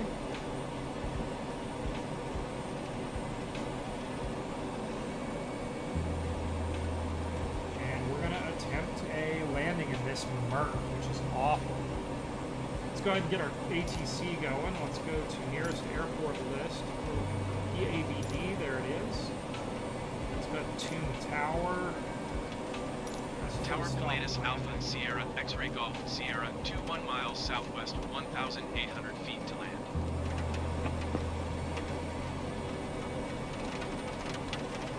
Okay, they've requested that, so what we're going to do is we're gonna go to Valdez. Enable ignoring weather at this airport. They are gonna let us do it no matter what. Let's request a full stop. Alpha Sierra X-Ray Golf Sierra 2 1 mile southwest 1,700 feet to land. The latest Alpha Sierra X-Ray Golf Sierra Tower. Altimeter 29.85 with calm, fly straight and runway 6.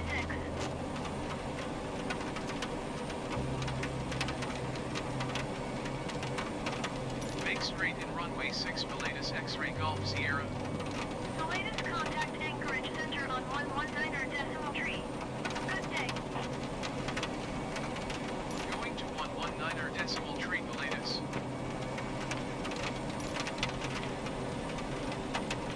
Report, miss. Anchorage Center Pilatus is missed approach at Papa Alpha Victor Delta. The latest you are 19 miles southwest. Climb and maintain 2,200 feet. Expect vectors visual runway 6 approach. Okay, it wants me to climb. The latest Okay. climb and maintain 10,000 feet. Okay, let's set our climb up to 2,200. It said 2,200 feet at first. So we're gonna do that first.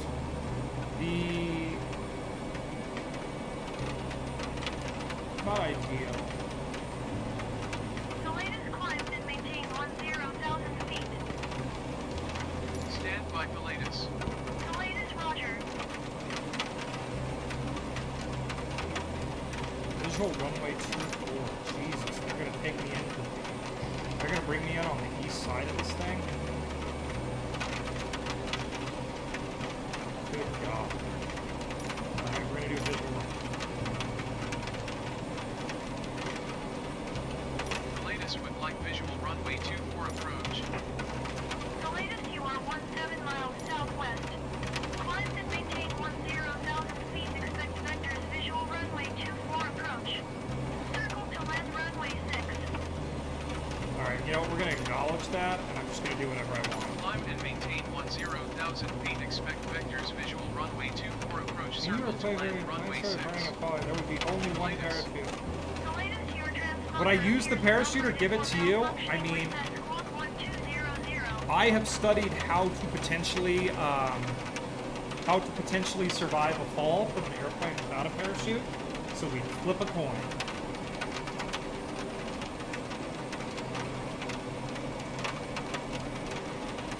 Oh my God, this is. Your transponder appears inoperative or malfunctioning. Reset squawk 1200. Oh my God, I can't be doing all this while I'm flying. Okay, so. XNVR code 1200. The latest reset transponder. Squawk 1200.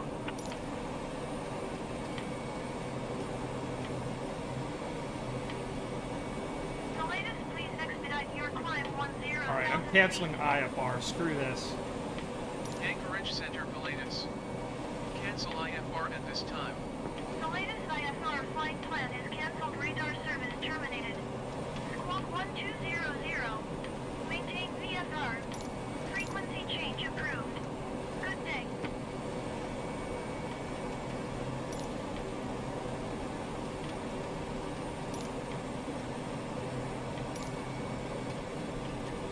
Tower Pilatus 13 miles west 2,100 feet to land. The latest tower. Altimeter 29.87 with calm. Make straight and runway 6. Fly straight in runway 6 Pilatus. Thank God. Alright, finally. That was terrible. Alright, they're going to bring me straight in on runway 6.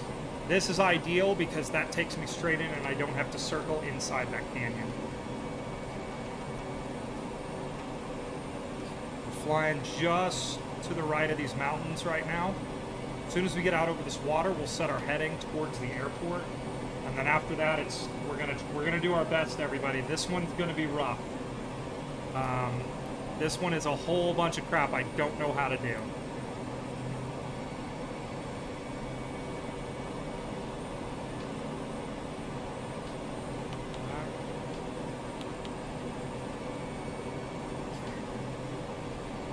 Set that. 2 hours left until I get in my line. So you're doing great.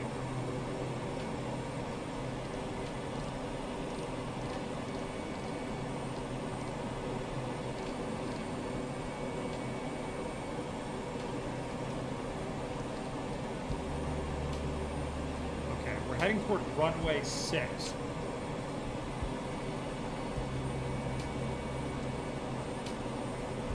Hold that. I'm going to set my CDI to that. And I want to set it to 60. This is how I'm going to learn. This is how I'm going to figure out my runway alignment right there.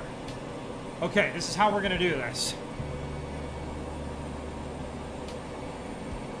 We're out over the water. We're locked in on our heading. So what I'm going to do is I'm going to go ahead and drop us low. We're going to go low and slow to get where we need to be. I am trying to get below this suit. Let's go ahead and drop it like 300 feet a minute because we are not far out right now. Our point of... Screw it.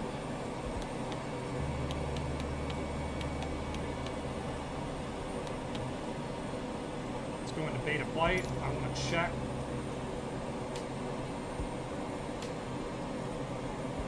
I want to check this airport. What is my altitude? 85 feet for this airport. We have our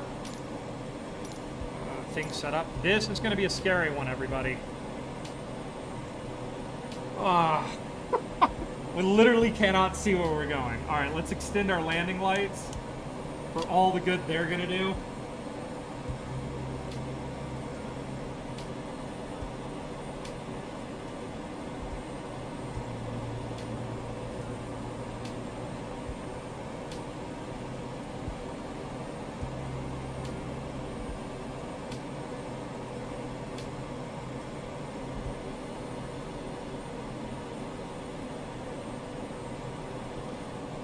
Okay.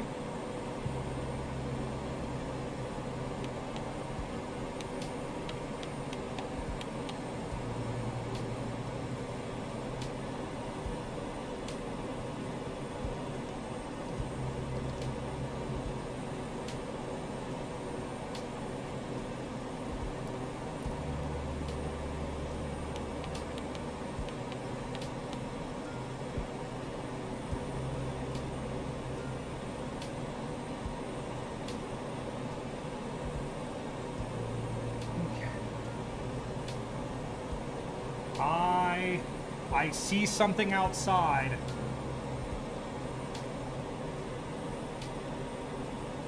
Okay. Deep breath. Here we go. This is going to be a scary one. The latest Windcom cleared to land runway 6. Cleared to land runway 6, Miletus. We really should be doing this completely IFR, and if I knew how to do that, we would be doing that right now. Like, if I knew how to do that.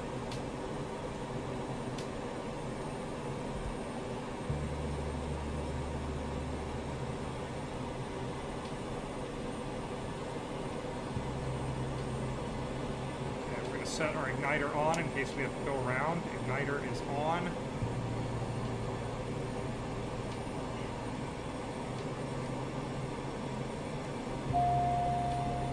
Okay, I'm in control of the aircraft.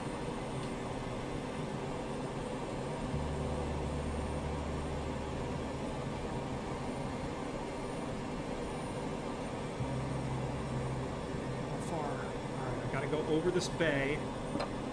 I should have the runway coming into view very shortly. Flaps down.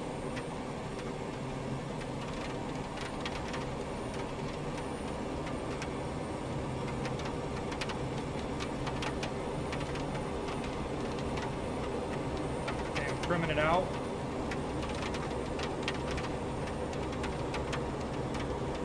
Still no visual on the runway. Gonna check my instruments here. Okay, we're lined up. There it is.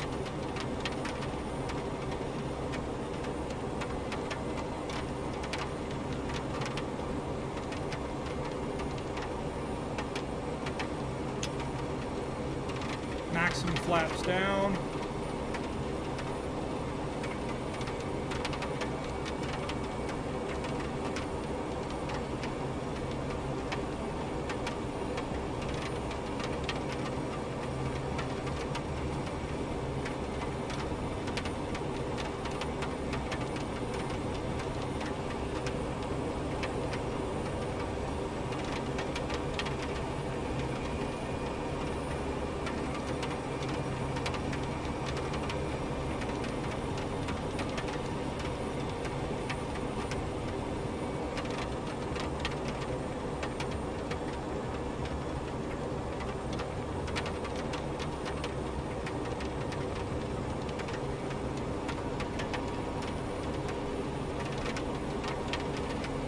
100. Are there birds in this game? I know there are flamingos and seagulls, but I've never hit one. I don't think you can. It's kind of sad that you can't pull a Sully Sullenberger and have to land in the Hudson after running through a flock of geese. For the geese, remember that peace was never an option. Ooh, okay, this is gonna be something.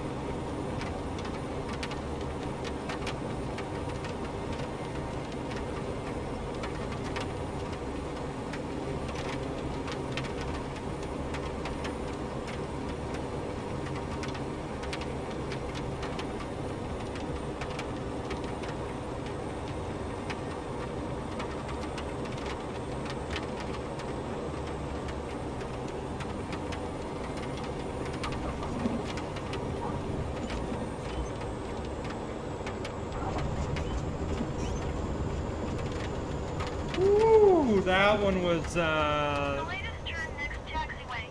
that was a fun one, folks. Whew. Oh, boy. That might be one of the most difficult landings I've done that is not in the Himalayas.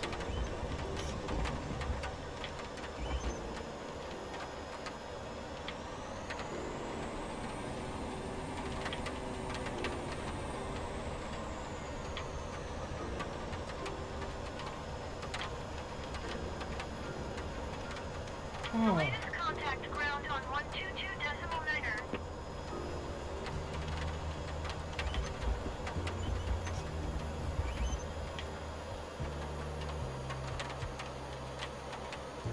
Okay, let's get ground. 122.9er Pilatus. Goodbye. Oh my, that was terrifying.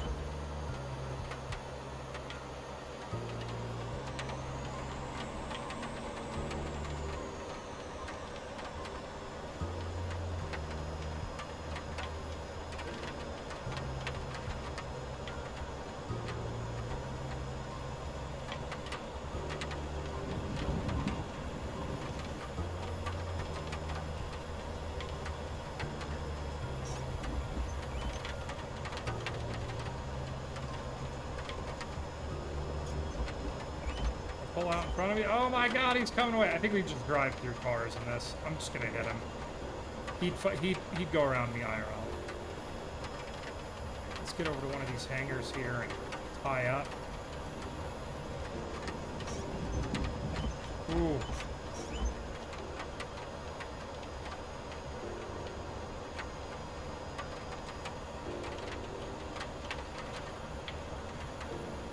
Oh, sorry I'm not talking a lot. That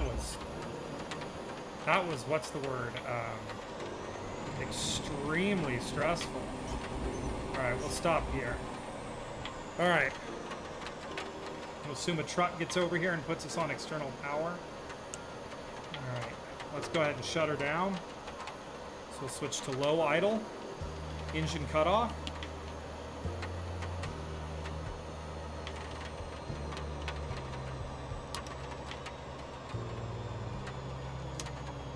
Tracked our landing lights.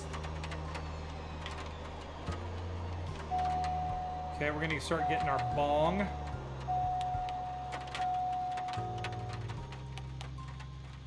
There we go. I acknowledge both those. I actually managed to shut it down this time. All right, we have arrived. Ooh, let's go ahead and shut the craft down. Engine's off. Let's go ahead and get our nav lights and beacon lights flipped off first. That's off. Okay, we'll go ahead and switch our de-ice off. We don't need that. Fans, pick those off. Let's close up all our vents. Vents off. Get our auto yaw off. Flight director off. Let's go ahead and we'll feather our prop. Prop is feathered. Okay. Engine condition 0. Let's go ahead and kick our fuel off. Put our gust guard on. Gust guard is on. Okay, let's go ahead and drop our cabin light and main avionics bus off. External battery switch off. that, folks, is a dead airplane. There we go, huh? Not a bad ride. That is probably one of the most challenging landings I have ever done. That was really, really hard. That was super duper hard.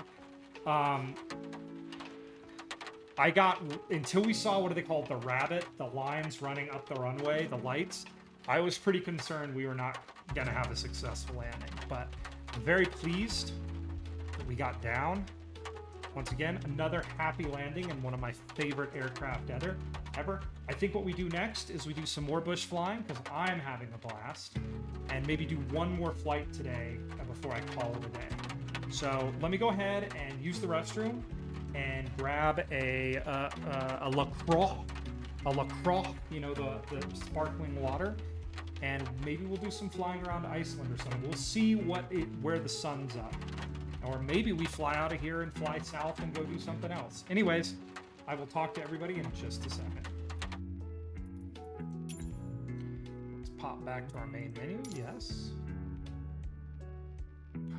God dang, the loading screens in this game are beautiful. Beautiful. All right. See you guys in just a few minutes.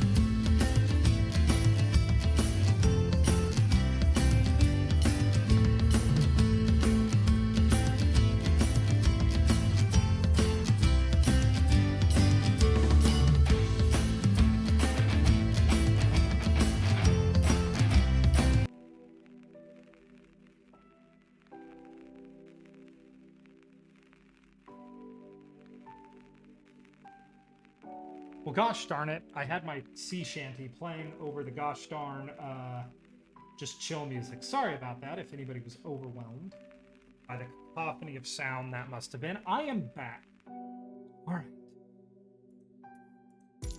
Let's find another flight to do. Maybe we do a little IFR playing around. Maybe play with IFR a little bit. All right. Valdez is cool. Kodiak's down there, which I've flown in and out of before. I actually started an around-the-world flight with Kodiak. I should continue that. Perhaps on stream. Some of those flights were very good. I was flying the X-Cub from Cub Crafters, which is a great little plane.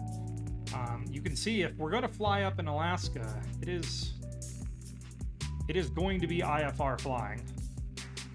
Let's fly around the world here. Iceland is in the dark. Deep dark. It is very dark. There is the airport that Story Girl flew into earlier. So very interesting. So I think we're going to be flying in...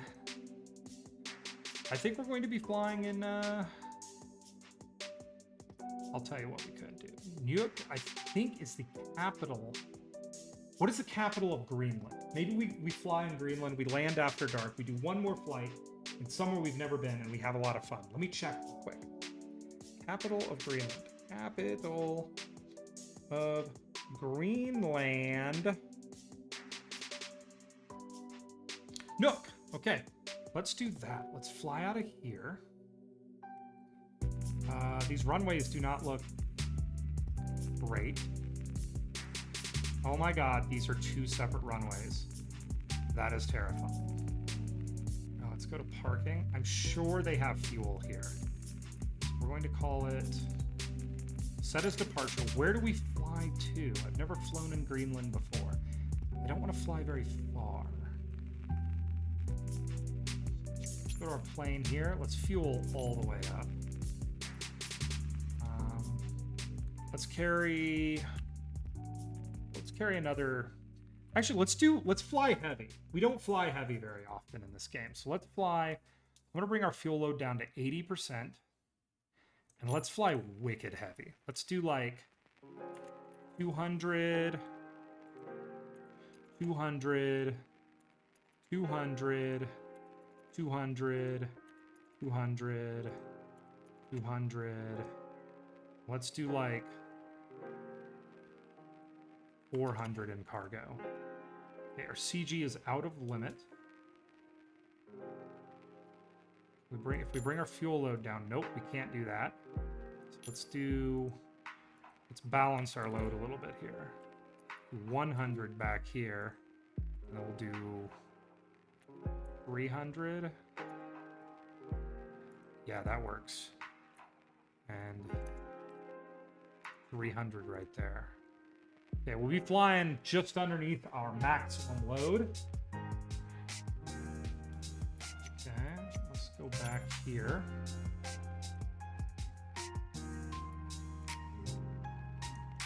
The problem is everything that you want to fly to is very, very far away in Greenland.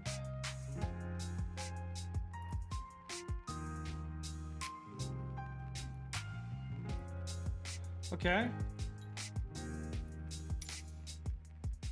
43 minutes, 81 nautical miles, not bad. We'll fly there and we'll play the scenario that we're going to spend the night there, and that is the night. That is the now check for damage. Cargo 800 pounds. I feel like, yeah, we're gonna be flying heavy. But I feel like this will be fun because we'll be flying in the evening. It'll be very pretty. Golden hour flying. And we'll just get there. I think that we'll be flying out in some weather. We might have to do some IFR stuff. We'll set stuff up when we get there. So let's make sure our flight conditions are set to weather, are set to live. And let's go do this. Let's do one more flight for the day. Thank you for the redeemed highlight message 100. I have no idea what I'm getting out of those, but you keep doing them, H, and I'm super thankful. All right, here we go. Deep breath. Let's fly.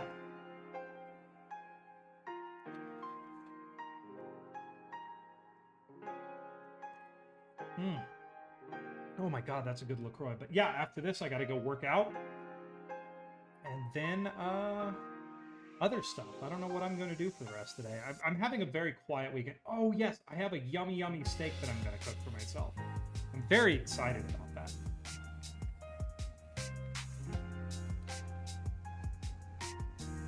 Oh, look at this. This is going to be beautiful, everybody. Oh, wow, this looks pretty. Okay, one of those runways is dead, so we don't have to worry about it. All right, let's just double check our weight and balance. Make sure we have all our cargo that we're going to take. We do. And we are very heavy. All right, here we go. Our external power is on. We'll just play that we do have external power since the game turned it on for us. Let's do our battery main bus. We're going to get our bong. Plane is coming online.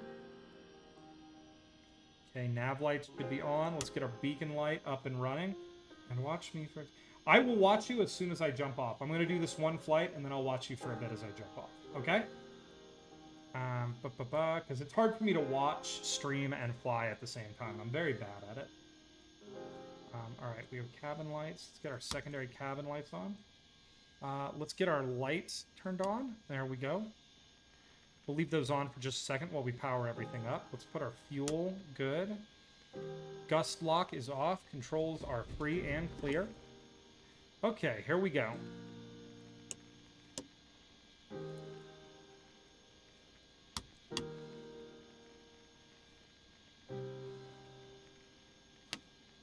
We'll turn our heat and our defrost on because we're going to need both those. I think it's probably going to be pretty cold outside. It is 6 degrees Celsius outside. I think when we get up into the sky, we will be good. We've never flown Greenland before. Let's preliminary just set ourselves at 2,000 feet here. I actually don't know how high we are right now. Yeah, let's set ourselves at 2,000 feet for our flight. I want to know if I have any other navigation aids. Okay, I do. Here we go. I'll let this sucker get booted up, but we can set up a AFD navigational aid. So let's set that up. Nav 1. Let's set that for 391. 0391. Okay. 0. 3.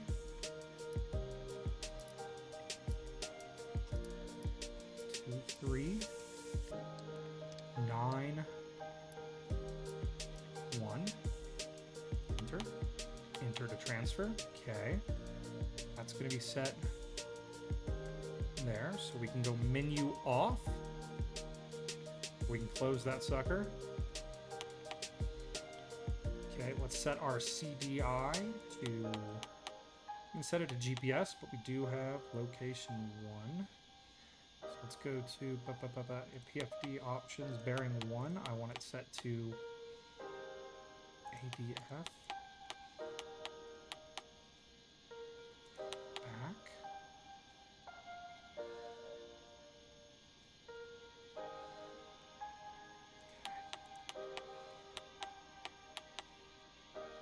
Check our ADF. I do have it selected, and mode is nav 1.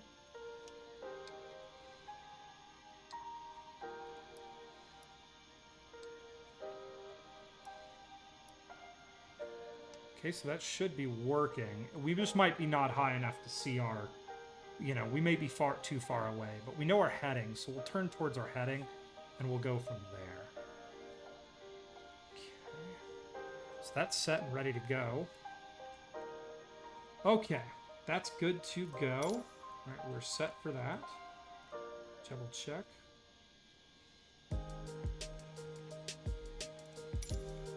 What did I do wrong? Oh, MS. Oh, we have a nav beacon here too. Let's go ahead and set that up. Nav 2, I want to set up for 110, 550.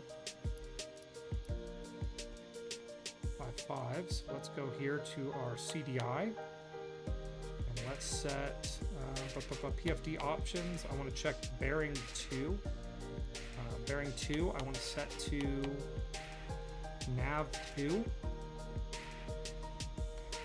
then we're going to go to DME, set to nav 1.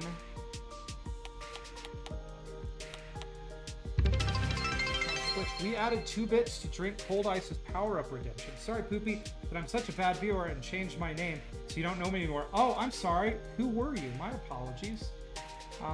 I didn't see a follow, and I know that you are a follower. My apologies. But that's perfectly all right. What are your what was your former name, if it's okay for me to ask?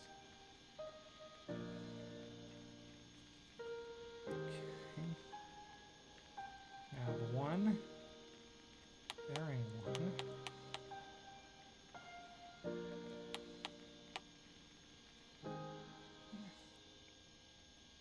You forgot your old name. Well, that's okay. Well, it's nice to... Maybe I'm Well, it's nice to meet you again, and thank you for watching my dumb stream. It always is nice to have people watching. All right, I think we're ready to go, everybody. I'm calling it good. So here we go. Let's fire this plane up and let's get the heck out of Dodge. For our last flight of the day, I'm going to go ahead and extend our landing lights. Okay, our fuel is on. We are set. Here we go.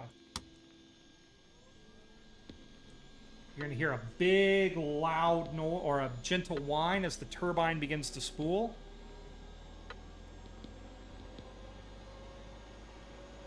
Okay, we're looking good.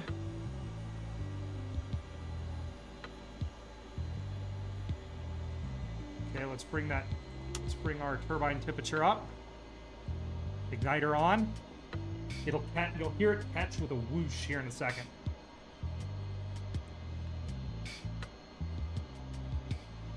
Oh, I should probably turn my fuel off of cutoff. There we go. Now it caught. Now that I have my fuel turned on at low idle. There it goes.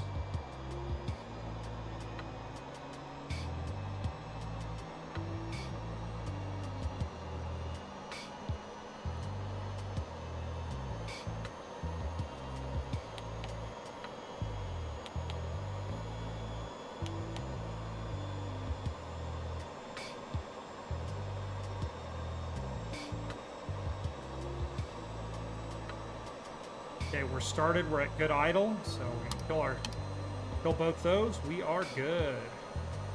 Oh, I probably should have turned my boost pump on too. Whatever. All right, controls are free and clear. All right, here we go, everybody. Deep breath. And also, yes, thank you for the bits. I don't. Power ups redemption. I have no idea what any of this means. But thank you, everybody, if you're doing things. I'm a terrible streamer. All right, let's bring our prop up and get that set. We're gonna turn the anti-ice on. Let's go ahead and get these this light turned off. All right, here we go. Let's get ATC on the line. We're gonna depart towards the north. All right, uncontrolled airport. That's always fun for an international airport to be. Landing lights on. Let's get our VR map going. What airport did I say I'm going to take off? What, north? 4A, north departure. All right, here we go. GPS track on. Oh boy, it's always fun to have to taxi down to the end of an active runway. All right, here we go, everybody.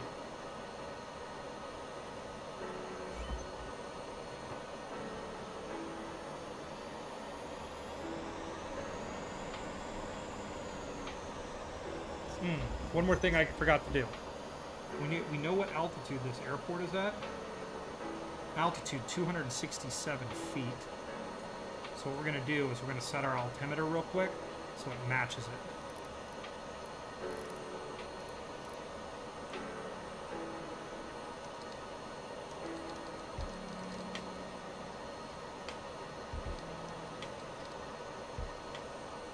Now let's call it about 2982 for our altimeter. Check it again. 2982. Altimeter is 2982. We are good. All right, here we go. That is off.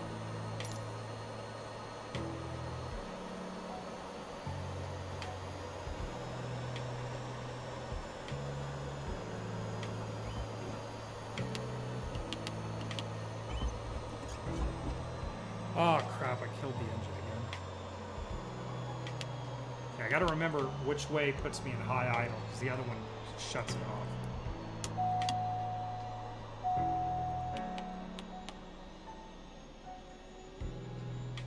Give me a second, restarting the engine real quick.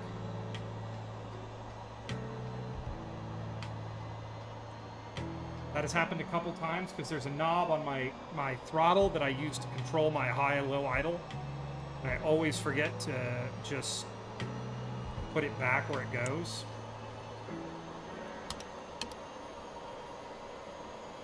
Okay, we're started back up. I'm going to switch over to high idle. And I shouldn't have to touch that for the rest of the flight. All right. Let's do this.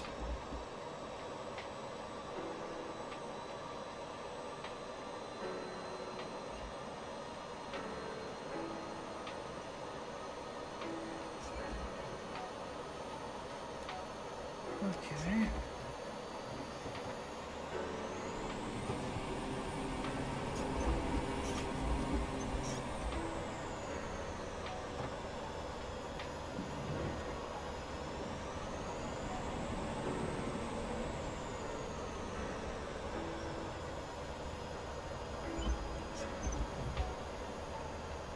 Okay, we're going to look both ways. It shows on our maps here, Microsoft seems to think this runway is active, but if you look on the maps, we have X's on this runway, meaning this runway is not active anymore. I guess it'd be good for an emergency landing, but they seem to be using it as a taxiway. Alright, so we're going to bring this sucker over and cross over this very sketchy taxiway onto the active runway, and we have to taxi down the active runway. Something I absolutely genuinely dislike doing. I don't like taxiing. Well, if you're in a little bush airport, it's different, but if you're on a real airport like this one, taxiing down active runways is terrifying.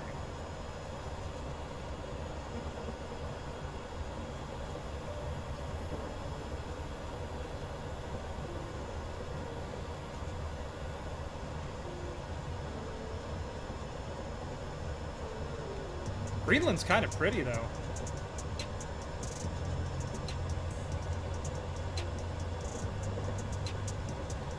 Okay, we can see the end of the runway down there. Not a very long runway. Can't imagine many runways out here are going to be super long. Okay, we're going to start slowing down here. I want to go ahead and trim out for takeoff.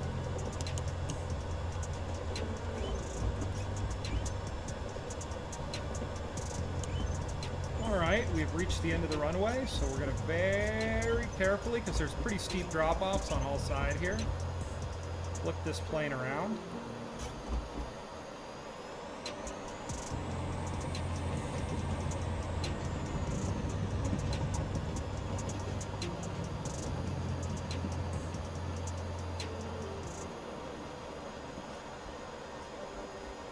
Okay, we're going to turn.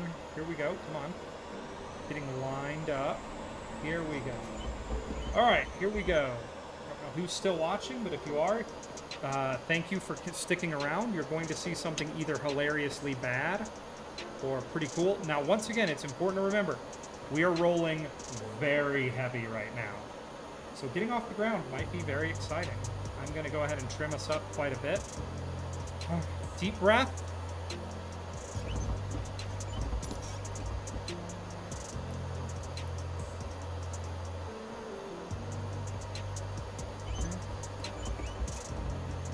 All right. Checking my parking brake. Parking brake's checked. Flaps are in the mid position. Yep, flaps are in the mid position. Okay, takeoff position. Here we go. Full throttle.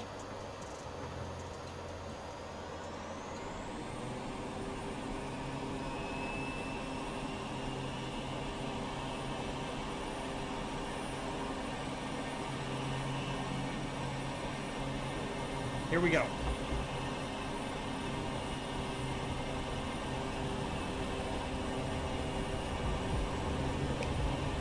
Airspeed's alive.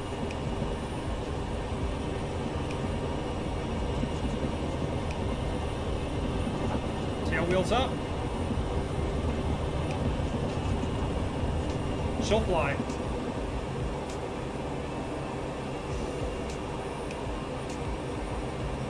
Oh, she is very heavy, ladies and gentlemen. We are extremely heavy.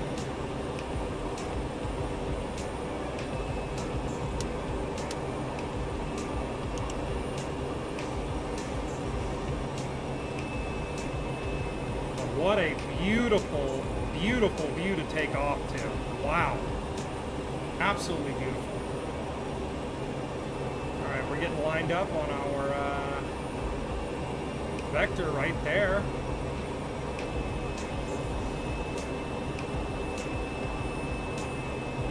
I say let's Pop those flaps up. Flaps are coming up. Autopilot is on. Let's get our vertical speed set up. Let's arm that. Let's go up. 500 feet a minute, I think, is reasonable. We are still accelerating because this plane is obscenely powerful. Let's bring our prop back a little bit, take a big bite of the air. And let's go ahead and switch to nav.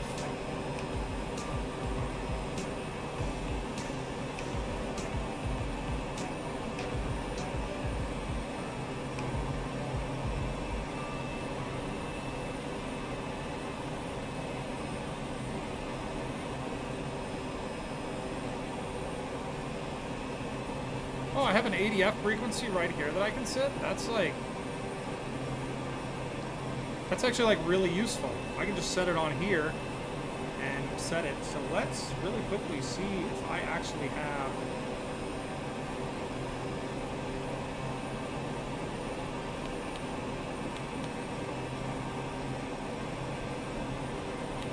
Okay, actually I'm gonna go ahead and set that back to nav because I did something wrong there. 50 options, let's check our bearing 2. It's set to ILS, which is right there, nav 2, 110. So it is actually set to where I want to go. And bearing is 0. We could 110.55, we could use that. I am not getting any ADF signal right now, which is unfortunate because I was hoping to use that to navigate all the way. But our GPS is running good. We'll just keep that flying. Looking at about 40 minutes here before landing, probably a little bit longer. We see some weather up there that's going to get in our way. What I'm going to do actually, as we climb up, I'm actually going to reverse course. Set our altitude back down to about 1,500 feet. We'll fly low and slow. Let's go ahead and arm this. Set down about 200 feet a minute. We'll drop our throttle way back now that we're up in the air. We are carrying a heavy load. Remember that, everybody. We are flying very heavy thing. 1,000 and something pounds of cargo. Something like that. I don't remember exactly what. Let's take a look real quick. 300, 300, 600, that's 1,000, 1,200, 1,400, 1,500 pounds of cargo in this plane today, everybody. So we are flying about as heavy as I've ever flown this plane. Okay. The plan here is I just want to get just below this weather up here. So let's come down a little bit more.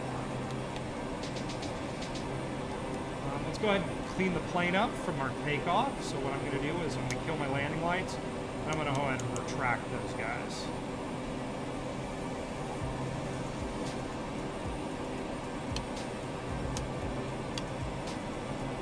I don't know what my instrument panel light 2 does, but I like to keep it on.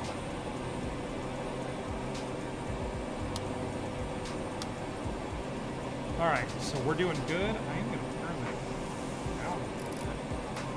There we go, that's reasonable. Okay, and we are settled in here, flying beautifully over the Greenland wilderness. This is a part of the world I have never flown in before, but it is very exciting.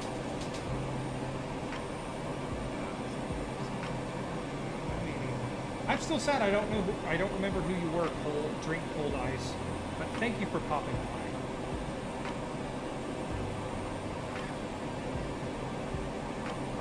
It's always nice to have people just hanging out with you while you're flying. I think this will be my last flight of the day, though. I'd like to go get my workout in. It is almost 3 o'clock in the afternoon. I still haven't worked out. I was going to work out before stream today, but I'm not the most disciplined person in the world, so...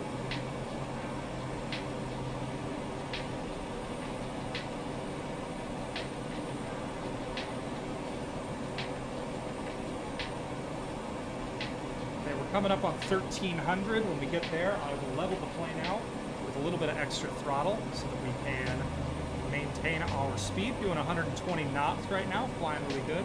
Let's check what our air is set up to. We got air coming at us almost directly from the north, so we have a small 4-knot headwind.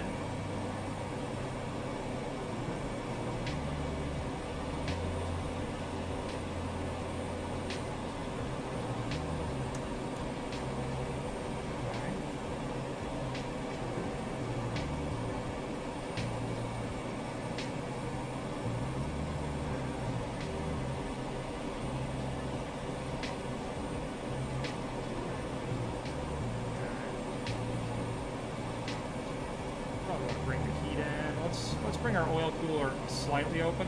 It's pretty cold out there, and our oil temp looks good. I've never heated the oil on this plane up too much. I don't know if that's a functionality that even exists.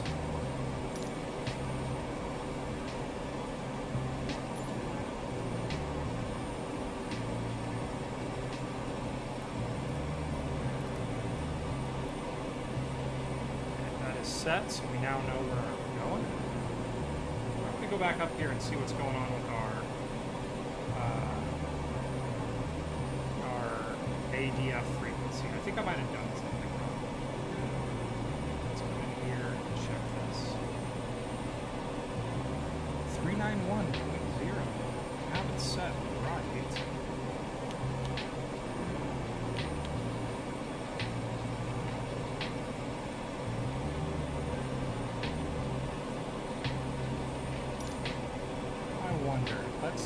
We're at stable flight. We're set where we're supposed to go. Let's set it.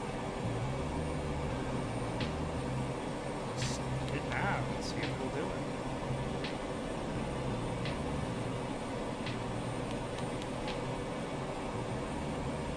I don't think we're getting a good signal. Let's check CDI 2.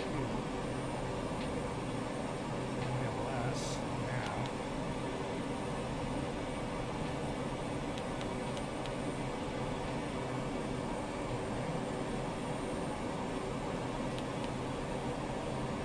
Station 2, but we're not getting a signal from there, sadly. Here, let's go back to that nav. We'll just let the plane do that for now. Let's see if we can set up an actual navigation. It'd be great if we could actually get what we want to do. Alright, let's do some experimentation. You know, let's learn more about these systems while our plane flies itself. 314. Okay, so 80 up 314. Okay, let's go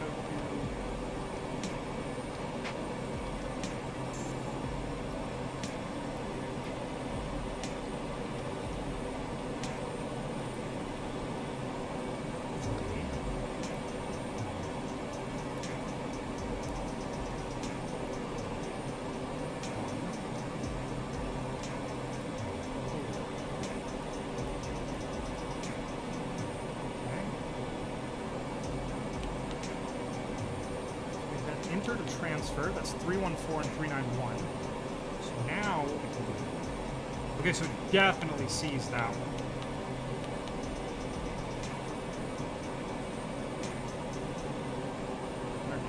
189 degrees. What I can do is if I go to PFD options, I can select bearing 1.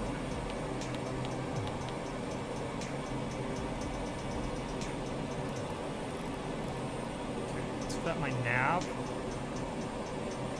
So I set my nav to roll. Okay. I'm going to go ahead here, close this. I want to go to CI.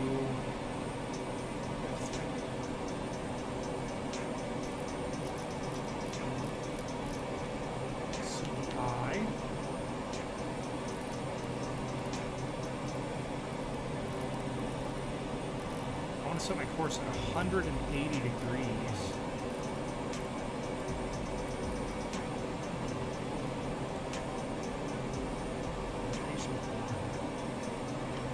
So if I go to nav now, it should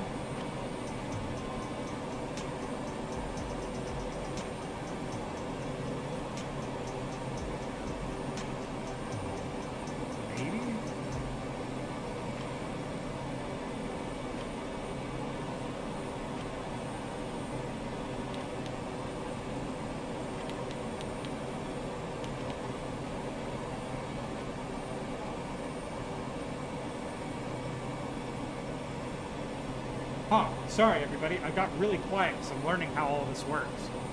This is very, very...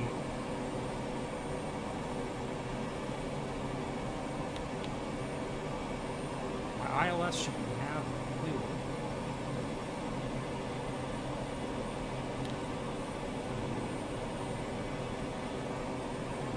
That's why I have it. That's good.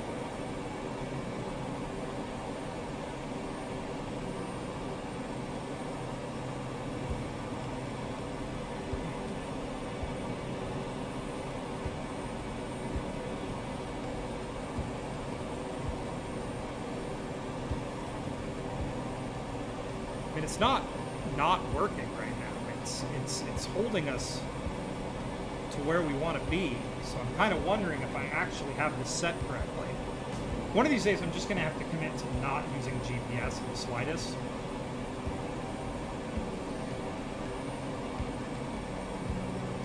Because we're set.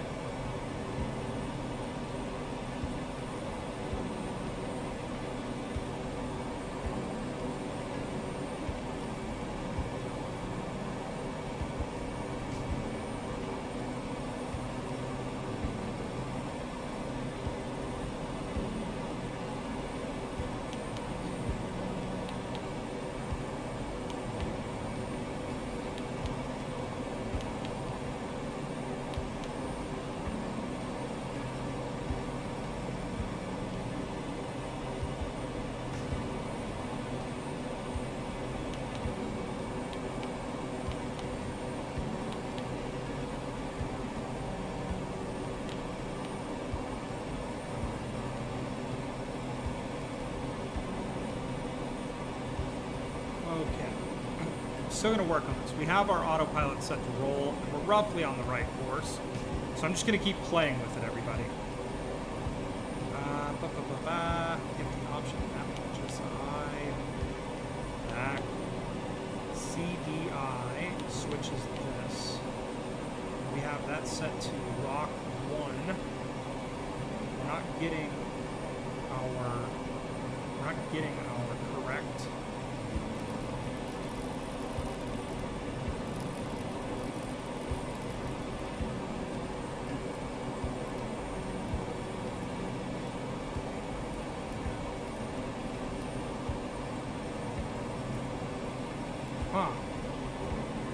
Heading set there.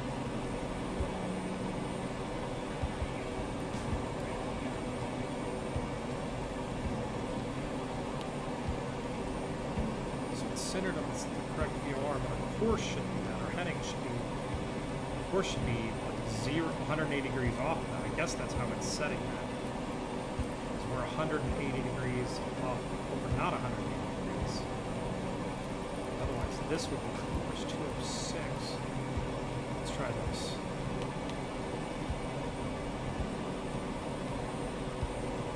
I need to just learn how to set my autopilot source, because I know there's a way to set your source to these.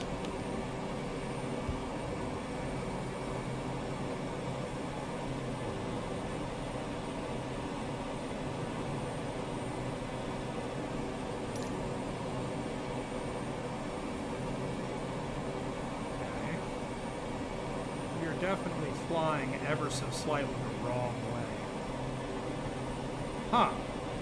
Sorry for the wait. Sorry for just being boring right now, everybody. I am learning how to navigate using all these fancy things.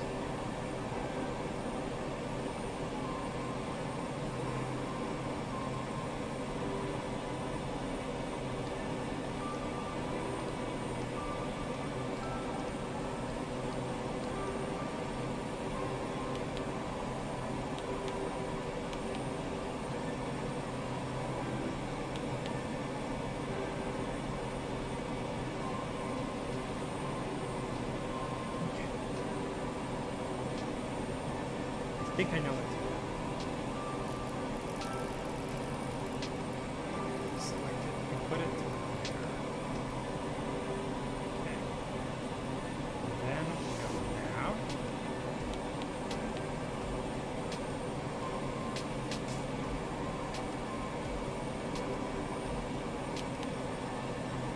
This should take us there.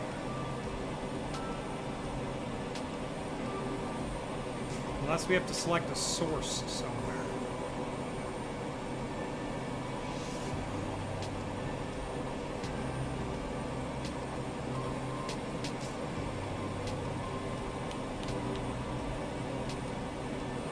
Okay.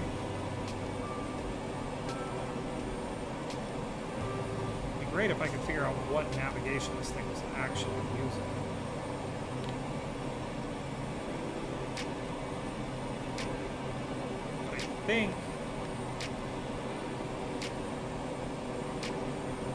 I think it is flying us where we want to go? Or do we have to use heading in combination with this? I bet we do. Now, let me go ahead and switch to heading mode.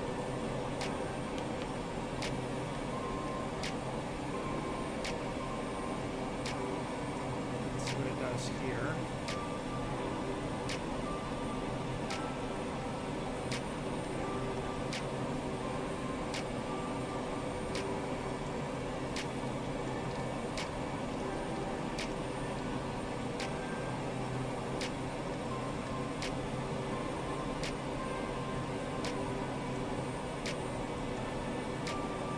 Alright, let's see if this works for a while.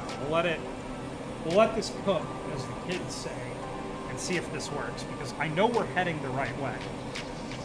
Like, I've set my CDI up basically perfectly.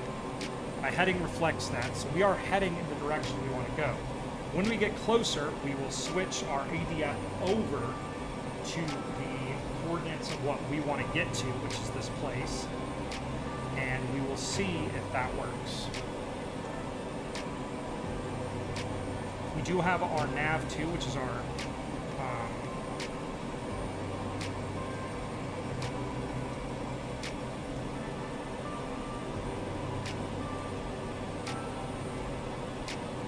okay.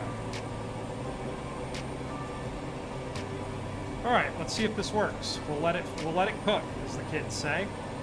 And we'll just keep our speed up, and we'll fly there. How are we looking on fuel? We are running very, very heavy. It's all right.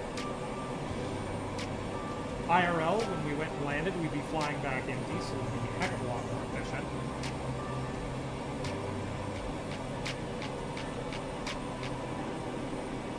So I think the plan, one of these days when I do this, is going to be I'm not going to put a GPS course in.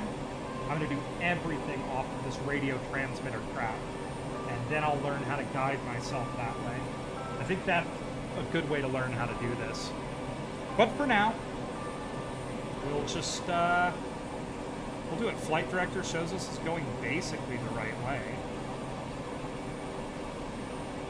So we'll just let this plane fly for a while and see what it does. If we turned heading off right now, would it just give us a roll? It would. So we'll keep heading on. And we'll just let it take us where we want to go. We'll see how we do it. Also, beautiful evening up here in Greenland. The sun setting over there to our west. And yeah, we're gonna get there. I am forcing myself to use the systems in which I have to fly this plane and learn how to fly it. Num-nums.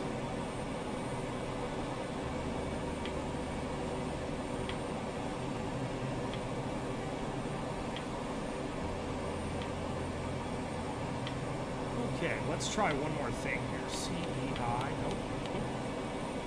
That would have killed our... We'll leave it on heading for now.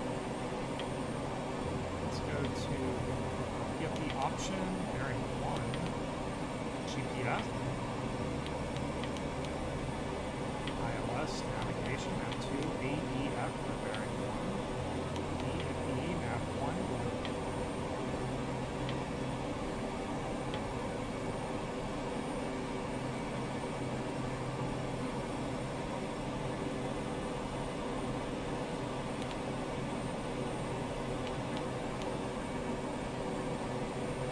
okay. That's something. I should be able to set that.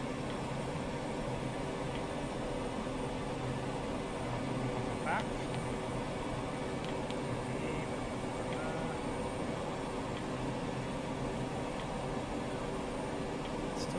that we're in ADF mode.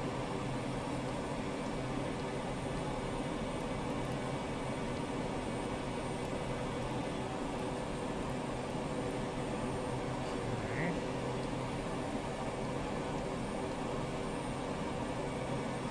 Let's go ahead and close that. Let's leave this. Ba-ba-ba-ba-ba.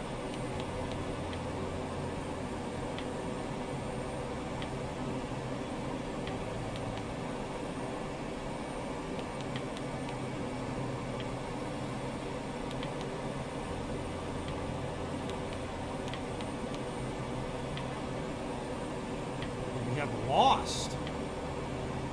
Alright, nav2 is supposed to be ILS. It's supposed to be set to that, even though it keeps defaulting. So let's go back.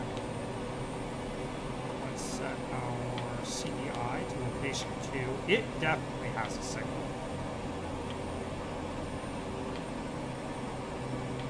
So I wonder if we hit nav now, what would happen?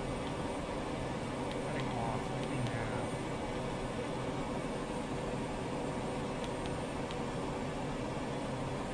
It's definitely not doing what I'm telling it to do, unless it is doing what I'm telling it to do, and it's accounting for the land, which it might be doing.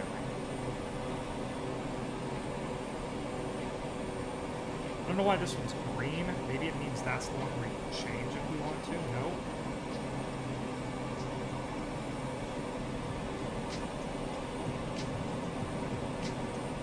Okay, it thinks that's nav1 ILS. So we're going to set nav1 ILS. Yes. Because this thing is starting to really confuse me. So let's set this to nav1. 55. Okay. 110.55. Okay. And then we're going to go to our Gifty options. Bearing 2 should be nav1. Okay, ILS. You should be able to hit just navigation. On. Okay.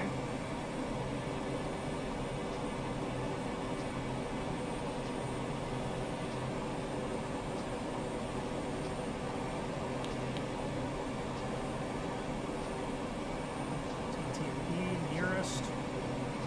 I love your life. Well, thank you for another compliment, H. I do appreciate it, or I appreciate that.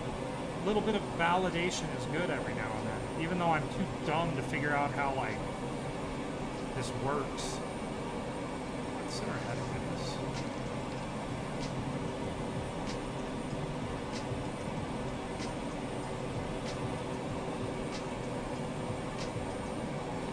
Ah, it's saying location too. This is not what I want. I cannot.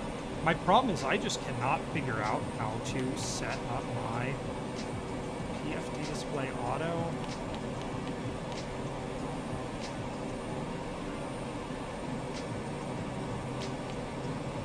That is my thing. I know what that it's involved in the CDI setup right now. I know that that's how I do this. But I just, for the life of me, cannot figure out. And I know my target is almost at 360, but I just, for the life of me, cannot. I'll tell you what we're going to do. I am going to do something crazy here. So we're going to turn this off. Autopilot off. I'm going to turn heading mode off. Okay, our autopilot is set to roll. So what I'm going to do is I'm going to take myself off course and see if the autopilot will put me back onto course.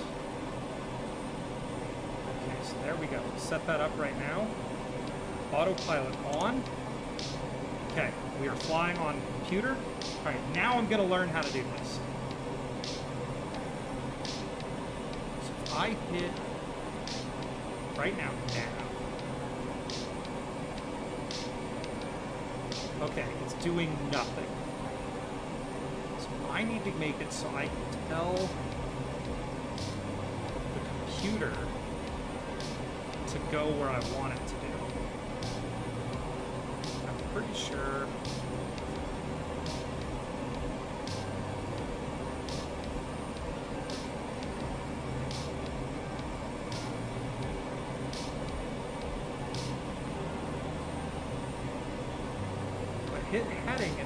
go there, but I don't want it to do the PFD function.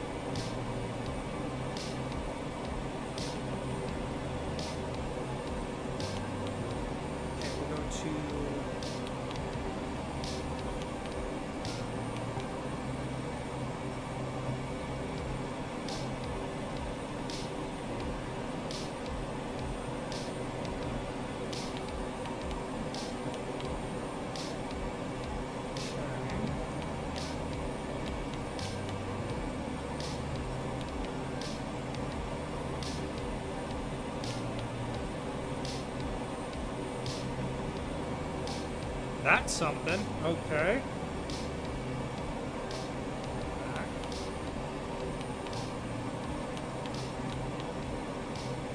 Location 1. Okay, let's try this.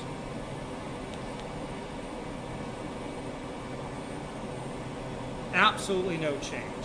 Why won't you do it? All right, we'll just have to do it off of our heading control, I suppose. I am committed to figuring this out someday. I am committed to learning how to do this.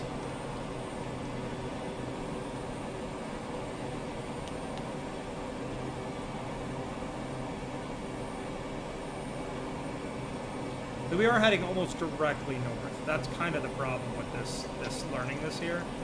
Or at least map north.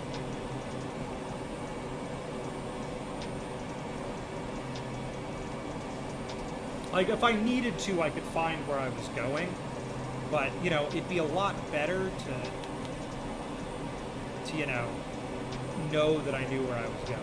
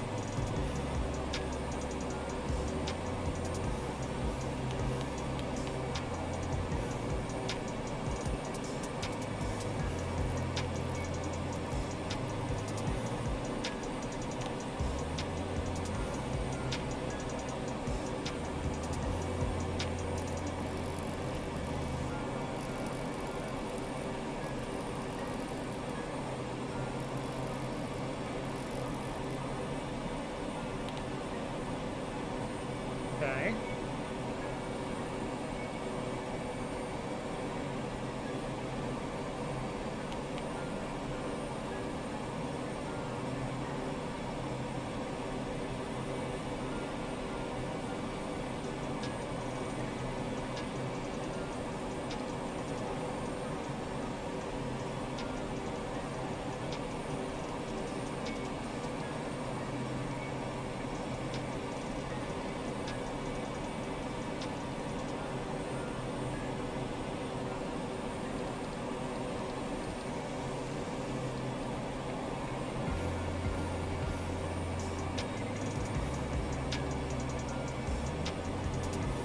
Alright, well, we're learning a lot.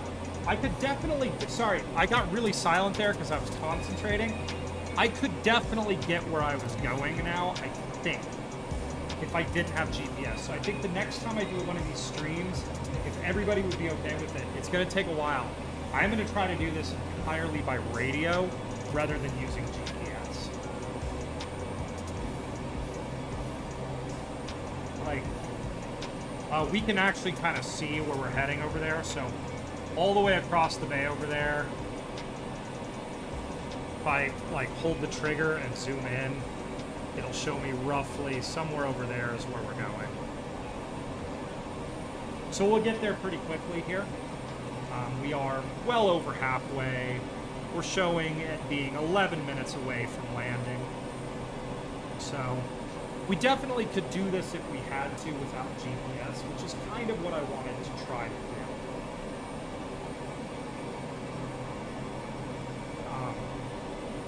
You know, that's more along the line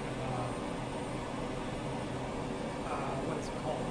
That's more along the line of, yeah, just what I wanted to learn, you know, is be able to fly where I want to fly while doing it.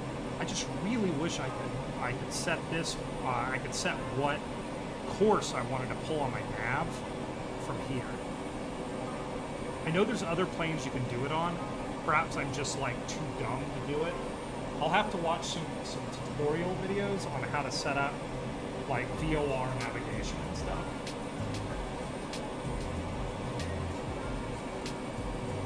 But whatever, we're coming into close. Oh man, also there's some stuff out here in Greenland that you can land at that I really want to go try. But first, it's getting late in the day, even though sunsets take a long time out here because we're so far north. I'd like to get where we're going before we are too or we're too far lost. And we'll try. I'll look up how to do some VOR navigation in another point on the old YouTubes. All right. So let's go ahead and get our navigation as it is set up. We are doing pretty darn good getting set up here. It looks like we're coming in directly from the south. BGMO is the airport. We're gonna have 2,500 feet to land, which I could land a plane way bigger than this 2,500 feet. The nearest airport list here. BGMO. Turn BGMO traffic. Select a runway for landing. We have a air display. We're going to land at 3-4. Let's go ahead and announce our full stop there. Announce our position. We're 17 miles off the 17 miles off the runway here. Runway 34 will be coming in from the sea here. Okay, so we got a runway at 34 here.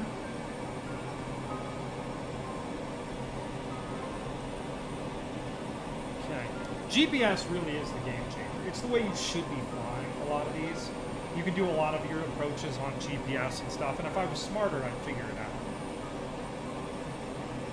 But I'm pretty dumb.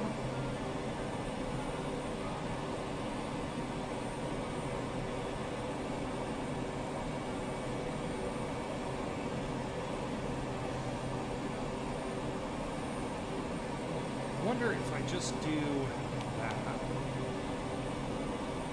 Set my lock to CDI to.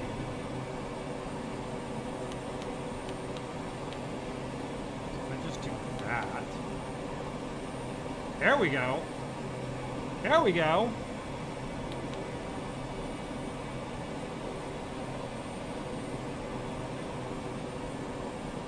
Well, that gave me an actual location to aim for.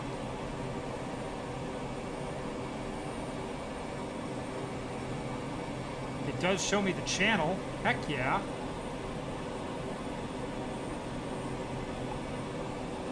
Alright, that's something. So now we can set our course off of that. Okay. That is something. So if I wanted to come up around here, what I would do is I'm going to go ahead and bring this over to the right. We're heading over to it and set our course off of that VOR and turn ever so slightly to the north, to the map north off magnetic north. Okay, alright, I think I have something figured out here. Now, as we fly forward, that VOR should change. When it hits approximately 340 degrees, we'll know to turn on the climate.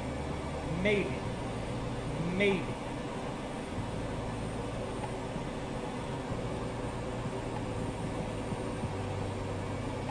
This is all academic, folks. This is all academic. I'm learning how this goes with you guys.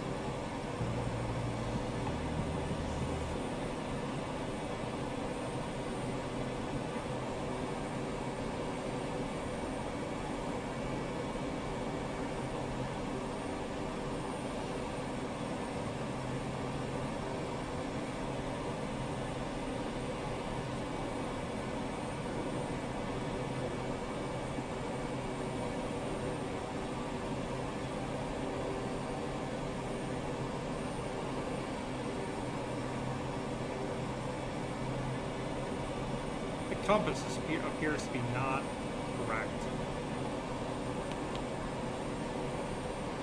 GPS shows it is directly north.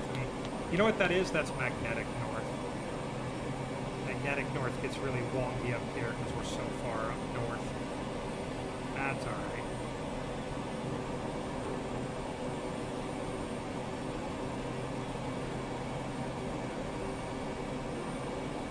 Expecting the sucker to turn for us.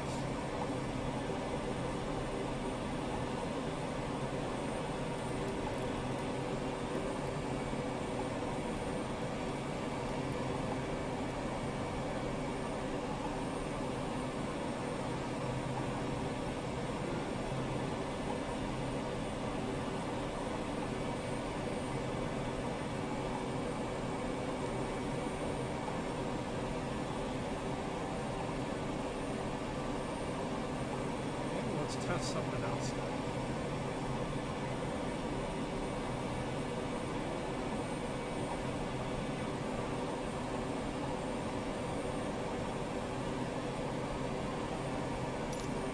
Okay, we'll work on that later. First, we got a landing to do.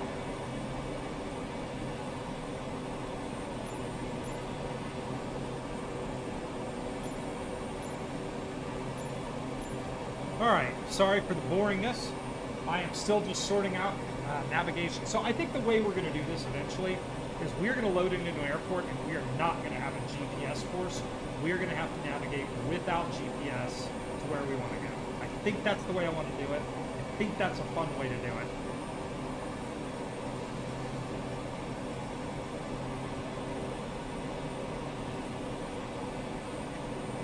I actually have no idea where this airport is in relation to how we're going to do this. So it's sitting out on that coast over there, I think.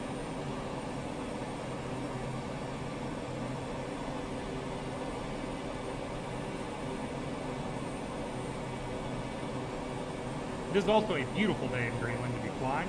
Let's go ahead and extend our landing lights because we are not far away from where we're going. ET is 2 minutes.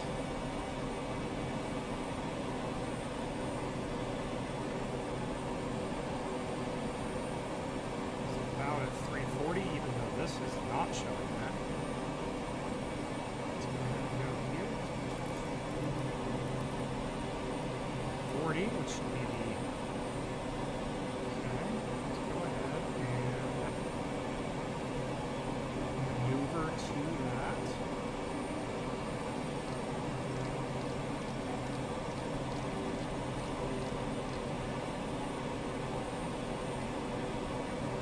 Okay, this should loosely line us up with the airport.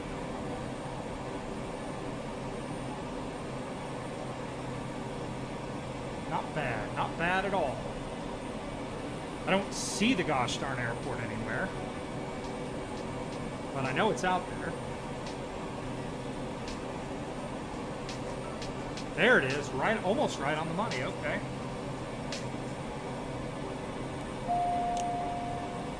Okay, here we go. We know what to do.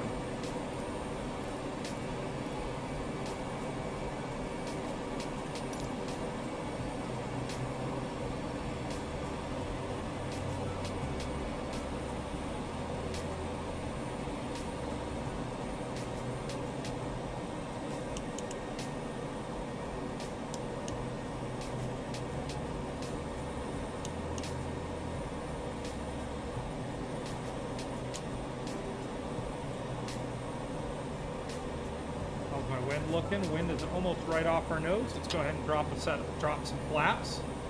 Landing lights are on. Okay.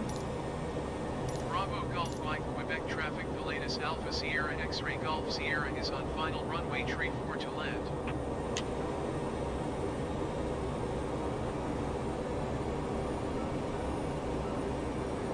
Let's get my igniter turned on. Igniters are on. Here we go, everybody. One last landing for today on stream. Thank you so much for watching me. I ran even longer because I was having a really good time. We're going to add a little bit of throttle because I see a set of I see a set of trees over here that I'd like to get over the top of. Coming in a little more shallow than I want to, but we have plenty of throttle, plenty of power.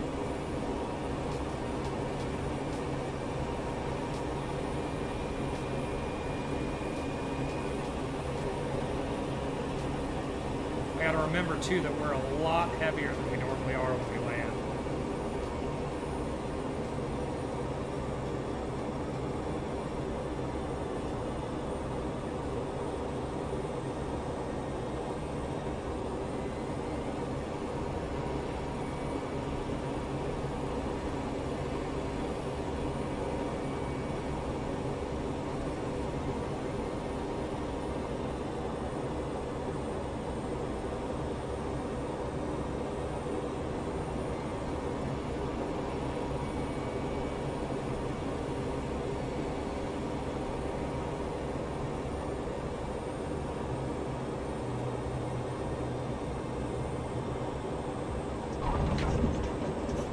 Oh, that was a bad bounce. We don't want that. Oh, come on. Slow down. Slow down, girl. There we go. Okay. Whew. Alright, let's go ahead and give it a VFR map up here. We'll zoom into the airport here just so we can figure out where the heck we're supposed to park. Alright, turn in.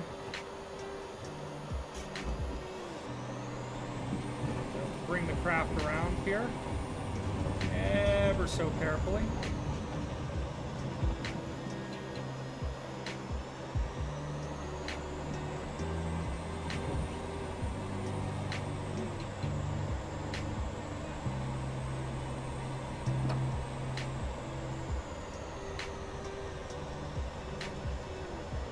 We're just going to taxi into parking here.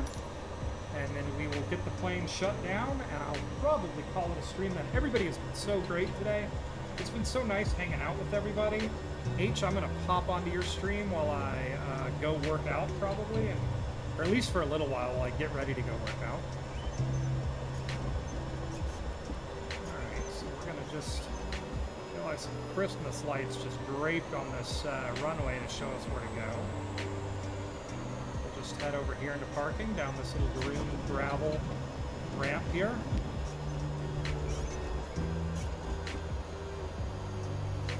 I will see you tomorrow. Okay, yeah, I will definitely say hi to you tomorrow if you're streaming. I've got you followed, so I'll see where you when you pop up.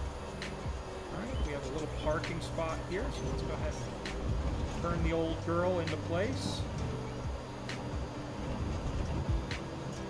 All right. Set that there. Let's go ahead and bring ourselves down to low idle. Okay, let's go ahead and begin our process of shutdown. I'm going to turn my igniter off because I don't need it. We'll go ahead and keep external power off. I don't imagine they'd have that here. Let's get our landing lights turned off, and I will retract those. I wonder if I have them on. Can you see them? Like, But they go really up and down really quick. All right. Beacon lights off. Actually, I'll leave the beacon on because we're running. Okay, switch that down. Okay. All right, I think let's get our systems turned off here. Drop de-ice. Cabin fan, get all that turned off. Get all our venting closed back up. Okay. All right, that's set, that's set. Throw the gust lock onto the controls here. Okay, checking all of our settings, and all right. Let's go ahead and shut down the engine. What that means is we'll just go down to fuel cutoff.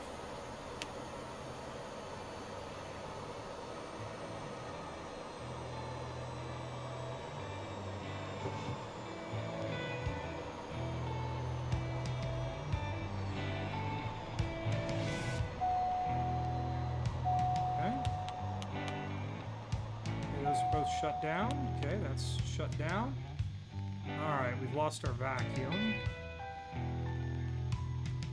Okay, there we go. Alright, next. Let's get our fuel pump shut off.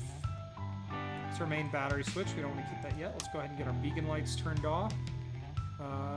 We are checked on everything else. Gust lock on. Let's get our fuel turned off. Alright, avionics bus 1, bus 2, shut down. Cabin lights, shut off. Alright, here we go, everybody. And that right there, ladies and gentlemen, is our flight for today. Thank you so much, everybody, for watching.